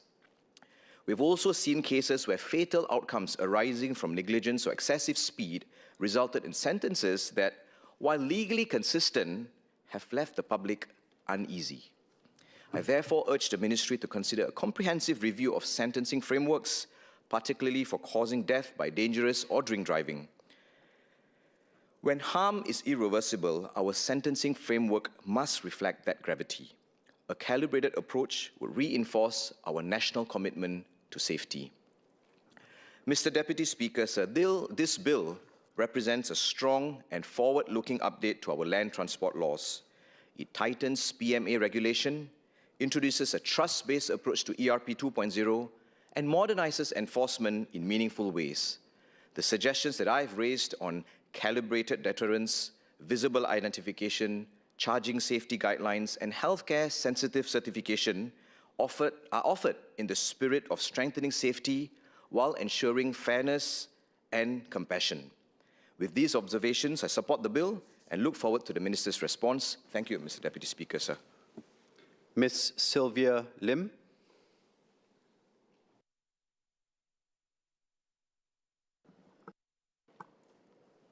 Mr. Deputy Speaker, I would like to seek clarifications on two aspects of the bill. First, to the Ministry of Transport, on the keeping of unsafe devices under the Small Motorized Vehicles Safety Act, and secondly, to the Ministry of Home Affairs on the proposed outsourcing of traffic violations processing under the Road Traffic Act. First, on the new offence of possession of unsafe devices. Part 6 of the bill will introduce a new offence of keeping an unsafe mobility device, AMD, by amending the Small Motorized Vehicles Safety Act 2020. First, let me say that I strongly support this amendment. From time to time, I have encountered AMD fires in my ward caused by overnight charging of devices suspected to have non-compliant batteries. Such fires are fierce. The damage caused is not just to property, but also to residents of nearby units who suffer from smoke inhalation injury, such as swollen eyes and respiratory airways, and carbon monoxide poisoning. There is also trauma and psychological damage.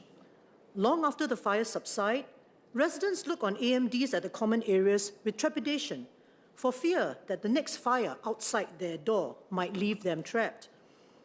Nationwide, the effect of AMD fires has also been sobering. On 12 January, in response to an adjournment motion filed by Workers' Party NCMP Andre Loh, MHA confirmed that AMD fires have been disproportionately fatal. The media release on this bill by MOT also acknowledged that non-compliant e-scooters pose severe fire risks. Given this experience, I would expect LTA to take the lead in enforcement actions against non-compliant devices, especially those found at HDB blocks, where harm to many residents is most imminent. It would thus be useful for the MOT to clarify how enforcement actions will change when the bill becomes law. Based on correspondence with LTA in July last year, I was given to understand that LTA's enforcement then was focused on non-compliant devices that were being ridden on public paths. This was a point alluded to by the MOS in his speech earlier as well. Our town council was told that for non-compliant devices parked at common areas, the town council should do its own enforcement or review its bylaws. But clearly, town councils are not the subject matter experts as to whether a device is compliant or not. 2 days ago, the LTA had indicated to our town council its openness to including one of our hotspots in a possible island-wide operation against non-compliant AMDs. I welcome the MOS's statement earlier also that under this bill, the LTA's role will be enlarged in enforcement in this area. So, sir, with the amendments proposed today, could MOT confirm that LTA will be taking the lead in the enforcement of the new provisions in the common areas of HDB estates? So next, on the outsourcing of processing of traffic violations. Clause 79 of the bill proposes to outsource processing of traffic violations from the traffic police and LTA.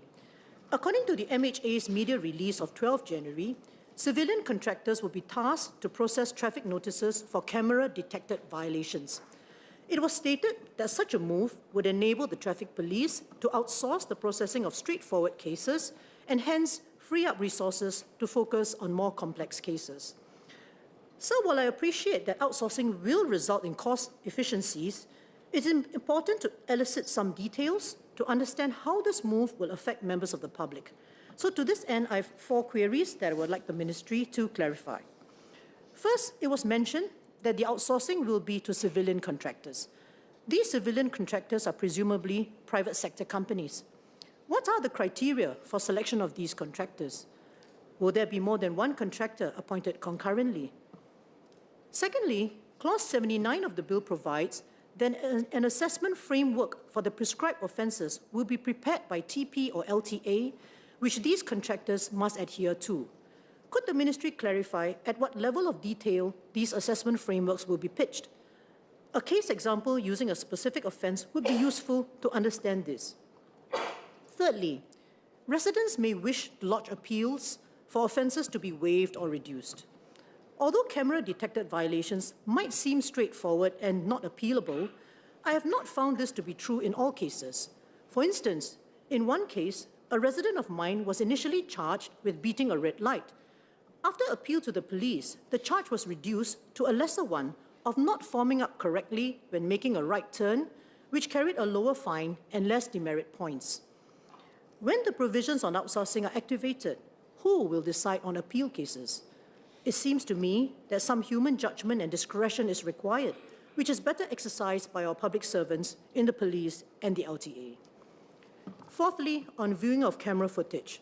So far, the police have been forthcoming in arranging for the public to view camera footage to confirm if they have indeed committed certain traffic offences. Will the contractors similarly make such arrangements when requested? So, sir, in summary, while I support the bill, I look forward to the clarifications from the two ministries. Mr. Chai Yin So.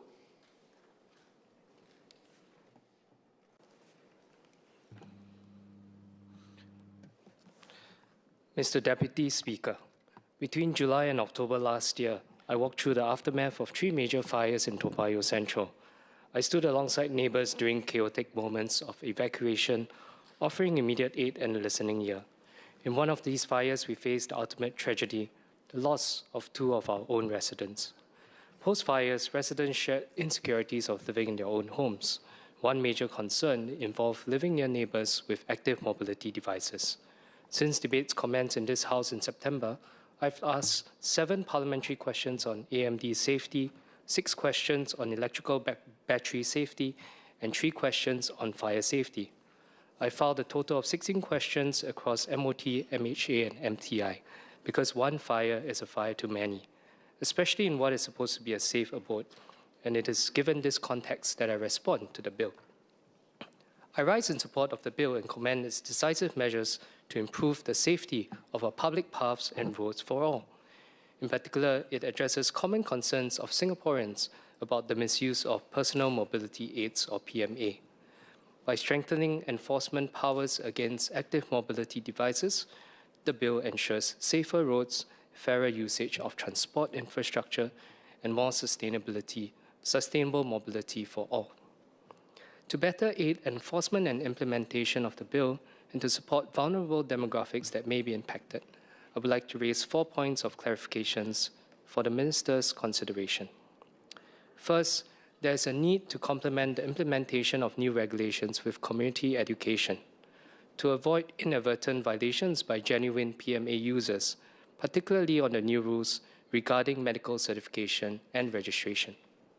Some users, such as the elderly, are already not familiar with existing regulations. For instance, the Active Mobility Advisory Panel, or AMAP, noted during their focus group discussions, several participants were confused about the distinction between PMAs and PMDs. This points to a potential gap between legislative intent and user awareness. Thus, changes brought about by this bill must be communicated effectively to ensure compliance. In addition, some of the changes introduced requires active steps to be taken by existing PMA users, such as visiting their healthcare provider for certification that they are eligible to use, or registering and obtaining an identification mark for their PMA. Genuine users have raised concerns and questions as to what this will entail. The Disabled People's Association, DPA, has recommended that the Ministry optimize inclusivity and ease the process of obtaining medical certification and registration for genuine users, such as by A, ensuring that grants or subsidies be established to cover any potential costs of certification and registration. B, clarifying that the relevant certification needed does not require a formal medical diagnosis, but simply documentation from an assessor noting the need for the use of a PMA. And C, ensuring that medical need to write a PMA is assessed on a broad and inclusive basis. I would like to ask the Minister what specific plans will be put in place to ensure the proper dissemination of information to existing PMA users, such as the elderly and disabled.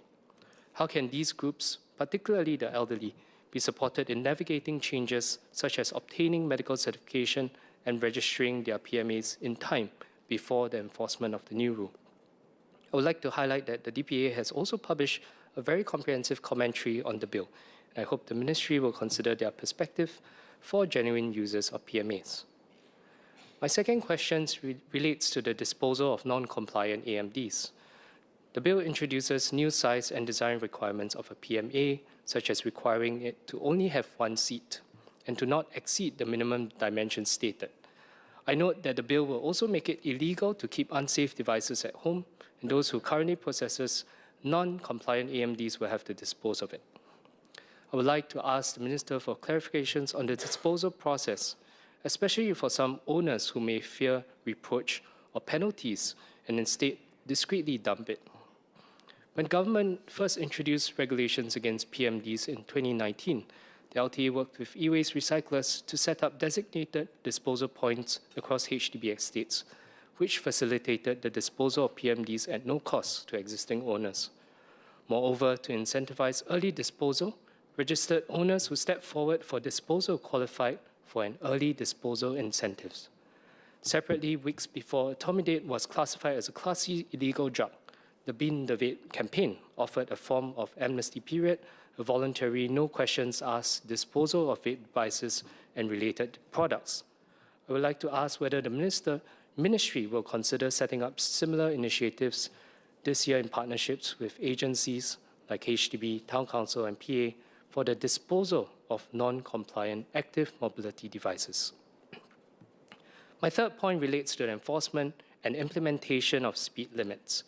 Key development in the bill lowering of the speed limit from 10 km per hour to 6 km per hour for PMAs. I support this move as it better reflects the intended use of PMAs to replace walking for users with mobility challenges. For vehicles on the road, we have cameras to track when vehicles go past the speed limit. Will the Ministry also install similar cameras along walkways and shared paths to ensure that errant PMAs are properly fined for speeding offences? While members of the public may report incidents of errant device users on public paths to LTA, it is more often difficult to do so practically. Similar to how the police and NEA have volunteers with enforcement powers, will the Ministry consider empowering LTA volunteers instead to check on PMA licenses? Enforcement on the new rules should not just focus on the behavior of PMA users in our communities, but actions should also be considered to be taken against retailers and sellers of these non-compliant PMAs and illegal PMDs. In this vein, I would like to clarify whether the Ministry will move beyond physical patrols to collaborating with community marketplaces like Carousel to automatically flag and delist these devices, and whether a proactive social media monitoring unit or public whistleblowing mechanism will be established to identify users and retailers of modified devices. How does the Ministry intend to address the issue of platform workers who currently use PMAs for food delivery, who are concerned that the lower speed limit would affect the number of deliveries they can make and their livelihoods directly? Platform workers are a valued part of the Singapore workforce. Many of them work tirelessly to make ends meet. And does the Ministry have plans to work together with platform operators like Grab and Foodpanda to introduce initiatives that will ease the burden of the impact of new regulations on their livelihoods? My fourth point relates to fire safety. The disproportionate fire risk and danger of active mobility devices is widely recognized, with data shared by the Ministry of Home Affairs revealing that while such devices accounted for less than 5% of residential fires in the past 5 years, they caused more than 25% of fatalities. I note that the bulk of these fires occurred from devices that were illegally modified or those that were not tested and certified. This highlights the significance of robust fire safety standards and enforcement measures. To this end, LTA has implemented a series of regulations, such as the UL 2272 standard and periodic inspections every 2 years for personal mobility devices, and the EN 15194 standard for power-assisted bicycles. These comprehensive measures have undoubtedly prevented many fires and greatly improved the safety of AMAs. In my PQ filed on 23rd September last year on having PMAs to undergo periodic inspections, the reply noted that there were currently no commonly recognized international fire safety standards for PMAs. However, the fire risk posed by PMAs is no less serious than those posed by PMDs and PADs. Furthermore, PMAs are used by individuals like seniors with walking difficulties who may not be able to escape to safety without substantial assistance in the event of a fire. For this vulnerable demographic, fire regulation should be even more stringent as commensurate with the increased vulnerabilities of the persons involved. Considering the potentially long wait for an internationally recognized fire standard for PMAs to be established, I call upon the Ministry to strengthen fire regulations for PMAs with periodic inspections. Notwithstanding these clarifications, I support this bill and look forward to the implementation of 1st of June 2026. Thank you.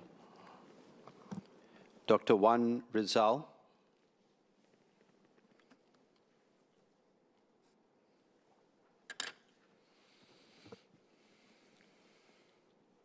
Mr. Deputy Speaker, I rise in support of the bill which seeks to improve the safe usage of transportation modes on our roads and footpaths, as well as the storage within our homes and neighborhoods. Transport safety does not begin only at home. It does start the moment we step on the road too. It begins at home, with our families, our neighbors, and the choices we make in shared spaces. Electric-powered personal mobility devices have gained popularity as an affordable and efficient means of travel for many. However, these devices also pose higher fire risks in our homes and neighborhoods, as such fires are often more severe and more likely to result in serious injuries and fatalities. This is why Singapore has placed strong emphasis on the use of personal mobility devices that comply with UL 2272 fire safety standard. Even so, improper use of unsafe charging practices can still pose significant risk to device owners, family members, neighbors, and of course, our firefighters. A firefighter once shared with me that the e-scooter battery fires are unlike the typical fires that they face. They can reignite, generate intense heat, and spread rapidly, especially in confined spaces. The most distressing moments are when families are trapped behind closed doors while corridors are filled with toxic smoke from burning lithium-ion batteries. So I therefore commend our SCDF officers for continued upskilling our firefighters to respond to fires involving personal mobility devices. But at the same time, prevention must remain our first line of defense. In this regard, I support the move to go beyond banning the use of non-UL 2272 certified e-scooters on public paths and roads, and to make it an offense to keep such devices. I urge all owners to check their devices and to use only UL 2272 certified models to protect the safety of themselves and their loved ones. And in a neighborhood where we all live together, it's especially important that we remain vigilant and support each other in such a manner. Mr. Speaker, the use of active mobility devices on public paths has been a challenging issue in many neighborhoods. In land-scarce Singapore, pedestrians and device users must share our limited space. When accidents occur, the consequences can be serious, especially for our elderly pedestrians, who often sustain even more severe injuries and take much longer to recover. I recall when I was a grassroots leader in Pasir Ris many years ago, I was distraught at the thought and seeing this elderly lady being hit by an e-scooter. That memory still is fresh in my mind, and I do not want that to occur anymore. I note that this bill seeks to strengthen the operating safety of personal mobility aids by reducing the limit from 10 kilometers per hour to 6 kilometers per hour by January 2029, extending size restrictions requiring registration, and introducing a certificate of medical need for the use of PMEs on public paths. Now, while these regulatory changes aim to improve pedestrian safety, which I really support, we must recognize that PMEs are medical devices that support persons with mobility impairments too. So for many PMEs, like those in my constituency where it's aged and we have many elderly residents, PMEs are not merely a means of transport, but an essential enabler for independence and dignity. They allow my residents to move about in their neighborhoods, attend medical appointments, purchase daily necessities, and manage personal errands independently. I therefore call on the Ministry to implement these regulations in a manner that does not place additional burden or hardships on those with genuine needs. In particular, sir, I seek clarification on whether assessments for the medical or the certificate of medical need can be conducted at polyclinics so as to help manage costs and ensure accessibility. Sir, this bill also sends a clear signal on the importance of road safety for all road users. In 2024, speeding violations reached a 10-year high, with the number of cases doubling compared to the previous year. More than 6,000 cases involved lorries and other heavy vehicles. When I was an SCDF officer many years ago, I witnessed an accident where a lorry was hit and the workers who were in the vehicle were thrown all over the road. At the sight of that, being a part of the SCDF team, it just reminds me that we cannot allow these things to happen. And I really support this part of the bill. So I support the increased penalties for breaches involving failure to install speed limiters by the compliance deadline, as these are important measures to protect heavy vehicle drivers, the workers conveyed on such vehicles, and other road users. I also welcome the strengthening of penalties for illegal vehicle modifications, including the tampering with speed limiters, which undermine the intent of safety regulations.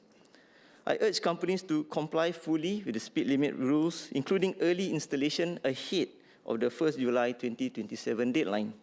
At the same time, I ask whether the ministry is studying the challenges companies may face, whether cost, operational, or technical, to ensure that enforcement is effective and sustainable. Mr. Deputy Speaker, in Malay, please.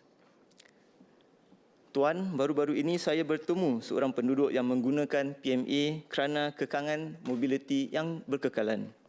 PMA membolehkan beliau keluar rumah sendiri, membeli makanan, menghadiri janji temu perubatan dan mengurus keperluan harian tanpa bergantung sepenuhnya kepada ahli keluarga. Beliau bergerak perlahan, berhati-hati dan mematuhi peraturan. Kebimbangannya bukan tentang keselamatan, tetapi tentang akses, sama ada proses dan kos untuk mendapatkan sijil keperluan perubatan akan menyukarkan sesuatu yang asas kepada kehidupan seharian. Tuan, keselamatan bukan sekadar soal peraturan, ia adalah soal nilai dan tanggungjawab bersama. Keselamatan bermula di rumah. Apabila peranti mudah alih disimpan atau dicas secara tidak selamat, risikonya bukan hanya kepada seorang individu, tetapi kepada seluruh keluarga dan jiran di sekeliling. Api dan asap tidak mengenal sempadan unit rumah. Dalam isu PMA, kita mesti jelas bahawa peranti ini adalah keperluan perubatan bagi individu yang mempunyai kekangan mobiliti. Bagi mereka, PMA bukan satu kemewahan. Ia adalah alat untuk hidup berdikari, untuk bergerak dan untuk terus menyumbang kepada masyarakat. Ramai pengguna PMA juga merupakan pekerja platform kita. Mereka keluar awal pagi dan pulang lewat malam, bukan kerana pilihan tetapi kerana tanggungjawab untuk menyara keluarga mereka. Kerja ini adalah pekerjaan yang bermaruah, rezeki yang dicari dengan keringat sendiri. Sebagai gerakan pekerja, NTUC memandang serius kesan pelaksanaan peraturan ini terhadap kehidupan seharian para pekerja kita. Melalui penglibatan berterusan di lapangan, NTUC dan persatuan pekerja seperti NDCA atau National Livery Champions Association telah bertemu para penghantar di tempat kerja di mana mereka berehat, di mana mereka bekerja, mendengar secara langsung kebimbangan, kekhawatiran yang mereka ada tentang pendapatan, kos pematuhan dan perubahan rutin untuk kerja mereka. Maklum balas ini menjadi asas kepada perbincangan berterusan dan mengendali platform dan agensi berkaitan supaya keselamatan dapat dipertingkatkan tanpa mengorbankan cara mata pencarian. Keselamatan yang adil ialah keselamatan yang mengambil kira realiti kehidupan pekerja-pekerja kita. Tuan, sebagai penutup, rang undang-undang ini menuntut kita menyimbang keselamatan dengan keadilan sosial, melindungi nyawa tanpa menafikan maruah kerja dan hak untuk mencari rezeki. Apabila kita menjaga yang paling terdedah, keluarga, warga emas, orang kurang upaya dan para pekerja kita yang bekerja keras untuk keluarga mereka, kita sedang membina sebuah masyarakat yang lebih selamat, lebih berperi kemanusiaan dan lebih kukuh. Saya menyokong rang undang-undang ini. Terima kasih. Dr. Harish Singaraju.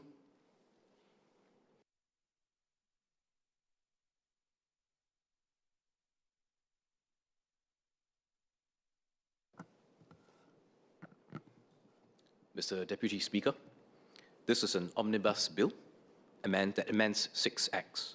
I rise to speak on the Certificate of Medical Need for driving or riding mobility vehicles. I'm a family physician. I run a polyclinic. Some of our residents need mobility scooters. My team and I know who they are. The Amma with severe arthritis. Her knees have given way, but her spirit has not. She still wants to go to the market. She still wants to choose her vegetables. The uncle who has lost his leg to diabetes. He's not asking for pity. He's asking to get around. The pakcik recovering from stroke. 6 months ago, he was walking. Now he's learning to live differently. These are the people this provision is meant to protect. I support this bill. I have 3 points. The first 2 are practical. The third is a reflection. First, guide residents to their primary provider. The bill requires a certificate of medical need, but it does not specify which doctor should access. This matters. A certificate is only as good as the assessment behind it, and an assessment is only as good as the information available to the assessor. When a resident needs a certificate of medical need, my advice is simple. See their regular doctor, their family physician, their enrolled Healthier SG clinic. Why? Because they know the resident. They have the medical history. They have watched the resident's mobility change over time. They understand the home environment, the daily routine, their goals, their values. That is the doctor best placed to certify need. I therefore ask that public messaging reinforces this clearly, not just see a doctor, but see your doctor. And for those who do not yet have a regular doctor, to enroll into Healthier SG. Start building that relationship. It will serve them well, not just for this, but for their health over the long term. Right doctor, right records, right outcome. For those already using scooters and unsure if they qualify, we should encourage them to have an honest conversation with their doctor. For some, this may be the first medical review in years. Conditions change, some may have improved, some may benefit from intervention. This is not just certification, it is an opportunity for care. And for those who may not qualify, our role is to help them understand their options, including alternatives that may serve them better. Second, the guidelines are sound, but refinement will be needed. Mr. Speaker, I have read the guidelines. These were developed after consulting 11 professional bodies. The guidelines give us a foundation. We're not starting from zero. But clinical practice will surface grey zones, conditions that do not fit neatly, residents whose function fluctuates, residents whose needs are hard to access in a clinic room. Consider the resident in her 60s who can walk, but has fallen 3 times this year. She's not immobile, but is she safe? These are the cases that do not fit neatly into yes or no. Without clear guidance, different doctors may reach different conclusions, and residents may learn to shop around. Consistency protects both the resident and the system. For some of these cases, we welcome the option to tap on our occupational therapists. They assess function where it matters, in the home, on the path, in real life. That said, we will need supplementary guidance over time, learning from real cases, refining our approach. I ask that the Ministry gathers feedback after rollout and convenes sessions where practitioners can learn from case studies. The Singapore Medical Association's guidelines on medical assessment of fitness to drive is a good model. It matured over years. It is now a trusted reference. I note that the FAQ clarifies assessors acting in good faith will not be second-guessed. We welcome that assurance. These consultations may be difficult, especially when a resident wants a scooter but does not qualify. But this is not new to us. We navigate these conversations every day. I encourage my fellow clinicians to approach these assessments with confidence. These are opportunities for meaningful conversation, to understand our residents' needs, review their conditions, and help them move forward safely. Third, a reflection on the system. Mobility scooters have been around for years. They served those who needed them, often under funding safeguards that ensured appropriate use. But as these devices became commercially available, usage grew far beyond the intended population. And now we respond with certification, with healthcare as gatekeepers. I understand why this response is necessary, and I credit the Ministry for consulting the professional bodies and developing guidelines before rollout. But I asked the government, how did we get here? Reacting downstream instead of having built in safeguards upstream from the start. Healthcare will do her part for public safety and the public good. We always have. But let me name what such a reactive policy costs. Ideal implementation in healthcare takes time. In the meantime, there will be workarounds, goodwill, clinicians doing what needs to be done. This is added to existing responsibilities. Workarounds are not systems, goodwill is not infrastructure. The question now is, how do we avoid being here again? This is not the first time a cross-ministry policy has landed at healthcare's door. It will not be the last. So I say this, continue to consult healthcare at design. We know what good design looks like, driving license medical assessments, where verification is needed before you drive. Work permit medical examinations, where clearance is needed before the permit. Disabled parking labels, where need is verified upfront. These systems work because they are tight upstream, with verification built in from the start. For mobility scooters, the gap was the commercial market. When devices became available commercially, there was no equivalent gate. I'm glad to note that mobility vehicles will now need to be registered with LTA. Paired with healthcare's certificate of medical need, this creates a system that is tight at entry. This is good design, and I welcome it. Prevention is better than cure. This is true in medicine. It is true in policy too. Mr. Deputy Speaker, I return to where I started, the ama, the uncle, the pakcik. Let us set up this policy well for them. The assessors. Let us continue refining our guidelines and supporting our clinicians and occupational therapists to do their work with confidence.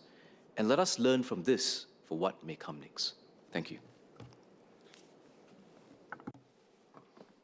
Ms. Elisa Chan.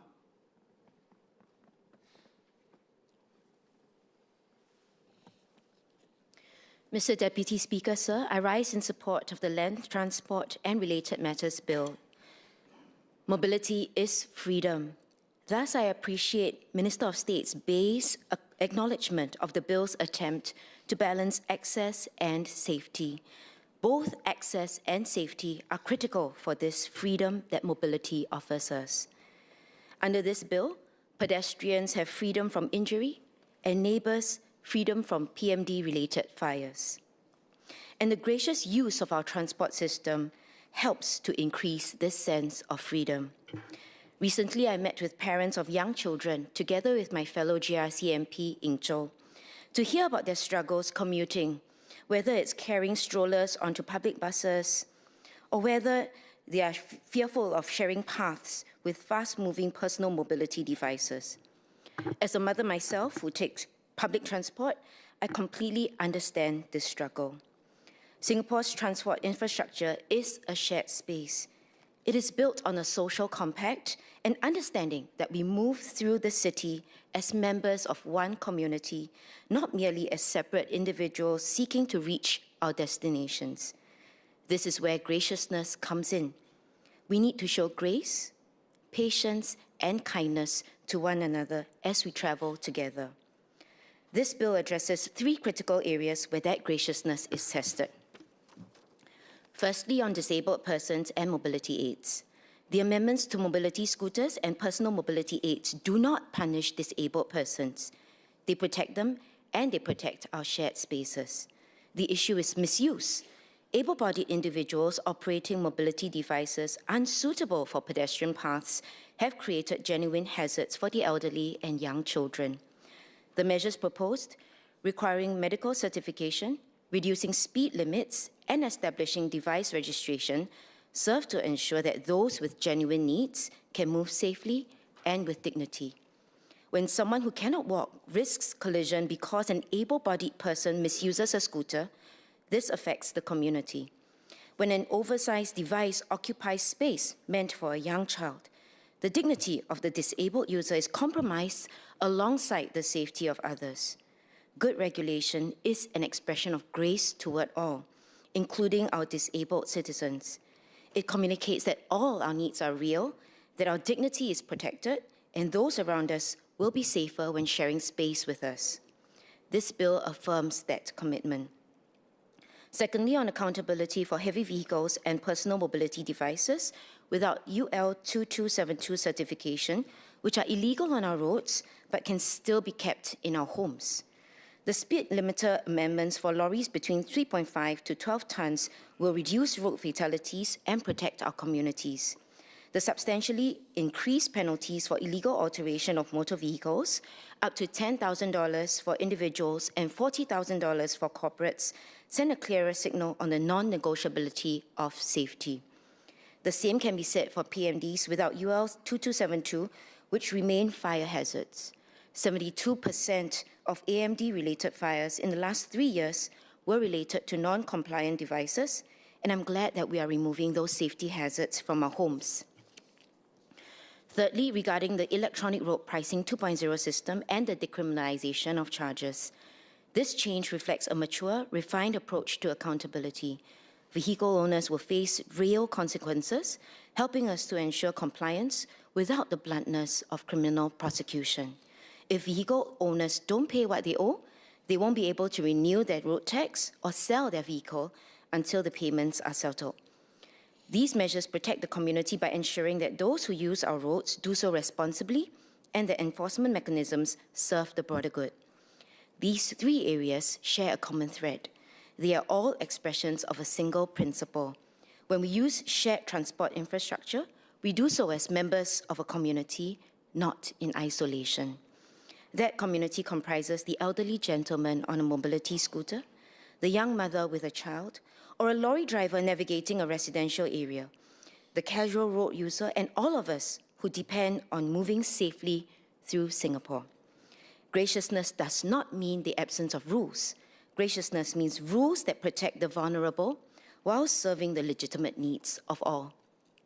As this bill moves toward debate and implementation, I wish to invite all members of our community to consider two commitments.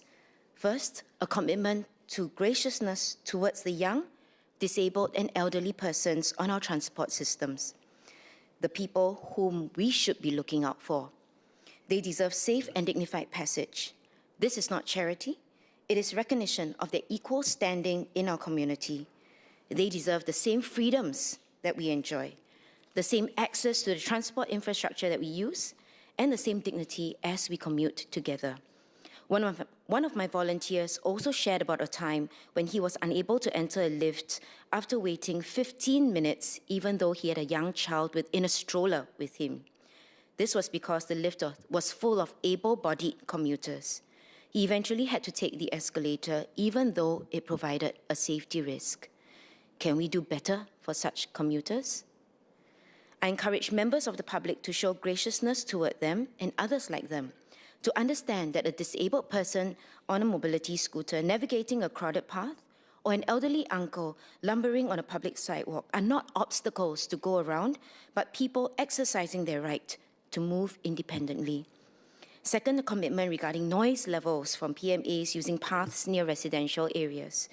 I've received several complaints from residents about PMA users who play music very loudly throughout the day, disrupting online meetings, children's naps, and our residents' rest. As our city becomes busier, the noise in our environments, whether buses, trains, stations, or footpaths, has deteriorated. This is not merely aesthetic. Noise is a form of pollution that affects the well-being of all commuters, particularly the elderly and those with sensory sensitivities. Transport operators and enforcement officers should be empowered to enforce reasonable conduct standards. Commuters can be mindful that personal music, loud phone conversations, and unnecessary noise in public are intrusions on the shared space.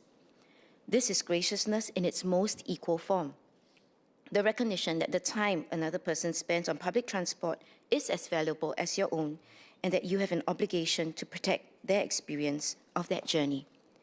That our homes and communities are places of rest and should be safe from noise and disruption. Accordingly, Mr. Deputy Speaker, I commend this bill to the House. May we move forward with the understanding that a gracious transport system is one that accommodates all of our citizens, young and old, disabled and able-bodied, with equal care for their safety and dignity. Mr. Ng Shi Xuan.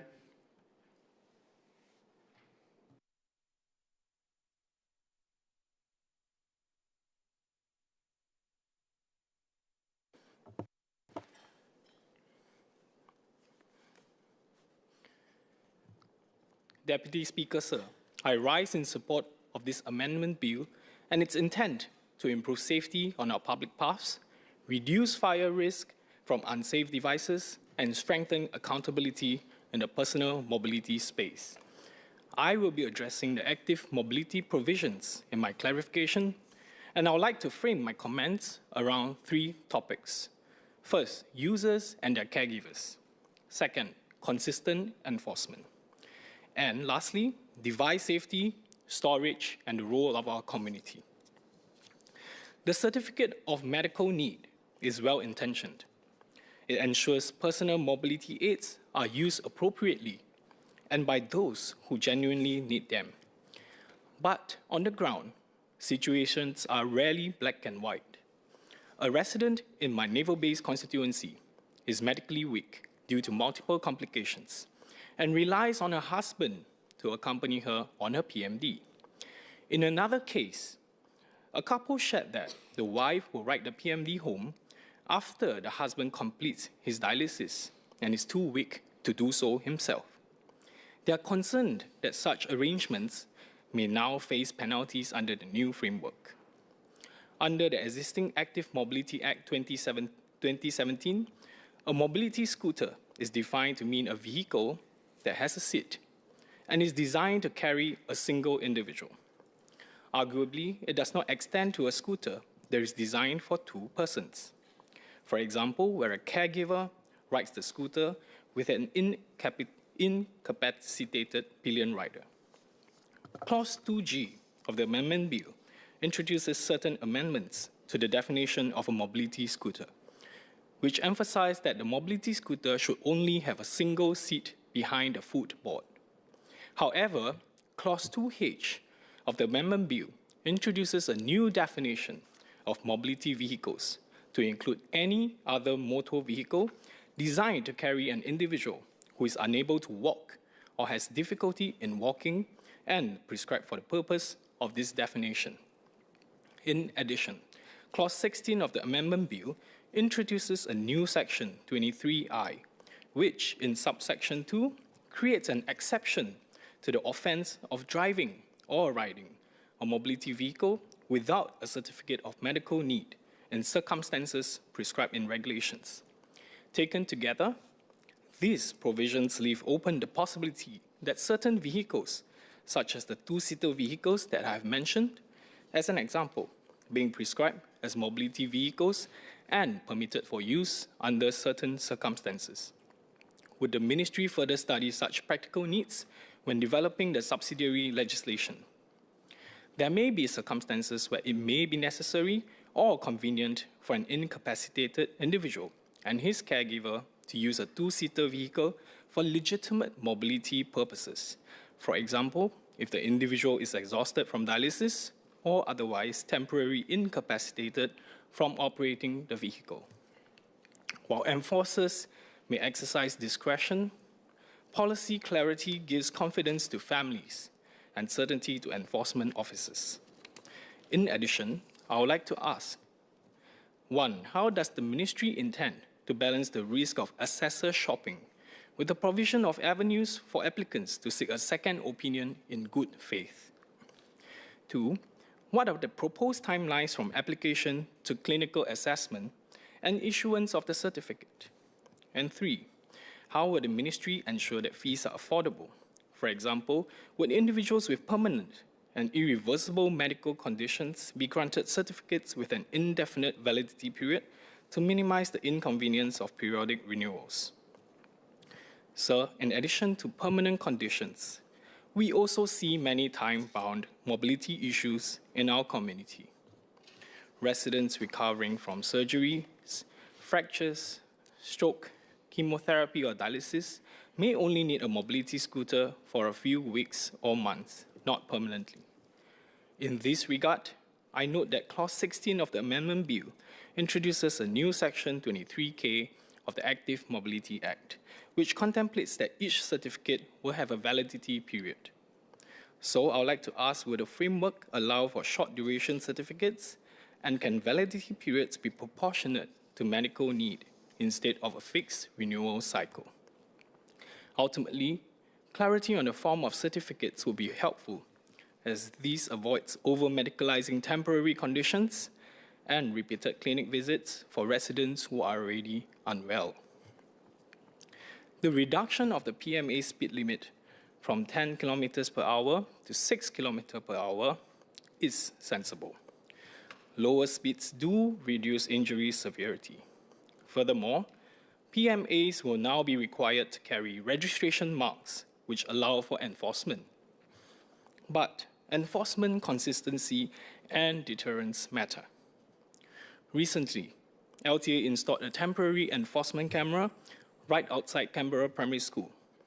Parents welcomed it. School leaders supported it. However, residents were surprised when it was removed after just 3 weeks. So I would like to ask, can LTA publish clearer criteria on where cameras are likely to be deployed, for how long, and what conditions trigger removal or an extension? Visibility of such cameras builds trust and acts as an effective deterrent, and assure road users that we are doing our best to keep our roads and pathways safe for all. My suggestion is to consider permanent cameras at school zones, downward slopes, high foot traffic areas, temporary cameras to rotate between key junctions, and supported by roving enforcement elsewhere. While personal mobility devices are still in its nascency in Singapore, it is consistency in enforcement that will likely change behavior. Should there be a lack of resources or funding for such permanent cameras, could we also explore a co-funding model between local town councils and LTA for estates which want to participate in enforcement? Making it an offense to keep unsafe devices is necessary. Fire risks are real, and we have seen tragic consequences. Under the Active Mobility Act, there is already provision for authorized officers and public path wardens, including volunteers. Enforcement exists today, but residents' feedback that coverage and visibility can feel uneven, especially at hotspots. My question is, can MOT and LTA expand the use of this existing framework to educate, identify high-risk devices, and prevent incidents early? For example, strengthening public path warden presence, partnering town councils and community emergency and engagement committees, and empowering our active mobility community ambassadors. Today, residents can already report illegal vehicle parking through One Motoring. So I would like to suggest for MOT to explore a similar structured reporting channel, perhaps through One Service for PMD and PMA issues. For example, uploading a photo, tagging your location, and simple categorization. These will allow for faster response, active community eyes on the ground, and early detection of unsafe devices. It strengthens safety without over-reliance on enforcement alone. MHA shared recently that in the past 3 years, 77 or 72% of the AMD-related fires in HDB estates involve PMDs and PABs, which are either non-UL 2272 compliant or non-EN 15194 compliant, or had been modified, rendering them non-compliant. This means that a significant 28%, or more than 1 in 4, AMD-related fires involved compliant devices. As the government has noted previously, Although AMD-related fires form a small proportion of fires in HDB estates, such fires are typically more severe and more likely to result in fatalities and injuries. While registration and the requirement for devices to be UL 2272 compliant are useful in reducing the risk of fires, they do not adequately address the fire risk of compliant devices. How can the government reduce the threat to safety and property, given that more than 1 in 4 fires are caused by these compliant devices? I'll encourage the agencies to conduct a feasibility study and share the study with public on allowing these devices to be parked at HDB multi-story car park as an option, and to build fire-resistant charging infrastructure in multi-story car parks for users to charge their PMDs and PMA batteries. Alternatively, we could consider sandboxes in multi-story car parks where usage is low. Now, this idea is not plucked out from thin air. I deal with batteries on a daily basis. And last Saturday also had a chat with a retailer on the sideline of our fire safety talk. Similarly, they agreed that with 3 to 4 connectors head and 3 to 4 voltages, the permutation is not that many for such a sandbox to be deployed quickly. In Mandarin, sir. 议长先生，我想用华语简单地阐述我的观点。这项修正法案方向正确，但真正的关键在于如何把政策落实好。第一，关于医疗需求证明制度，这项制度方向正确，但现实中生活往往比条文复杂。社区里有不少年长者在洗肾、化疗或手术后，身体短暂虚弱，需要家人或看护者代为协助使用行动辅助工具。我希望政策能给予清楚指引，让看护者在合理情况下不必担心执法风险。同时，我们也看到许多居民只是短期行动不便，例如手术会复原或骨折期间，希望制度能允许短期或有限期的医疗证明，而永久性的病况则可考虑较长甚至不需频繁更新的有效期，减少病患反复看诊的负担。第二，关于速度限制与执法一致性，把行动辅助工具的限速降至每小时6公里是合理的，但真正改变行为，关键在于持续和一致的执法。以学校周边为例，若执法只是短期，容易让人产生风头过了就没事的心态。希望当局能清楚说明测速设备的部署原则，并考虑在高风险地点设立长期执法点，其余地区则流动执法，让公众有稳定的安全感。第三，关于消防安全。第三，关于注册与消防安全，注册制度很重要，但对不少年长者来说，数码流程并不友善。若能把注册责任迁移到销售端，从源头做好合规，既减轻用者压力，也降低后续执法成本。在防火方面，即使合规设备乃存在一定的风险，希望政府能研究在主屋多层停车场设置防火充电或停放方案，通过试点测试，进一步降低对住户生命与财产的威胁。议长先生，法律只是起点，落实才是关键。只要政策能真正照顾家庭现实，让商家可执行，让社区参与其中，这项法案就能在安全与包容之间取得更好的平衡。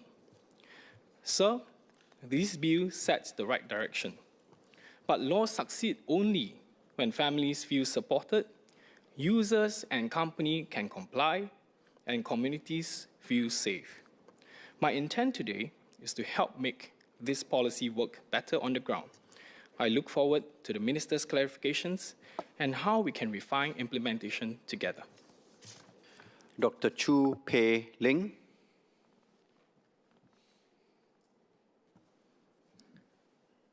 Mr. Deputy Speaker, I would like to declare that I am a registered member of the Allied Health Professions Council, and my work involves assessing, treating, and educating on disability. This Land Transport and Related Matters Bill is important for its impact on safeguarding lives and preparing our transport system for the future. Speeding remains one of the leading causes of fatal crashes. The mandatory speed limiter regime is necessary. I commend Enterprise SG for stepping in with support, covering 50% of eligible costs for SMEs through the Productivity Solutions Grant. Yet, as of early January, more than 140 lorry owners had not complied. This is not a trivial figure. It points to real challenges in implementation. I would like to ask if the government has identified the obstacles faced by these lorry owners. Where genuine difficulties exist, can more assistance be rendered? Safety should never be compromised because of affordability or administrative hurdles. Mr. Deputy Speaker, fire tragedies involving active mobility devices have been unfolding in our estates, sometimes right at the doorsteps of our neighbours. Between 2022 and 2025, over 70% of such fires involved uncertified or illegally modified devices. The bill rightly prohibits even the possession of non-UL 2272 e-scooters. Yet enforcement will be the true test. With thousands of devices in circulation and illegal spare parts easily available online, accountability must extend beyond users to the platforms that enable such risks. The question before us is this: how can enforcement be scaled sustainably across our estates? How can agencies work with communities to build awareness and vigilance? And how can we ensure that online marketplaces take responsibility so that unsafe devices are not just removed from our paths, but from our homes altogether? Personal mobility aids are essential for those with genuine walking difficulties, but misuse by otherwise mobile individuals can create new problems. Over-reliance on mobility scooters may lead to muscle wasting, loss of balance, and reduced independence. Instead of preserving mobility, unnecessary use can erode it. This is why the prescription requirement through a certificate of medical need issued by doctors or occupational therapists is so important. It ensures that PMAs remain tools of necessity, not convenience, protecting both the safety of our shared paths and the health of our residents. The reduction of PMA speed limits from 10 kilometers per hour to 6, the pace of brisk walking, is a welcome move. It directly addresses concerns in towns with young children and seniors. Dimension limits of 120 cm by 70 cm, harmonized with public transport standards, will prevent oversized devices from dominating shared paths. Yet, enforcement on the ground remains the challenge. In Tengah, residents have raised concerns about riders whizzing past pedestrians with near-miss collisions involving young children along Plantation Plaza's retail street. With our aging population, we can expect more PMAs on our paths too. Doctors provide the vital role of diagnosis, ensuring medical conditions are properly identified. Physiotherapists, however, are the movement experts, the mobility experts. They specialize in biomechanics, gait analysis, and functional rehabilitation. As part of their work, they prescribe wheelchairs and mobility aids for persons with disabilities, and they work daily with patients to help restore movement, to stand, to walk, and to carry out their activities of daily living with dignity and independence. For residents already under physiotherapy care, requiring a separate doctor consultation for certification may create duplication and inconvenience.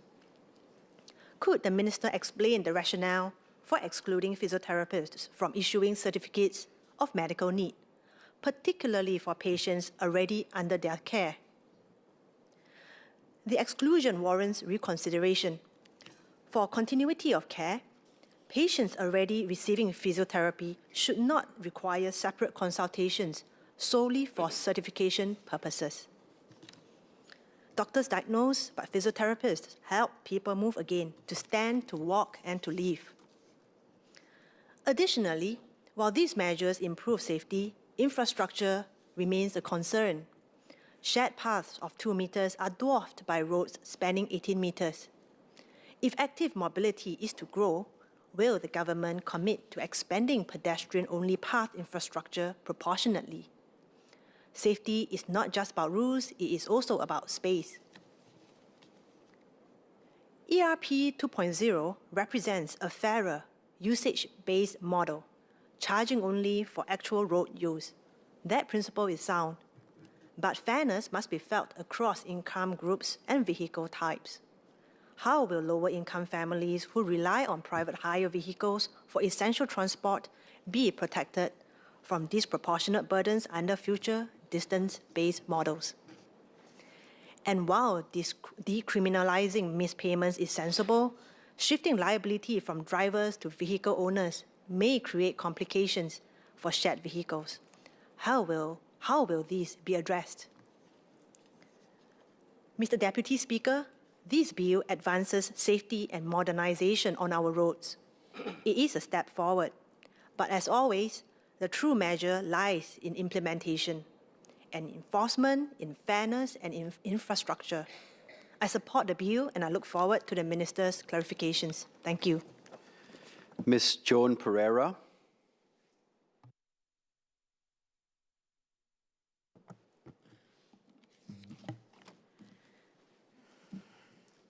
Mr. Deputy Speaker, I rise in support of the bill's objectives to enhance safety for all path users and road users. However, I would like to seek clarifications from the Minister on several implementation matters that will affect our residents and businesses. First, medical certification for personal mobility aids. The new regulation requiring valid medical certification for mobility scooters is necessary. It addresses legitimate public concerns about misuse by able-bodied individuals and preserves these devices for those with genuine mobility challenges. However, I ask the Minister to consider a special category of users who may fall into a grey area. They are delivery riders who may not meet strict medical certification criteria but have genuine mobility problems that make cycling or walking long distances very difficult. In 2019, when e-scooters were banned from footpaths, approximately 7,000 delivery riders were affected. Recognizing the impact on livelihoods, the government provided a 7 million transition assistance package. Today, delivery platforms acknowledge that a portion of their riders rely on PMAs. The government had expressed its commitment to inclusivity for riders with mobility challenges. Would the Minister clarify if there will be transition support for affected riders? What constitutes mobility issues sufficient for certification? Must it be a diagnosed medical condition, or can occupational factors be considered? For riders performing physically demanding work who experience joint pain or fatigue but lack formal diagnosis, is there recourse? Second, dimension limits, speed limits, and enforcement. I fully support the new dimension limits and speed limits for PMAs. These measures harmonize public path and public transport regulations while addressing safety concerns, particularly for seniors and young children. However, enforcement effectiveness remains a question. Residents have shared with me that despite numerous feedback, uncertified and modified PMAs continue to be out and about. Could the Minister define what good enforcement will look like? Will LTA expand mobile CCTV deployment beyond the current hotspot rotation? Will plainclothes operations increase in frequency and coverage? Public feedback suggests enforcement officers may be too conspicuous. Will LTA adopt more covert tactics to deter violations effectively? Sir, in Mandarin. 居民反映，尽管他们提供反馈，未经认证和改装的电动踏板车仍然在街上可见。部长能否解释有效执法的标准？路交局是否会扩大闭路电视监控的范围？便衣警官执法行动的次数和范围是否会增加？公众反馈执法人员可能过于明显，路交局是否会采取更隐蔽的方法，以有效阻止违规行为 ？Back to English. Third, ban on keeping non-UL 2272 e-scooters. Prohibiting the possession of non-compliant e-scooters will greatly enhance fire safety in our residential estates. However, enforcement of this keeping offense raises practical questions. How will authorities detect possession within private homes without infringing on privacy? Could the government consider leveraging existing home visit programs? Officers are currently already doing inspections. With appropriate legislative amendments and officer training, could these existing touchpoints be utilized to identify non-compliant e-scooters during routine visits? This would expand enforcement capacity without creating a separate inspection regime. What safeguards will be implemented to protect residents' privacy while ensuring fire safety compliance? Will there be disposal programs to encourage voluntary surrender? Fourth, speed limiters for heavy vehicles. I'm gratified that the government has decided to introduce a series of firm measures for speed limiters for heavy vehicles. These include increasing penalties for violations, including tampering. Since 2017, I had asked for speed limiters for motor vehicles in this House a few times.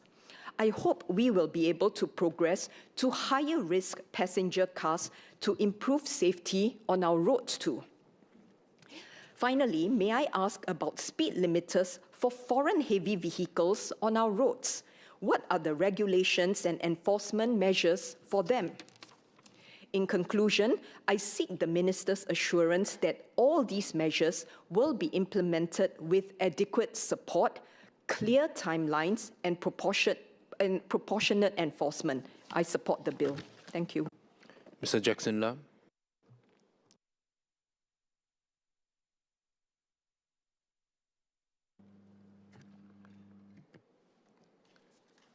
Mr. Speaker, sir, I rise to speak on the Land, Transport and Related Matters Bill. I do so not only as a member of this House, but as someone like many Singaporeans who use our transport system every day. Walking through neighborhoods, sharing footpaths, and relying on our roads and common spaces to feel safe and predictable. Transport policy may be debated here, but its impact is felt outside this chamber. It is felt on our footpaths, in lift lobbies, and in the confidence people have when they move around their neighborhoods. In that sense, this bill is not just technical or administrative. It is about how we update our rules to reflect how people live today, while continuing to keep everybody safe and included. Over the past years, many members would have seen reports of mobility devices colliding with pedestrians or fires linked to unsafe or modified devices stored in residential blocks. These incidents are unsettling, not because mobility aids are the problem, they are not, but because they show that our rules have not fully kept up with how these devices are being used and sometimes misused in shared public spaces. Mobility devices today are more powerful and more widely available than before. If used properly, they make a real difference to people's lives. If used irresponsibly or without safeguards, they can pose risk to others. This bill is timely in addressing that gap. The clearer definition of mobility vehicles, together with mandatory registration and the requirement for a certificate of medical need for certain devices, strike a careful balance. They recognize that many seniors and persons with disabilities, these devices are not conveniences. They are essential tools that allow people to remain independent, mobile, and connected to the community. At the same time, the bill reinforces an important principle. Our footpaths and common spaces are shared. As devices become faster or heavier, greater responsibility must follow. Clear rules protect pedestrians, but they also protect responsible users who rely on these devices and do not want to be unfairly judged because of the actions of a few. When I speak with residents, the concern is rarely about seniors who truly need these aids. More often, it is about uncertainty. People ask, what is allowed? What is safe? And if something goes wrong, who is accountable? When there is uncertainty, trust in shared spaces begins to erode. This bill provides much needed clarity.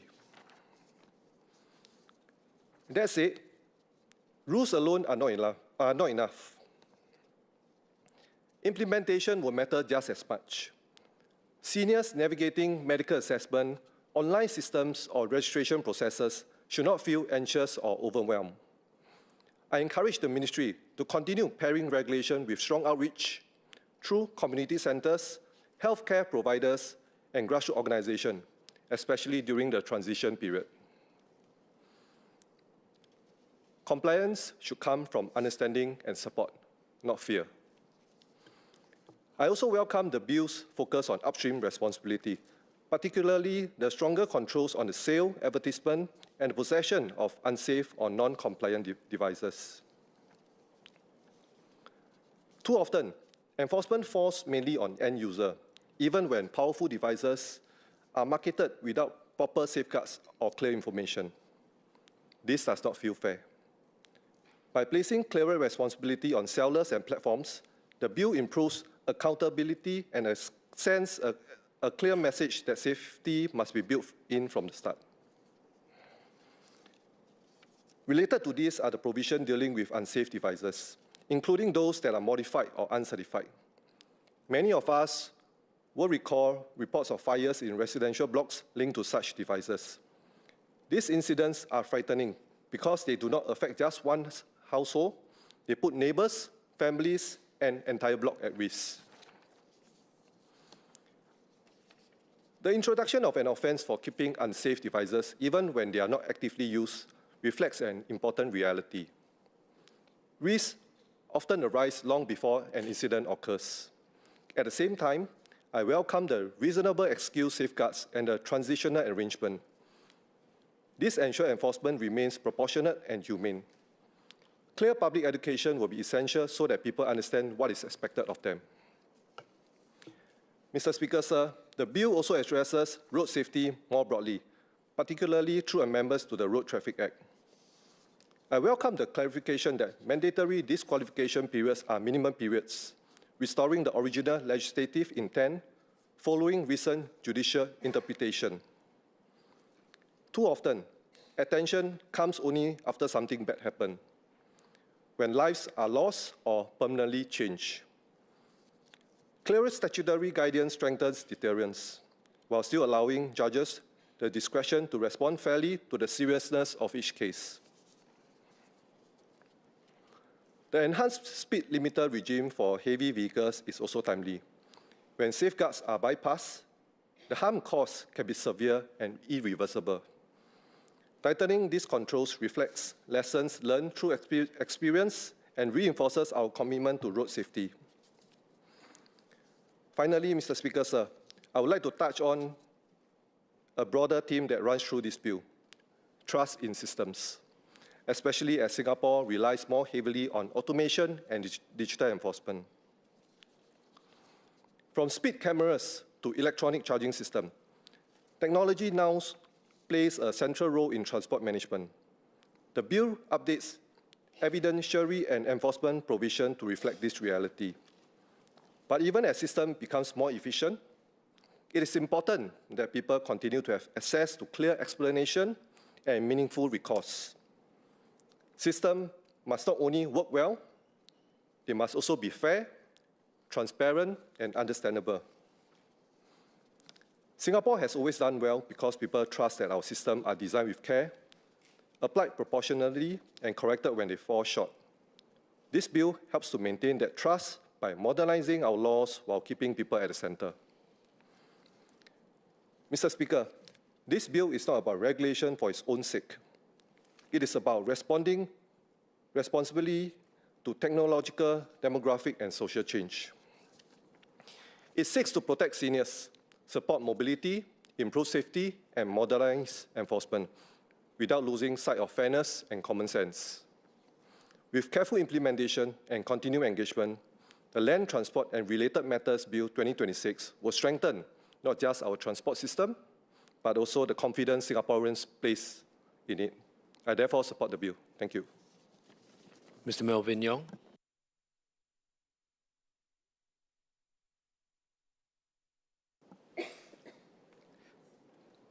Mr. Speaker, I stand in support of the bill, which seeks to make amendments to various pieces of legislation to empower the Land Transport Authority to improve active mobility and vehicular safety, and to enable the transition to the ERP 2.0 system. However, I have some questions and suggestions. Sir, first, I support the bill's proposal to strengthen regulation of personal mobility aids, preventing the misuse of PMAs by seemingly able-bodied individuals, tackling speeding, and restricting the use of overly large devices are good proposals by the Active Mobility Advisory Panel, and I'm glad that the government has adopted these recommendations. We must not compromise the safety of other path users, especially seniors and young children, when allowing active mobility devices to share our paths. Beyond the measures proposed, I would like to urge the government to do more to tackle the occurrences of fires caused by these active mobility devices.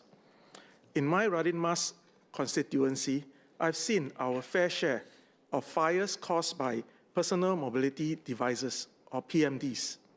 I understand that some of these fires were due to the use of unapproved PMDs, or in some cases, modifications to battery packs to improve the device's range. In addition to endangering themselves, the owners of unapproved or illegally modified devices can cause harm to their neighbors in the event that these devices catch fire.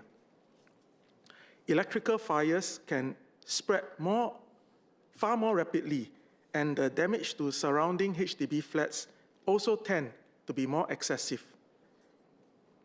Sir, the bill proposes to make it an offense to keep non-UL 2272 certified e-scooters. I would like to ask if the same certification standard applies to all other forms of active mobility devices. According to a 2024 research article published in the Journal of Burn Care and Research, burn injuries related to lithium-ion batteries from PMDs can often be more severe than other types of burns due to the thermal runaway caused by such electrical fires. The British Safety Council has also issued a warning that once a chemical reaction causes thermal runaway, the lithium-ion batteries found in these PMDs could spontaneously ignite, and such fires are hard to extinguish. Members may also remember the unfortunate 2021 incident where a man died after his modified PMD burst into flames while he was inside a lift. This means that we do not need to be charging the batteries for them to catch fire. We must therefore do all we can to prevent people from possessing devices that have been illegally modified due to the risk of devastating electrical fires that can result in the unfortunate loss of lives. Sir, I also support the provisions in the bill related to Singapore's transition to the ERP 2.0 system. I would like to ask if the Minister could provide greater clarity on when the existing ERP gantries would be removed. I note that the LTA had previously said that these gantries would be progressively removed once ERP 2.0 begins. And I'm wondering if the Minister could provide more information on the timeline. Workers who travel extensively on our roads for their livelihoods are rightfully concerned about the impact of distance-based congestion pricing that would be enabled by the ERP 2.0 system. I urge the Ministry to consider in its implementation the disproportionate impact that distance-based congestion pricing would have on these workers and their livelihoods. Sir, the bill also proposes that vehicle owners, instead of drivers, would be responsible for unpaid ERP charges. Those with outstanding payments would be unable to transact with LTA on some essential services, such as road tax renewal, until the missed ERP charges are settled. And I think this is a sound move. However, in the event where the vehicle owner fails to renew his road tax due to outstanding ERP payments, and the driver, who is an employee, is unaware of this and drives the vehicle, who would be liable for the resulting offense? Should we therefore align the current framework to also hold the vehicle owner liable instead of the driver? Mr. Speaker, the proposals under the bill are timely in enhancing the safety of our roads and in reducing these amenities to other users who share our roads. I support the proposal to increase penalties for several road traffic offences, such as the illegal alteration of motor vehicles and taking to task those who allow illegal modifications to take place within their premises. I also support the proposal to increase penalties for keeping or using unregistered or deregistered vehicles. Absent from the stipulated vehicle inspections, these unregistered or deregistered vehicles can pose a safety risk to other road users. I would therefore like to ask, how many cases did the police investigate regarding the use of unregistered or deregistered vehicles on our roads in the past 3 years? And how do we intend to do better enforcement to catch the users of such non-registered vehicles? Can the ERP 2.0 system be used to monitor and locate these vehicles? And if so, would the police be able to use this system so that they can take prompt enforcement actions? Mr. Speaker, thus far I've spoken about my support for the bill and how I think the measures would improve the safety of our shared paths and our roads. I therefore thank the two ministries, MOT and MHA, for working on this comprehensive bill to make our roads and shared paths safer for everyone. However, in my view, this omnibus bill was a missed opportunity to strengthen legislation to improve worker safety. Sir, if you will indulge me, I would like to once again raise the plight of workers transported at the back of lorries. We have seen numerous traffic accidents involving workers being transported at the back of lorries happen over the years. More recently, an accident on the 28th January 2026, that's just last week, involving a lorry along Orchard Road, resulted in 12 workers being sent to the hospital. Thankfully, there were no fatalities. Accidents like this remind us time and time again that more needs to be done to improve the safety of workers being transported at the back of lorries. NTUC and the Migrant Workers Center have previously called for clearer restrictions on the commingling of workers with goods. Carrying passengers alongside goods and machineries is dangerous. When loads are not properly secured, workers face the risk of being struck or crushed during collisions or sudden braking. This is a foreseeable and preventable risk, and the commingling of goods and passengers should be prohibited by law. Ideally, we should use proper transportation, such as buses, to transport our workers to and from their work sites. In the meantime, we should at the very least mandate seat belts to protect passengers from being flung out of the vehicle in the event of an accident. Sir, I've been raising these key points about workers' safety, workers' transportation over the years, and I'll continue to do so at every opportunity. I therefore urge the government to adopt these proposals because the lives of every worker matters. Mr. Speaker, in conclusion, the bill makes important legislative amendments to strengthen the safety of our active mobility landscape, helps reduce the risk of non-compliant devices catching fires within our homes, and is timely in aiding our transition to the new ERP 2.0 system. I hope the government would consider my proposals to strengthen enforcement against unsafe, deregistered vehicles from plying on our roads, and to improve the safety of workers currently being transported at the back of lorries. Sir, notwithstanding that, I support the bill. Ms. Gozuki.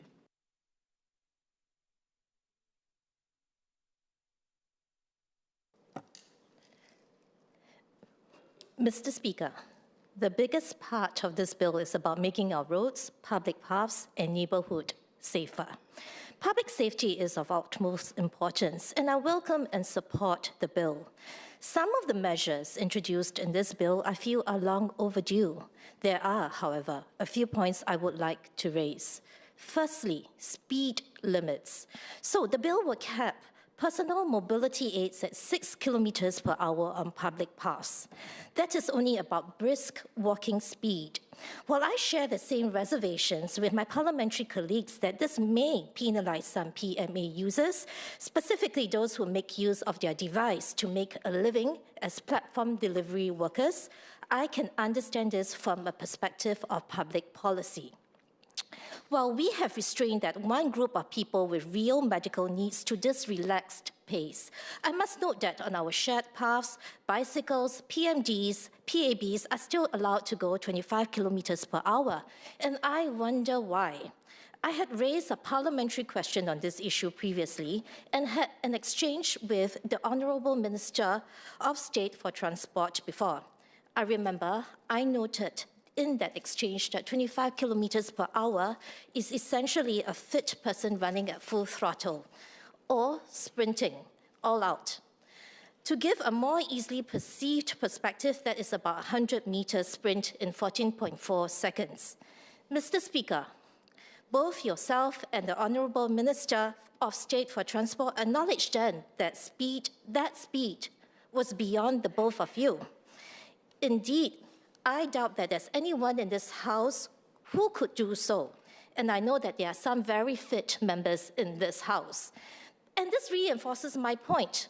25 kilometers per hour is a very fast speed on our shared paths.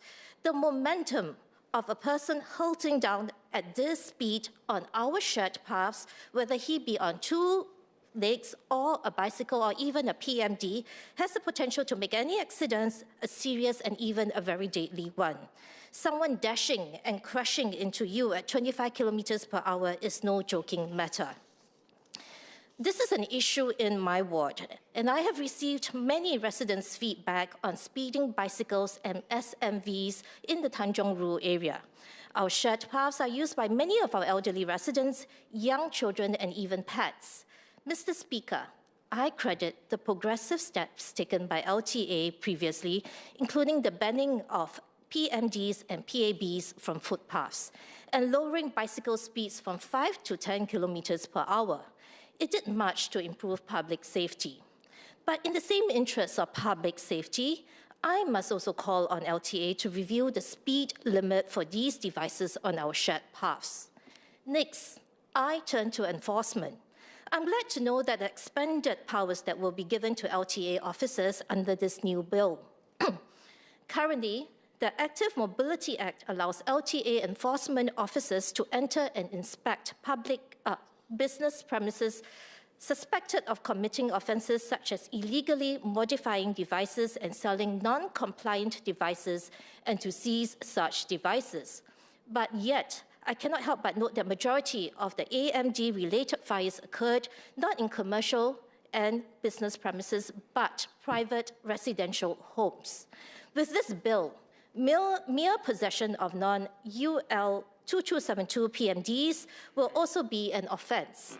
I would like to clarify with the Minister of Transport if the intent of this portion of the amendment was also informed by fire safety considerations in private homes, and if so, how does the Ministry plan to exercise enforcement in this context? Mr. Speaker, any piece of legislation without effective enforcement is meaningless and becomes a mere suggestion. Allow me to share a quote from Cesare Beccaria, one of the founding figures of modern criminology and criminal law. Crimes are more effectively prevented by certainty than severity of punishment. While I am in no way equating possession of an illegal modified PMD to, say, rape and robbery, this truism is universally applicable. Punishment and sanctions are only half of the deterrence, and the other half is the certainty of getting caught. I commend the LTA wardens that I and my activists work at the Tanjong Bridge. They are excellent at their job, but the problem we have with bicycles and PMDs persists despite their efforts. Simply put, they could not be everywhere all the time. Errant PMDs and PABs are still a sight in our neighborhoods, especially at night. For this bill to be meaningful and to make our shared spaces safer, the enforcement efforts must be sustained, persistent, and adequately resourced. But I do not think that enforcement alone is enough to comprehensively address this issue. While enforcement is critical, we must also examine why risky behavior persists. Why do so many still obtain illegal devices, modify them, and travel at unsafe speeds on our public paths? So far, most of our previous efforts at addressing this problem have been focused on enforcement and the throttling of supply of equipment. We have not quite succeeded. Otherwise, we would not be here debating this bill. But it is certainly not for lack of trying. I believe we did not succeed because we have never really addressed the root of what drives such unsafe behavior. It is time that we address the elephant in the room. Mr. Speaker, for many PMDs and PABs users, their devices are not simply a means of commute, but a tool to make a living. Indeed, I believe performing platform delivery is the primary reason why people acquire these devices. For these users, public and personal safety becomes not just an issue of personal responsibility, but also systemic pressures. In reality, platform riders operate under constant time pressures, driven by targets, bonuses, and performance-based incentives. Earnings are linked to the number of orders completed, delivery speed, and acceptance rates. It also rises non-linearly, with significant jumps once certain quotas are met. Platform riders are under pressure to hit these time-limited quotas to substantially boost their earnings. For many of them, the only path to a viable income is by hitting these targets. This pressure cooker environment in which riders are driven to move faster and faster. Under such models, speed and output are rewarded, while safety is left to individual discretion. a device illegally and unsafely modified to go faster translates directly into faster deliveries, shorter turnaround times, and more completed orders and higher earnings. In this context, risky behavior may not be explicitly encouraged, but it is effectively incentivized. All this represents a challenging dynamic. The government enacts and enforces rules to protect public safety, including the safety of the rider themselves, yet the riders run the risk and bear the effect of these rules. The government gets the blame for trying to keep everyone safe. Meanwhile, platform companies reap the rewards. Mr. Speaker, this must change. Public safety cannot be the government's concern alone. It is time to hold platform companies more accountable for the safety of their workers and the communities that they serve. Without the delivery platform stepping up and taking greater responsibility, the powerful motivation and incentive to unsafe behavior will always be present. The problem of errant AMDs on our public spaces will remain intractable. I am particularly pleased to note that sections 23E and 23J of the bill, which will hold platform companies responsible for their workers using a mobility vehicle without a valid certificate of medical need. It seems we have finally started to address the elephant in the room. But there is so much more that the platforms can do and should do. It is clear that the platforms already have the technological means to flag unsafe behavior. We know that platforms can and do track riders in real time and track distance traveled. Simple metrics such as distance over time and turnaround time between delivery and pick-up can easily flag excessive speed or unsafe behavior. These simple measures could address much of the problem, and platforms clearly have the means to significantly improve safety for both their riders and the public. Mr. Speaker, delivery platforms must recognize that they also have a civic duty. They are stakeholders in the communities that they operate in. We must recognize that safety on the roads and public paths is a shared responsibility. While the government can make and enforce rules, platforms should ensure that their operational models do not systematically reward unsafe riding at the expense of public safety. Their systems should protect their workers from unreasonable pressure and protect the public from unnecessary risk. At the same time, this must not become an excuse for platforms to shift responsibility or costs onto their workers. Our delivery workers deserve to be compensated fairly and sustainably for their efforts. A system that pressurizes riders to take risks just to earn a decent income is neither fair nor acceptable. And I'm glad to hear from the Honourable Member Ms. Yeo Wan Ling that the National Delivery Champions Association is in discussion with such delivery platforms for a fairer deal. I look forward to hearing more about the outcome. Our delivery workers should not have to choose between earning a viable living and obeying the law. And everyone deserves safety on our roads and public paths. We all deserve to return home safely to our loved ones at the end of the day. Thank you. Mr. Pu Zhexiang.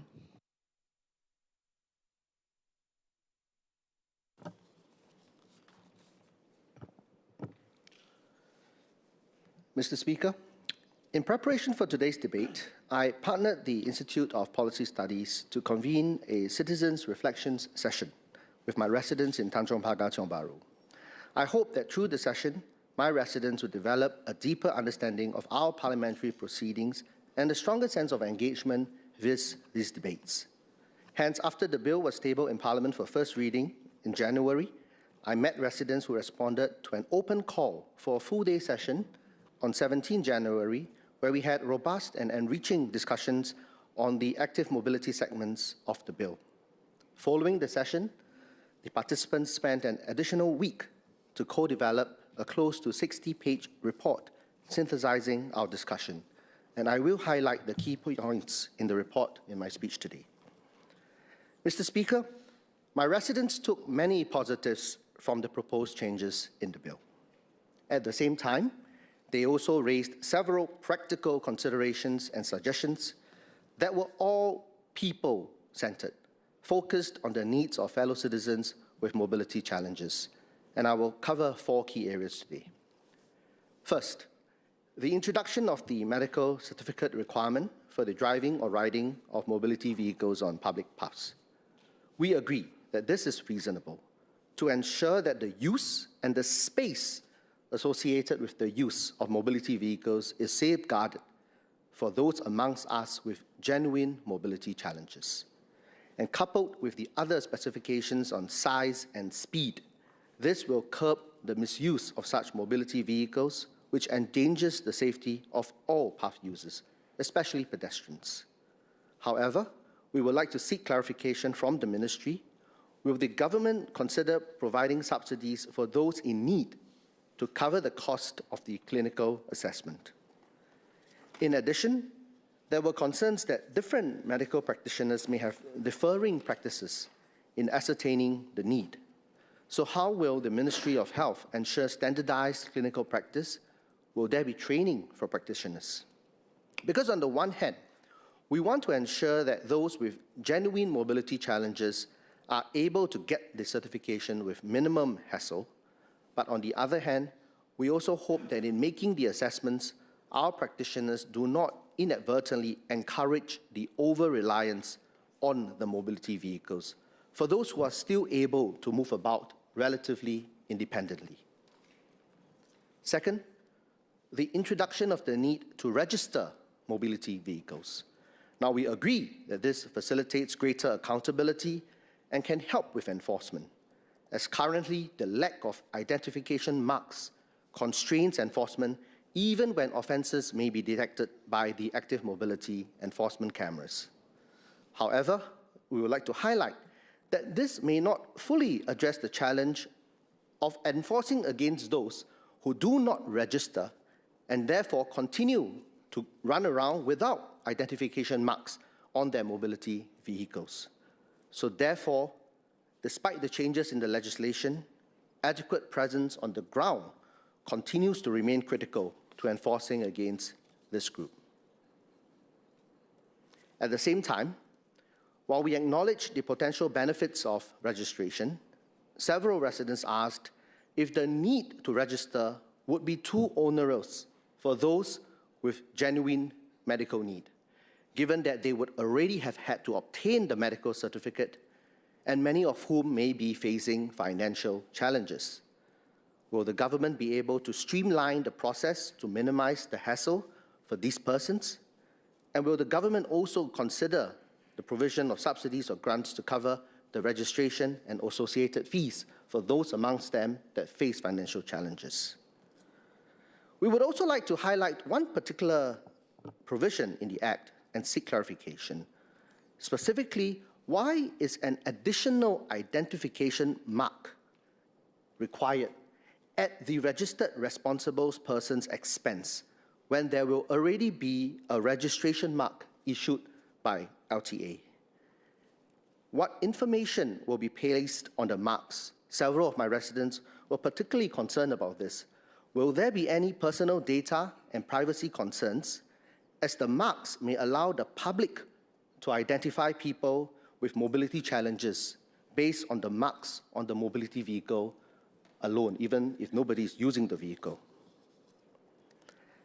Finally, we would also like to understand how the registration framework will cover vehicles which are shared amongst families, rented commercially, and transferred or sold. Will these modes still be allowed, as these could be more cost-effective options for those in need? Third, the introduction of greater platform operator responsibilities.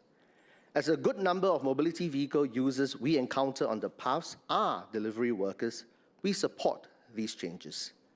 The secondary level of oversight placed on platform operators will complement the medical certificate requirement. However, we hope that these additional responsibilities do not lead to platform operators deciding to deprioritize or stop onboarding mobility vehicle users onto their platforms. In fact, with the lower allowable speeds of such vehicles, it is even more important that our platform operators continue to support those with mobility challenges as they seek to earn a livelihood. In this regard, I was very glad to hear Ms. Yeo Wan Ling's update that the platform workers have been working very closely with NDCA and the union to ensure this is done. In addition, though, will the government consider a seamless digital link between LTA's register and the platform operator systems to facilitate automatic verification so that there is less doubt in between the processes? Fourth, the new rules on the selling and advertising of mobility vehicles.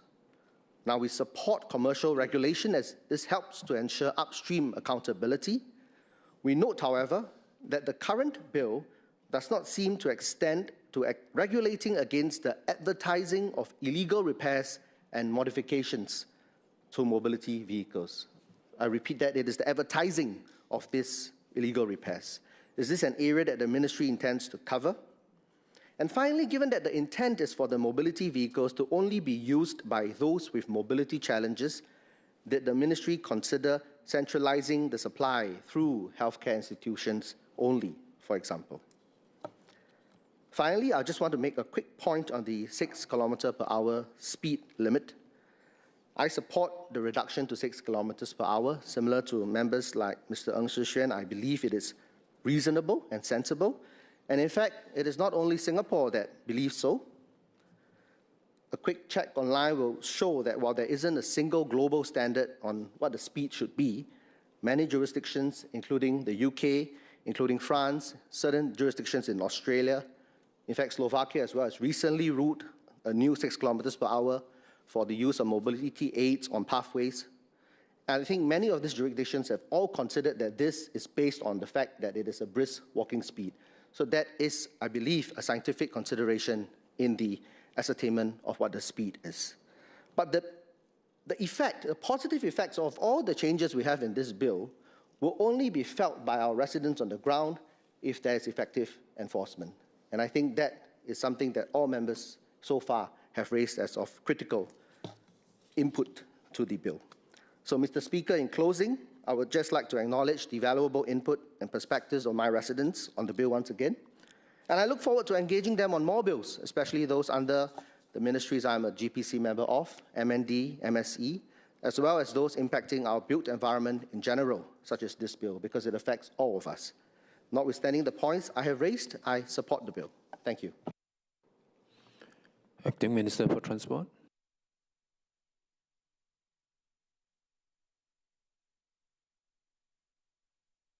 Mr. Speaker, I move that the debate be now adjourned. The question is that the debate be now adjourned. Those who agree say aye. Those who disagree say no. I think the ayes have it. The ayes have it. Acting Minister, resumption of debate, what day? Tomorrow, sir. So be it. Deputy Leader. Mr. Speaker, I move that Parliament do now adjourn. The question is that Parliament do now adjourn. Mr. Louis Chua.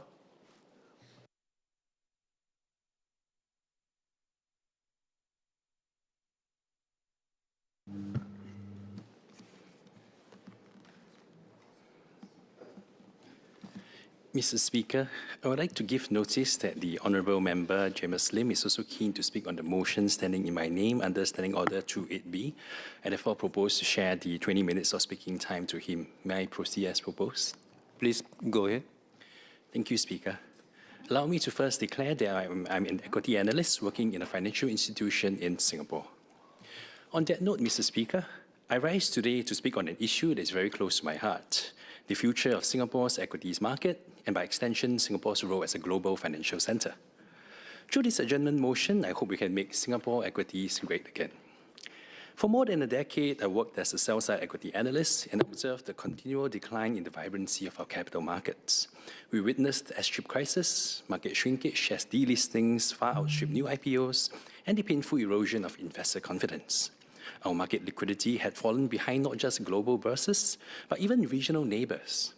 Every day, this trend affected real lives and livelihoods across our capital markets ecosystem.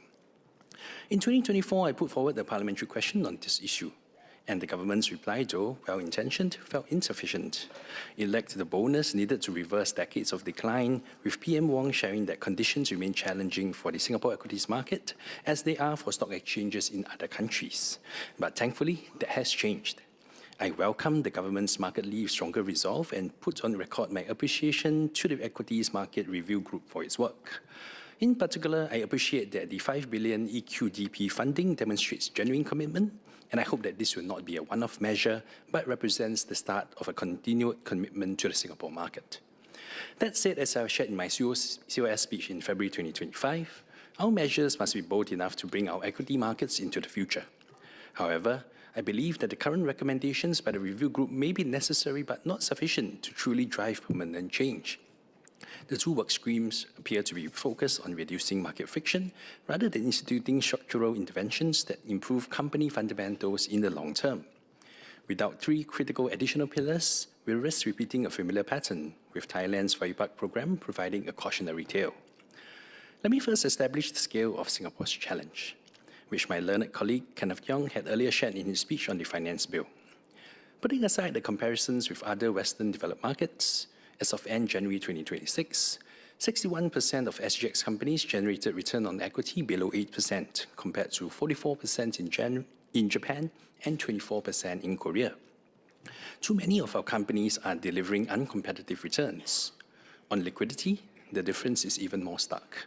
Only 14 SGX-listed companies have daily trading volume above $20 million. Japan has 305, Korea has 172, Hong Kong has 160.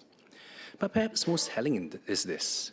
Based on research from early 2025, 69% of Singapore-listed companies have shrunk in market cap over the past decade. In Japan, the figure is only 14%. Only 11% of our companies have doubled their market cap in 10 years, compared to 50% in Japan. It appears the odds are not quite in your favor when looking at investment outcomes in Singapore. Now, the review group's report states that companies that invest in building strategic shareholder value and communicate their plans effectively will attract strong investor interest. That is precisely correct. But here's the critical gap. The report contains no mandatory disclosure requirements compelling companies to demonstrate improved shareholder returns. An EQDP fund manager told The Edge Singapore in December 2025, at the end of the day, what we are looking for is earnings growth, ROIC going up, ROE going up. That's really what our main focus is. Yet our framework offers no mechanism to compel disclosed commitments towards these fundamentals. As I've shared in my COS speech in February 25, Japan and Korea have already shown the way. They did not rely on voluntarism. They implemented market-wide directives, creating existential pressures on companies to perform. In the case of Japan, in March 2023, the TSE issued formal requests to companies to act on what they call management conscious of cost of capital and stock price. This was not a good to have, but a structured disclosure framework with specific requirements. The TSE published a monthly list of companies by their disclosure status, creating constructive market pressure. And within a year, more than half of prime companies have disclosed initiatives, and that is now above 90%. And here's the crucial part. Companies that put genuine effort into high-quality disclosures outperform their peers by meaningful margins over the subsequent 12 months. Korea's Value Up program, launched in February 24, requires companies to assess capital efficiency, set quantified ROE and ROIC targets, and disclose dividend and treasury share plans. Korea has also amended its Commercial Act to expand directors' fiduciary duties to all shareholders, and directors themselves have to be accountable now. Turning to Singapore, while the Value Unlock program aims to promote value creation and shareholder engagement, the key measure to achieve this is a $30 million grant. Perhaps small and newly listed companies may be able to benefit, but for the vast majority of companies, they can very much maintain the status quo after the review group's recommendations are implemented. Companies face no additional disclosure or regulatory requirements to demonstrate how exactly they are going to drive higher shareholder returns or unlock value. While we are asking the EQDP fund managers to deploy more than $5 billion in capital and expect returns, our listed companies feel no compulsion to demonstrate commitment to improving fundamentals. What then must Singapore do? We must institute mandatory value-up disclosure requirements immediately. At the most basic level, all listed companies should conduct formal board-level assessments of capital costs, profitability, and market valuation. Companies must then disclose quantified ROE and ROIC targets across medium to long-term time horizons and spell out specific plans with annual progress reporting. If the MES believes this to be important, then I hope a clear timeline on when this may be implemented can be announced. But disclosure alone is not sufficient. We must also strengthen enforcement. The review group states, efforts to enhance investor recourse avenues must be complemented by robust public enforcement actions. MES will continue to work with relevant authorities to pursue and take firm actions against wrongdoers. I agree. I understand the government's perspective that value creation is the responsibility of boards and management, not regulators. Regulators should not micromanage, but regulators have to maintain standards that protect investor confidence, ensure fair and timely disclosure, and enforce meaningfully against wrongdoers. To quote remarks by Mr. Lim Chuang Lee, Assistant Managing Director at the MES at the SGTI Forum in 2025, too many companies here limit themselves to the bare minimum disclosure requirements, and in doing so, miss the opportunity to articulate strategic visions and plans. My concern is that even where minimum requirements exist, companies ignore them. SGX rules require disclosure of director and CEO remuneration since January 23. Yet only 68% of companies disclose exact remuneration by December 2024. Without consequences for non-compliance, why would companies comply? And it's hard to blame companies for refusing to comply on this. After all, the stewards of our national reserves, the MARCSIC and GIC, do not have mandatory remuneration disclosures at all. I welcome the MES announcement in May 2025 that a committee is reviewing the Code of Corporate Governance. I hope that the refreshed code can hold companies accountable for disclosure lapses to instill investor confidence in our governance regime. On a related note, the review group advocates for a decisive shift towards a disclosure-based regime, streamlining prospectus requirements, and consolidating listing reviews under RegCo to improve time to market. While reducing regulatory friction is pro-enterprise, it raises concerns about investor protection. I'm reminded of my own experience being a sell-side analyst covering Noble Group back when Iceberg Research wrote an expose on alleged accounting fraud at a commodities trader. In 2022, after years of investigation into Noble's disclosures, MES imposed a 12.6 million civil penalty. Although the case was undoubtedly complicated, one can't help but feel that the penalties handed out were noticeably disproportionate to the billions investors lost alongside the company's downfall. Section 199 of the SFA requires not merely that a material statement or information was false or misleading, but that the wrongdoer either does not care whether it was true or false, or knows or ought reasonably to have known that a statement or information is false or misleading in a material way. Firstly, this is a high bar, and secondly, perhaps as the Noble Group case has shown, and as I have shared in my parliamentary question in 2022, there perhaps ought to be more robust disclosure obligations and enforcement actions relating to false and misleading statements and breaches of disclosure requirements. Allow me now to pass the time to my colleague James Lim, who will take us through his thoughts on the third pillar premised on macro-financial reform. Associate Professor James Lim. So let me begin by echoing the sentiments set forth by my honourable friend Louis Chua on how the work of the MES and Equities Market Review Group are a positive step forward.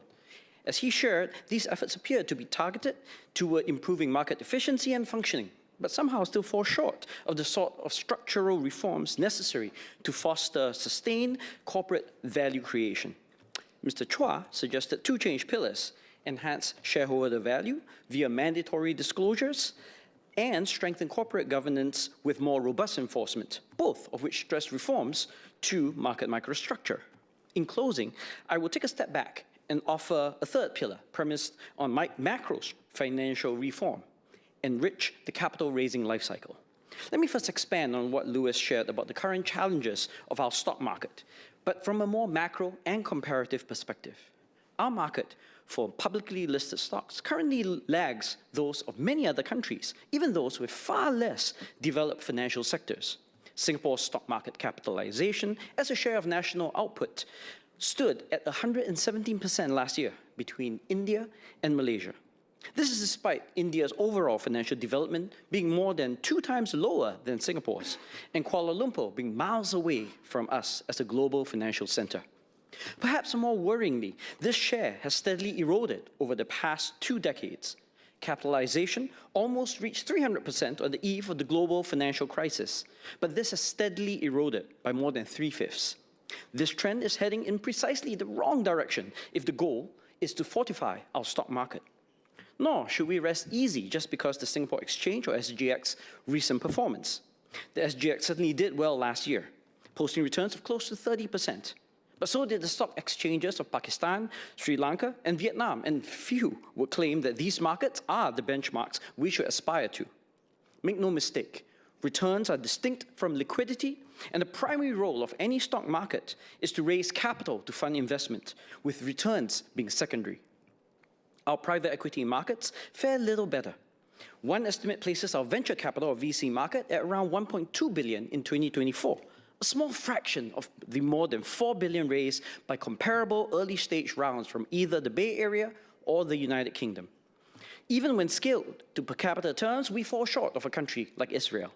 Hence, while we are undeniably successful within East Asia, we remain a distance behind the global leaders. Indeed, our problem appears more general. Singapore's financial market depth is 4/5 those of South Korea, an economy whose financial markets are typically regarded as less sophisticated than ours, and only a little more than half that of Hong Kong, our major financial center competitor.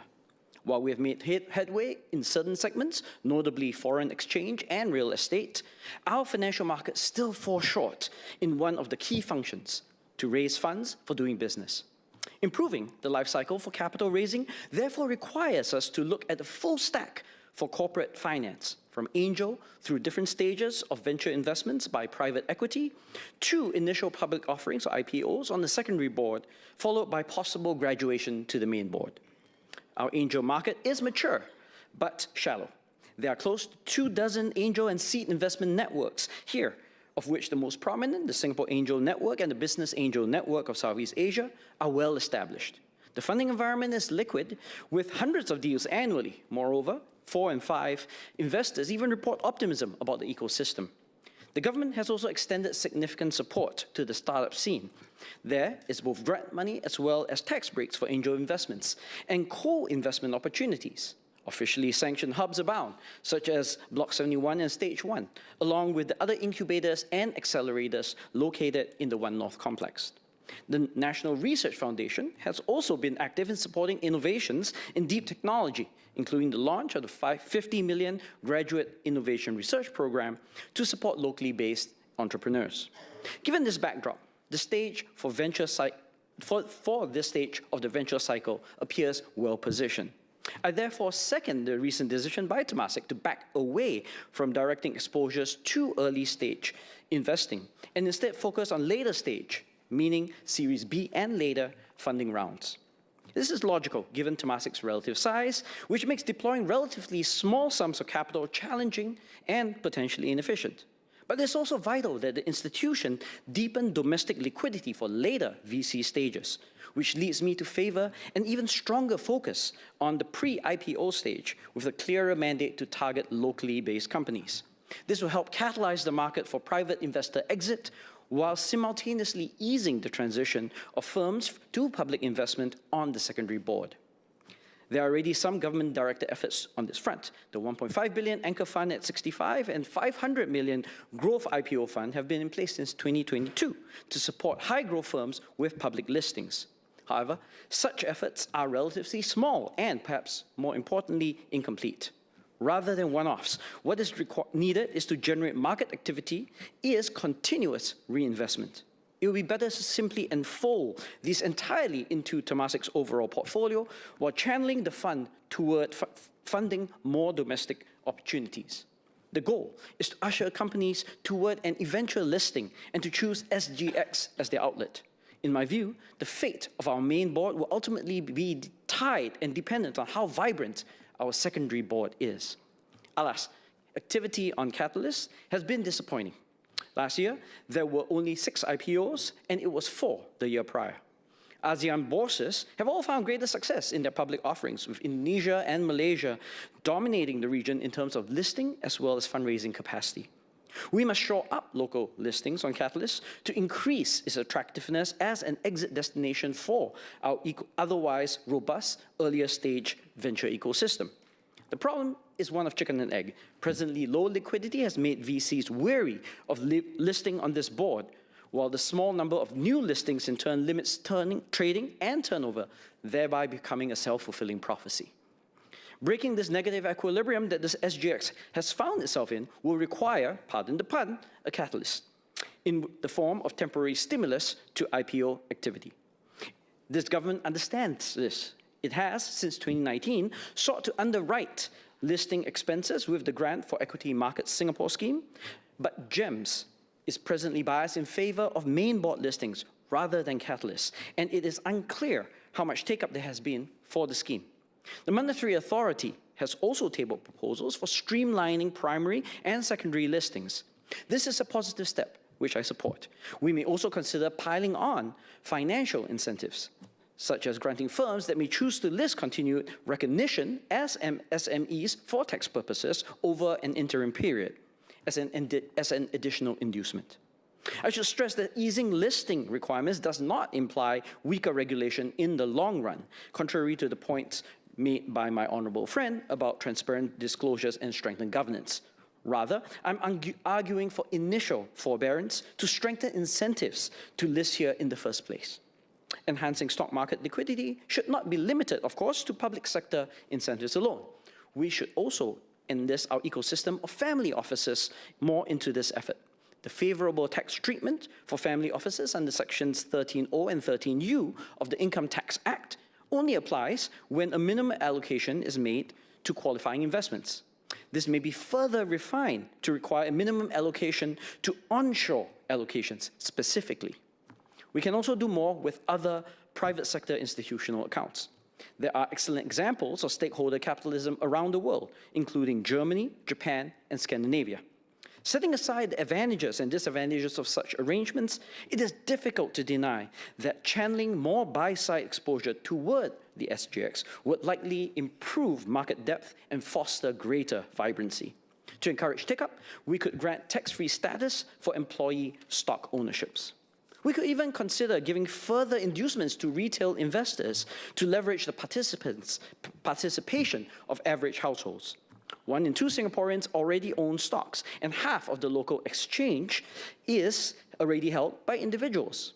The CPF investment scheme already allows an opt-in for Singapore-listed shares on the SGX. It will be a small leap to further promote responsible retail ownership of the local market index, ideally through revisions in the Lifetime Retirement Investment Scheme, or LRIS, or through additional educational incentives either associated with the LRIS or independently. Sweden has demonstrated that such bottom-up participation can underpin stock market success. On the supply side, we can also develop a deeper pool of front office talent necessary to ensure a robust financial ecosystem. Associate Professor James Lim, a minute left. Sir, ultimately, a successful SGX will require we pay attention to the full capital raising cycle, from startup through listing on both the buy and sell side. Only then will we have a domestic stock market commensurate with our status as a global financial center. And only then can we make Singapore equities great again. Minister Chee Hong Tat.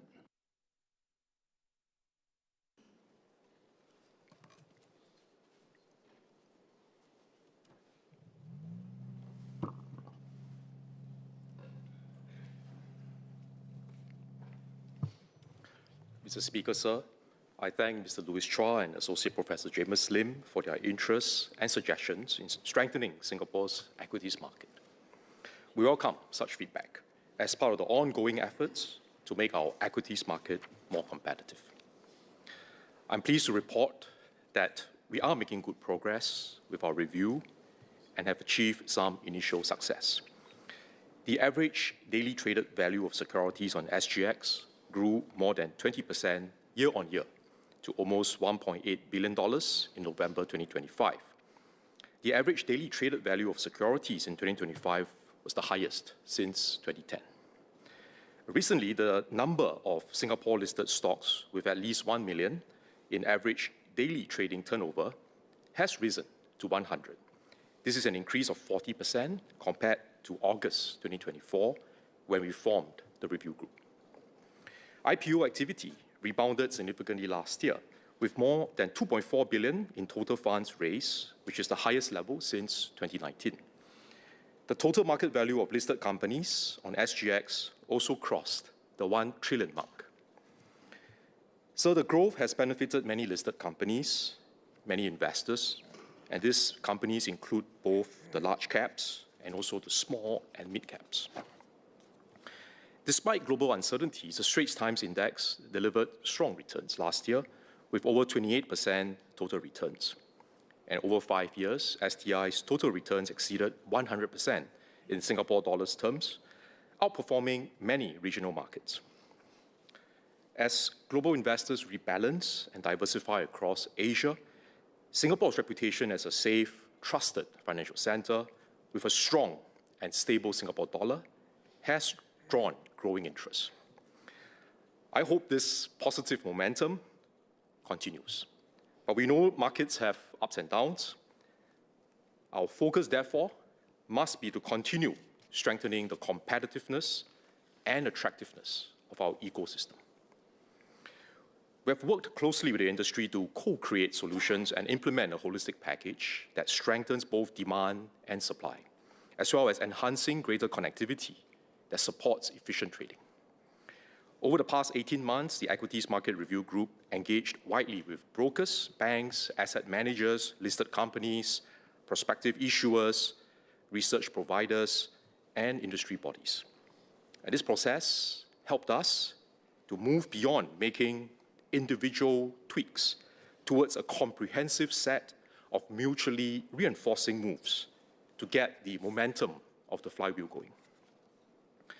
So there are 3 guiding principles that will continue to anchor our work.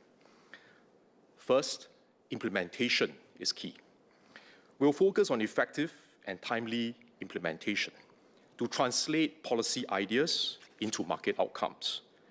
And to support this important area of work, we have established an Equity Market Implementation Committee co-chaired by MAS and SGX. Some of the measures have already been rolled out. For instance, we have allocated 3.95 billion across 9 asset managers under our Equity Market Development Program, or EQDP, to develop our fund management industry and to increase investor participation in our market. Other initiatives are on track and will be implemented over the course of the year as we modernize market infrastructure and launch new market connectivity initiatives. Second, innovation in policy requires taking calculated risks. We adopted an approach of allowing for more risk-taking in the Equities Market Review. And with support from Singaporeans and members of this House, the government will do likewise for other areas too. As we push boundaries and take bold steps to try new ideas, we'll put in place guardrails where necessary to protect against downside risks. We will devote more resources into public and investor education, working with partners like the SGX Academy and the Securities Investors Association Singapore, so that stakeholders understand that while taking more risks could yield higher investment returns, they are also prepared to face greater market volatility. This trade-off is relevant when we decide on our personal and family investments. It is also applicable when we decide on the level of risks we want to collectively take as a country. When we shift towards a more disclosure-based regime with regulation that is more focused and facilitative, we'll continue to seek high-quality listings and provide adequate and timely information for investors to make their decisions. Key stakeholders in the ecosystem must also exercise their respective areas of expertise and responsibility. IPO professionals and research analysts have to uphold high standards of due diligence and analysis to support investors in making informed decisions. MES will take steps to strengthen investor confidence, such as encouraging transparency and shareholder engagements through initiatives under the Value Unlock program, while enhancing investor protection mechanisms, especially for retail investors, such as strengthening their options for recourse against misconduct. I take Mr. Louis Chua's point that some requirements may have to be mandatory, and we are certainly open to looking at these examples. But I hope Mr. Chua will agree with me that not everything that can add value to the company needs to be mandated, because the companies themselves would have strong commercial interests to want to make sure they can increase their market value. To maintain trust and confidence in our markets, MAS and the relevant authorities in Singapore will continue to work closely on robust investigation, market surveillance, and timely enforcement against breaches of disclosure requirements and market misconduct. We have also made decisive moves to enhance international connectivity. The SGX Nasdaq Global Listing Board, when implemented later this year, will enable eligible companies to simultaneously list on both exchanges with one set of prospectus. This can help support their growth plans, widen their investor base, and enhance liquidity across time zones. Third, improving competitiveness is a never-ending journey. It's like a never-ending marathon that you just have to keep running. We'll continue to listen, adapt, and raise our game in partnership with the industry. And I certainly also welcome feedback and suggestions from Mr. Chua, from Associate Professor Lim, and their colleagues from the Workers' Party. Although our efforts have yielded some initial success, we cannot stand still and rest on our laurels, because the competition for global capital is intense and fast evolving. We must continue to play to our strengths, and we must continue to innovate to stay ahead. Or we will risk falling behind and being overtaken. It's like the Chinese saying, 逆水行舟，不进则退. So our strategy is to make Singapore's market more attractive on its own merits, so that capital flows here because the opportunities are attractive and our ecosystem as a whole is strong. This philosophy underpins our different measures. We're not trying to go for a silver bullet that can, on its own, solve all the problems. There's no magic pill. We are also not trying to force outcomes through quotas or administrative allocation. We are building capabilities in fund management, in listed companies' ability to enhance shareholder value, to engage investors. We're investing in market infrastructure so that investors and issuers choose Singapore because they are convinced that this makes commercial sense and this has longer-term strategic value for them. Our goal is to build an equities market where companies sharpen their attention on shareholder value creation, communicate their strategies clearly, optimize capital allocation, and thus deliver good shareholder returns. Associate Professor Lim is right that we also need to look at how the market can facilitate companies to grow. But I hope Associate Professor Lim will agree with me that if you don't have good shareholder returns, you won't be able to achieve that outcome. So the two are not mutually exclusive, they go hand in hand. We also want an equities market where research coverage is broader and more insightful, where market makers operate with clarity and confidence, and where trading and post-trade are efficient and user-friendly. Minister, you have a minute left. The market will earn capital and participation in a sustainable way. Mr. Speaker, developing a vibrant equities market is not a one-off campaign. It is a multi-year effort that requires discipline, willingness to innovate sensibly, and committed partnership among government, regulators, exchanges, intermediaries, investors, and listed companies. We have laid the foundations and set in motion a comprehensive program. If we keep at this work together in close partnership between government and industry, and with the right incentives and a clear focus on quality and sustainability, I'm confident that Singapore's equities market will grow in depth, resilience, and attractiveness in the years ahead. The question is that Parliament do now adjourn. Those who agree, say aye. Aye. Those who disagree, say no. I think the ayes have it. The ayes have it. Pursuant to Standing Order 2, Section 3A, I wish to inform honourable members that the sitting tomorrow will commence at 1:30 p.m. Order, order.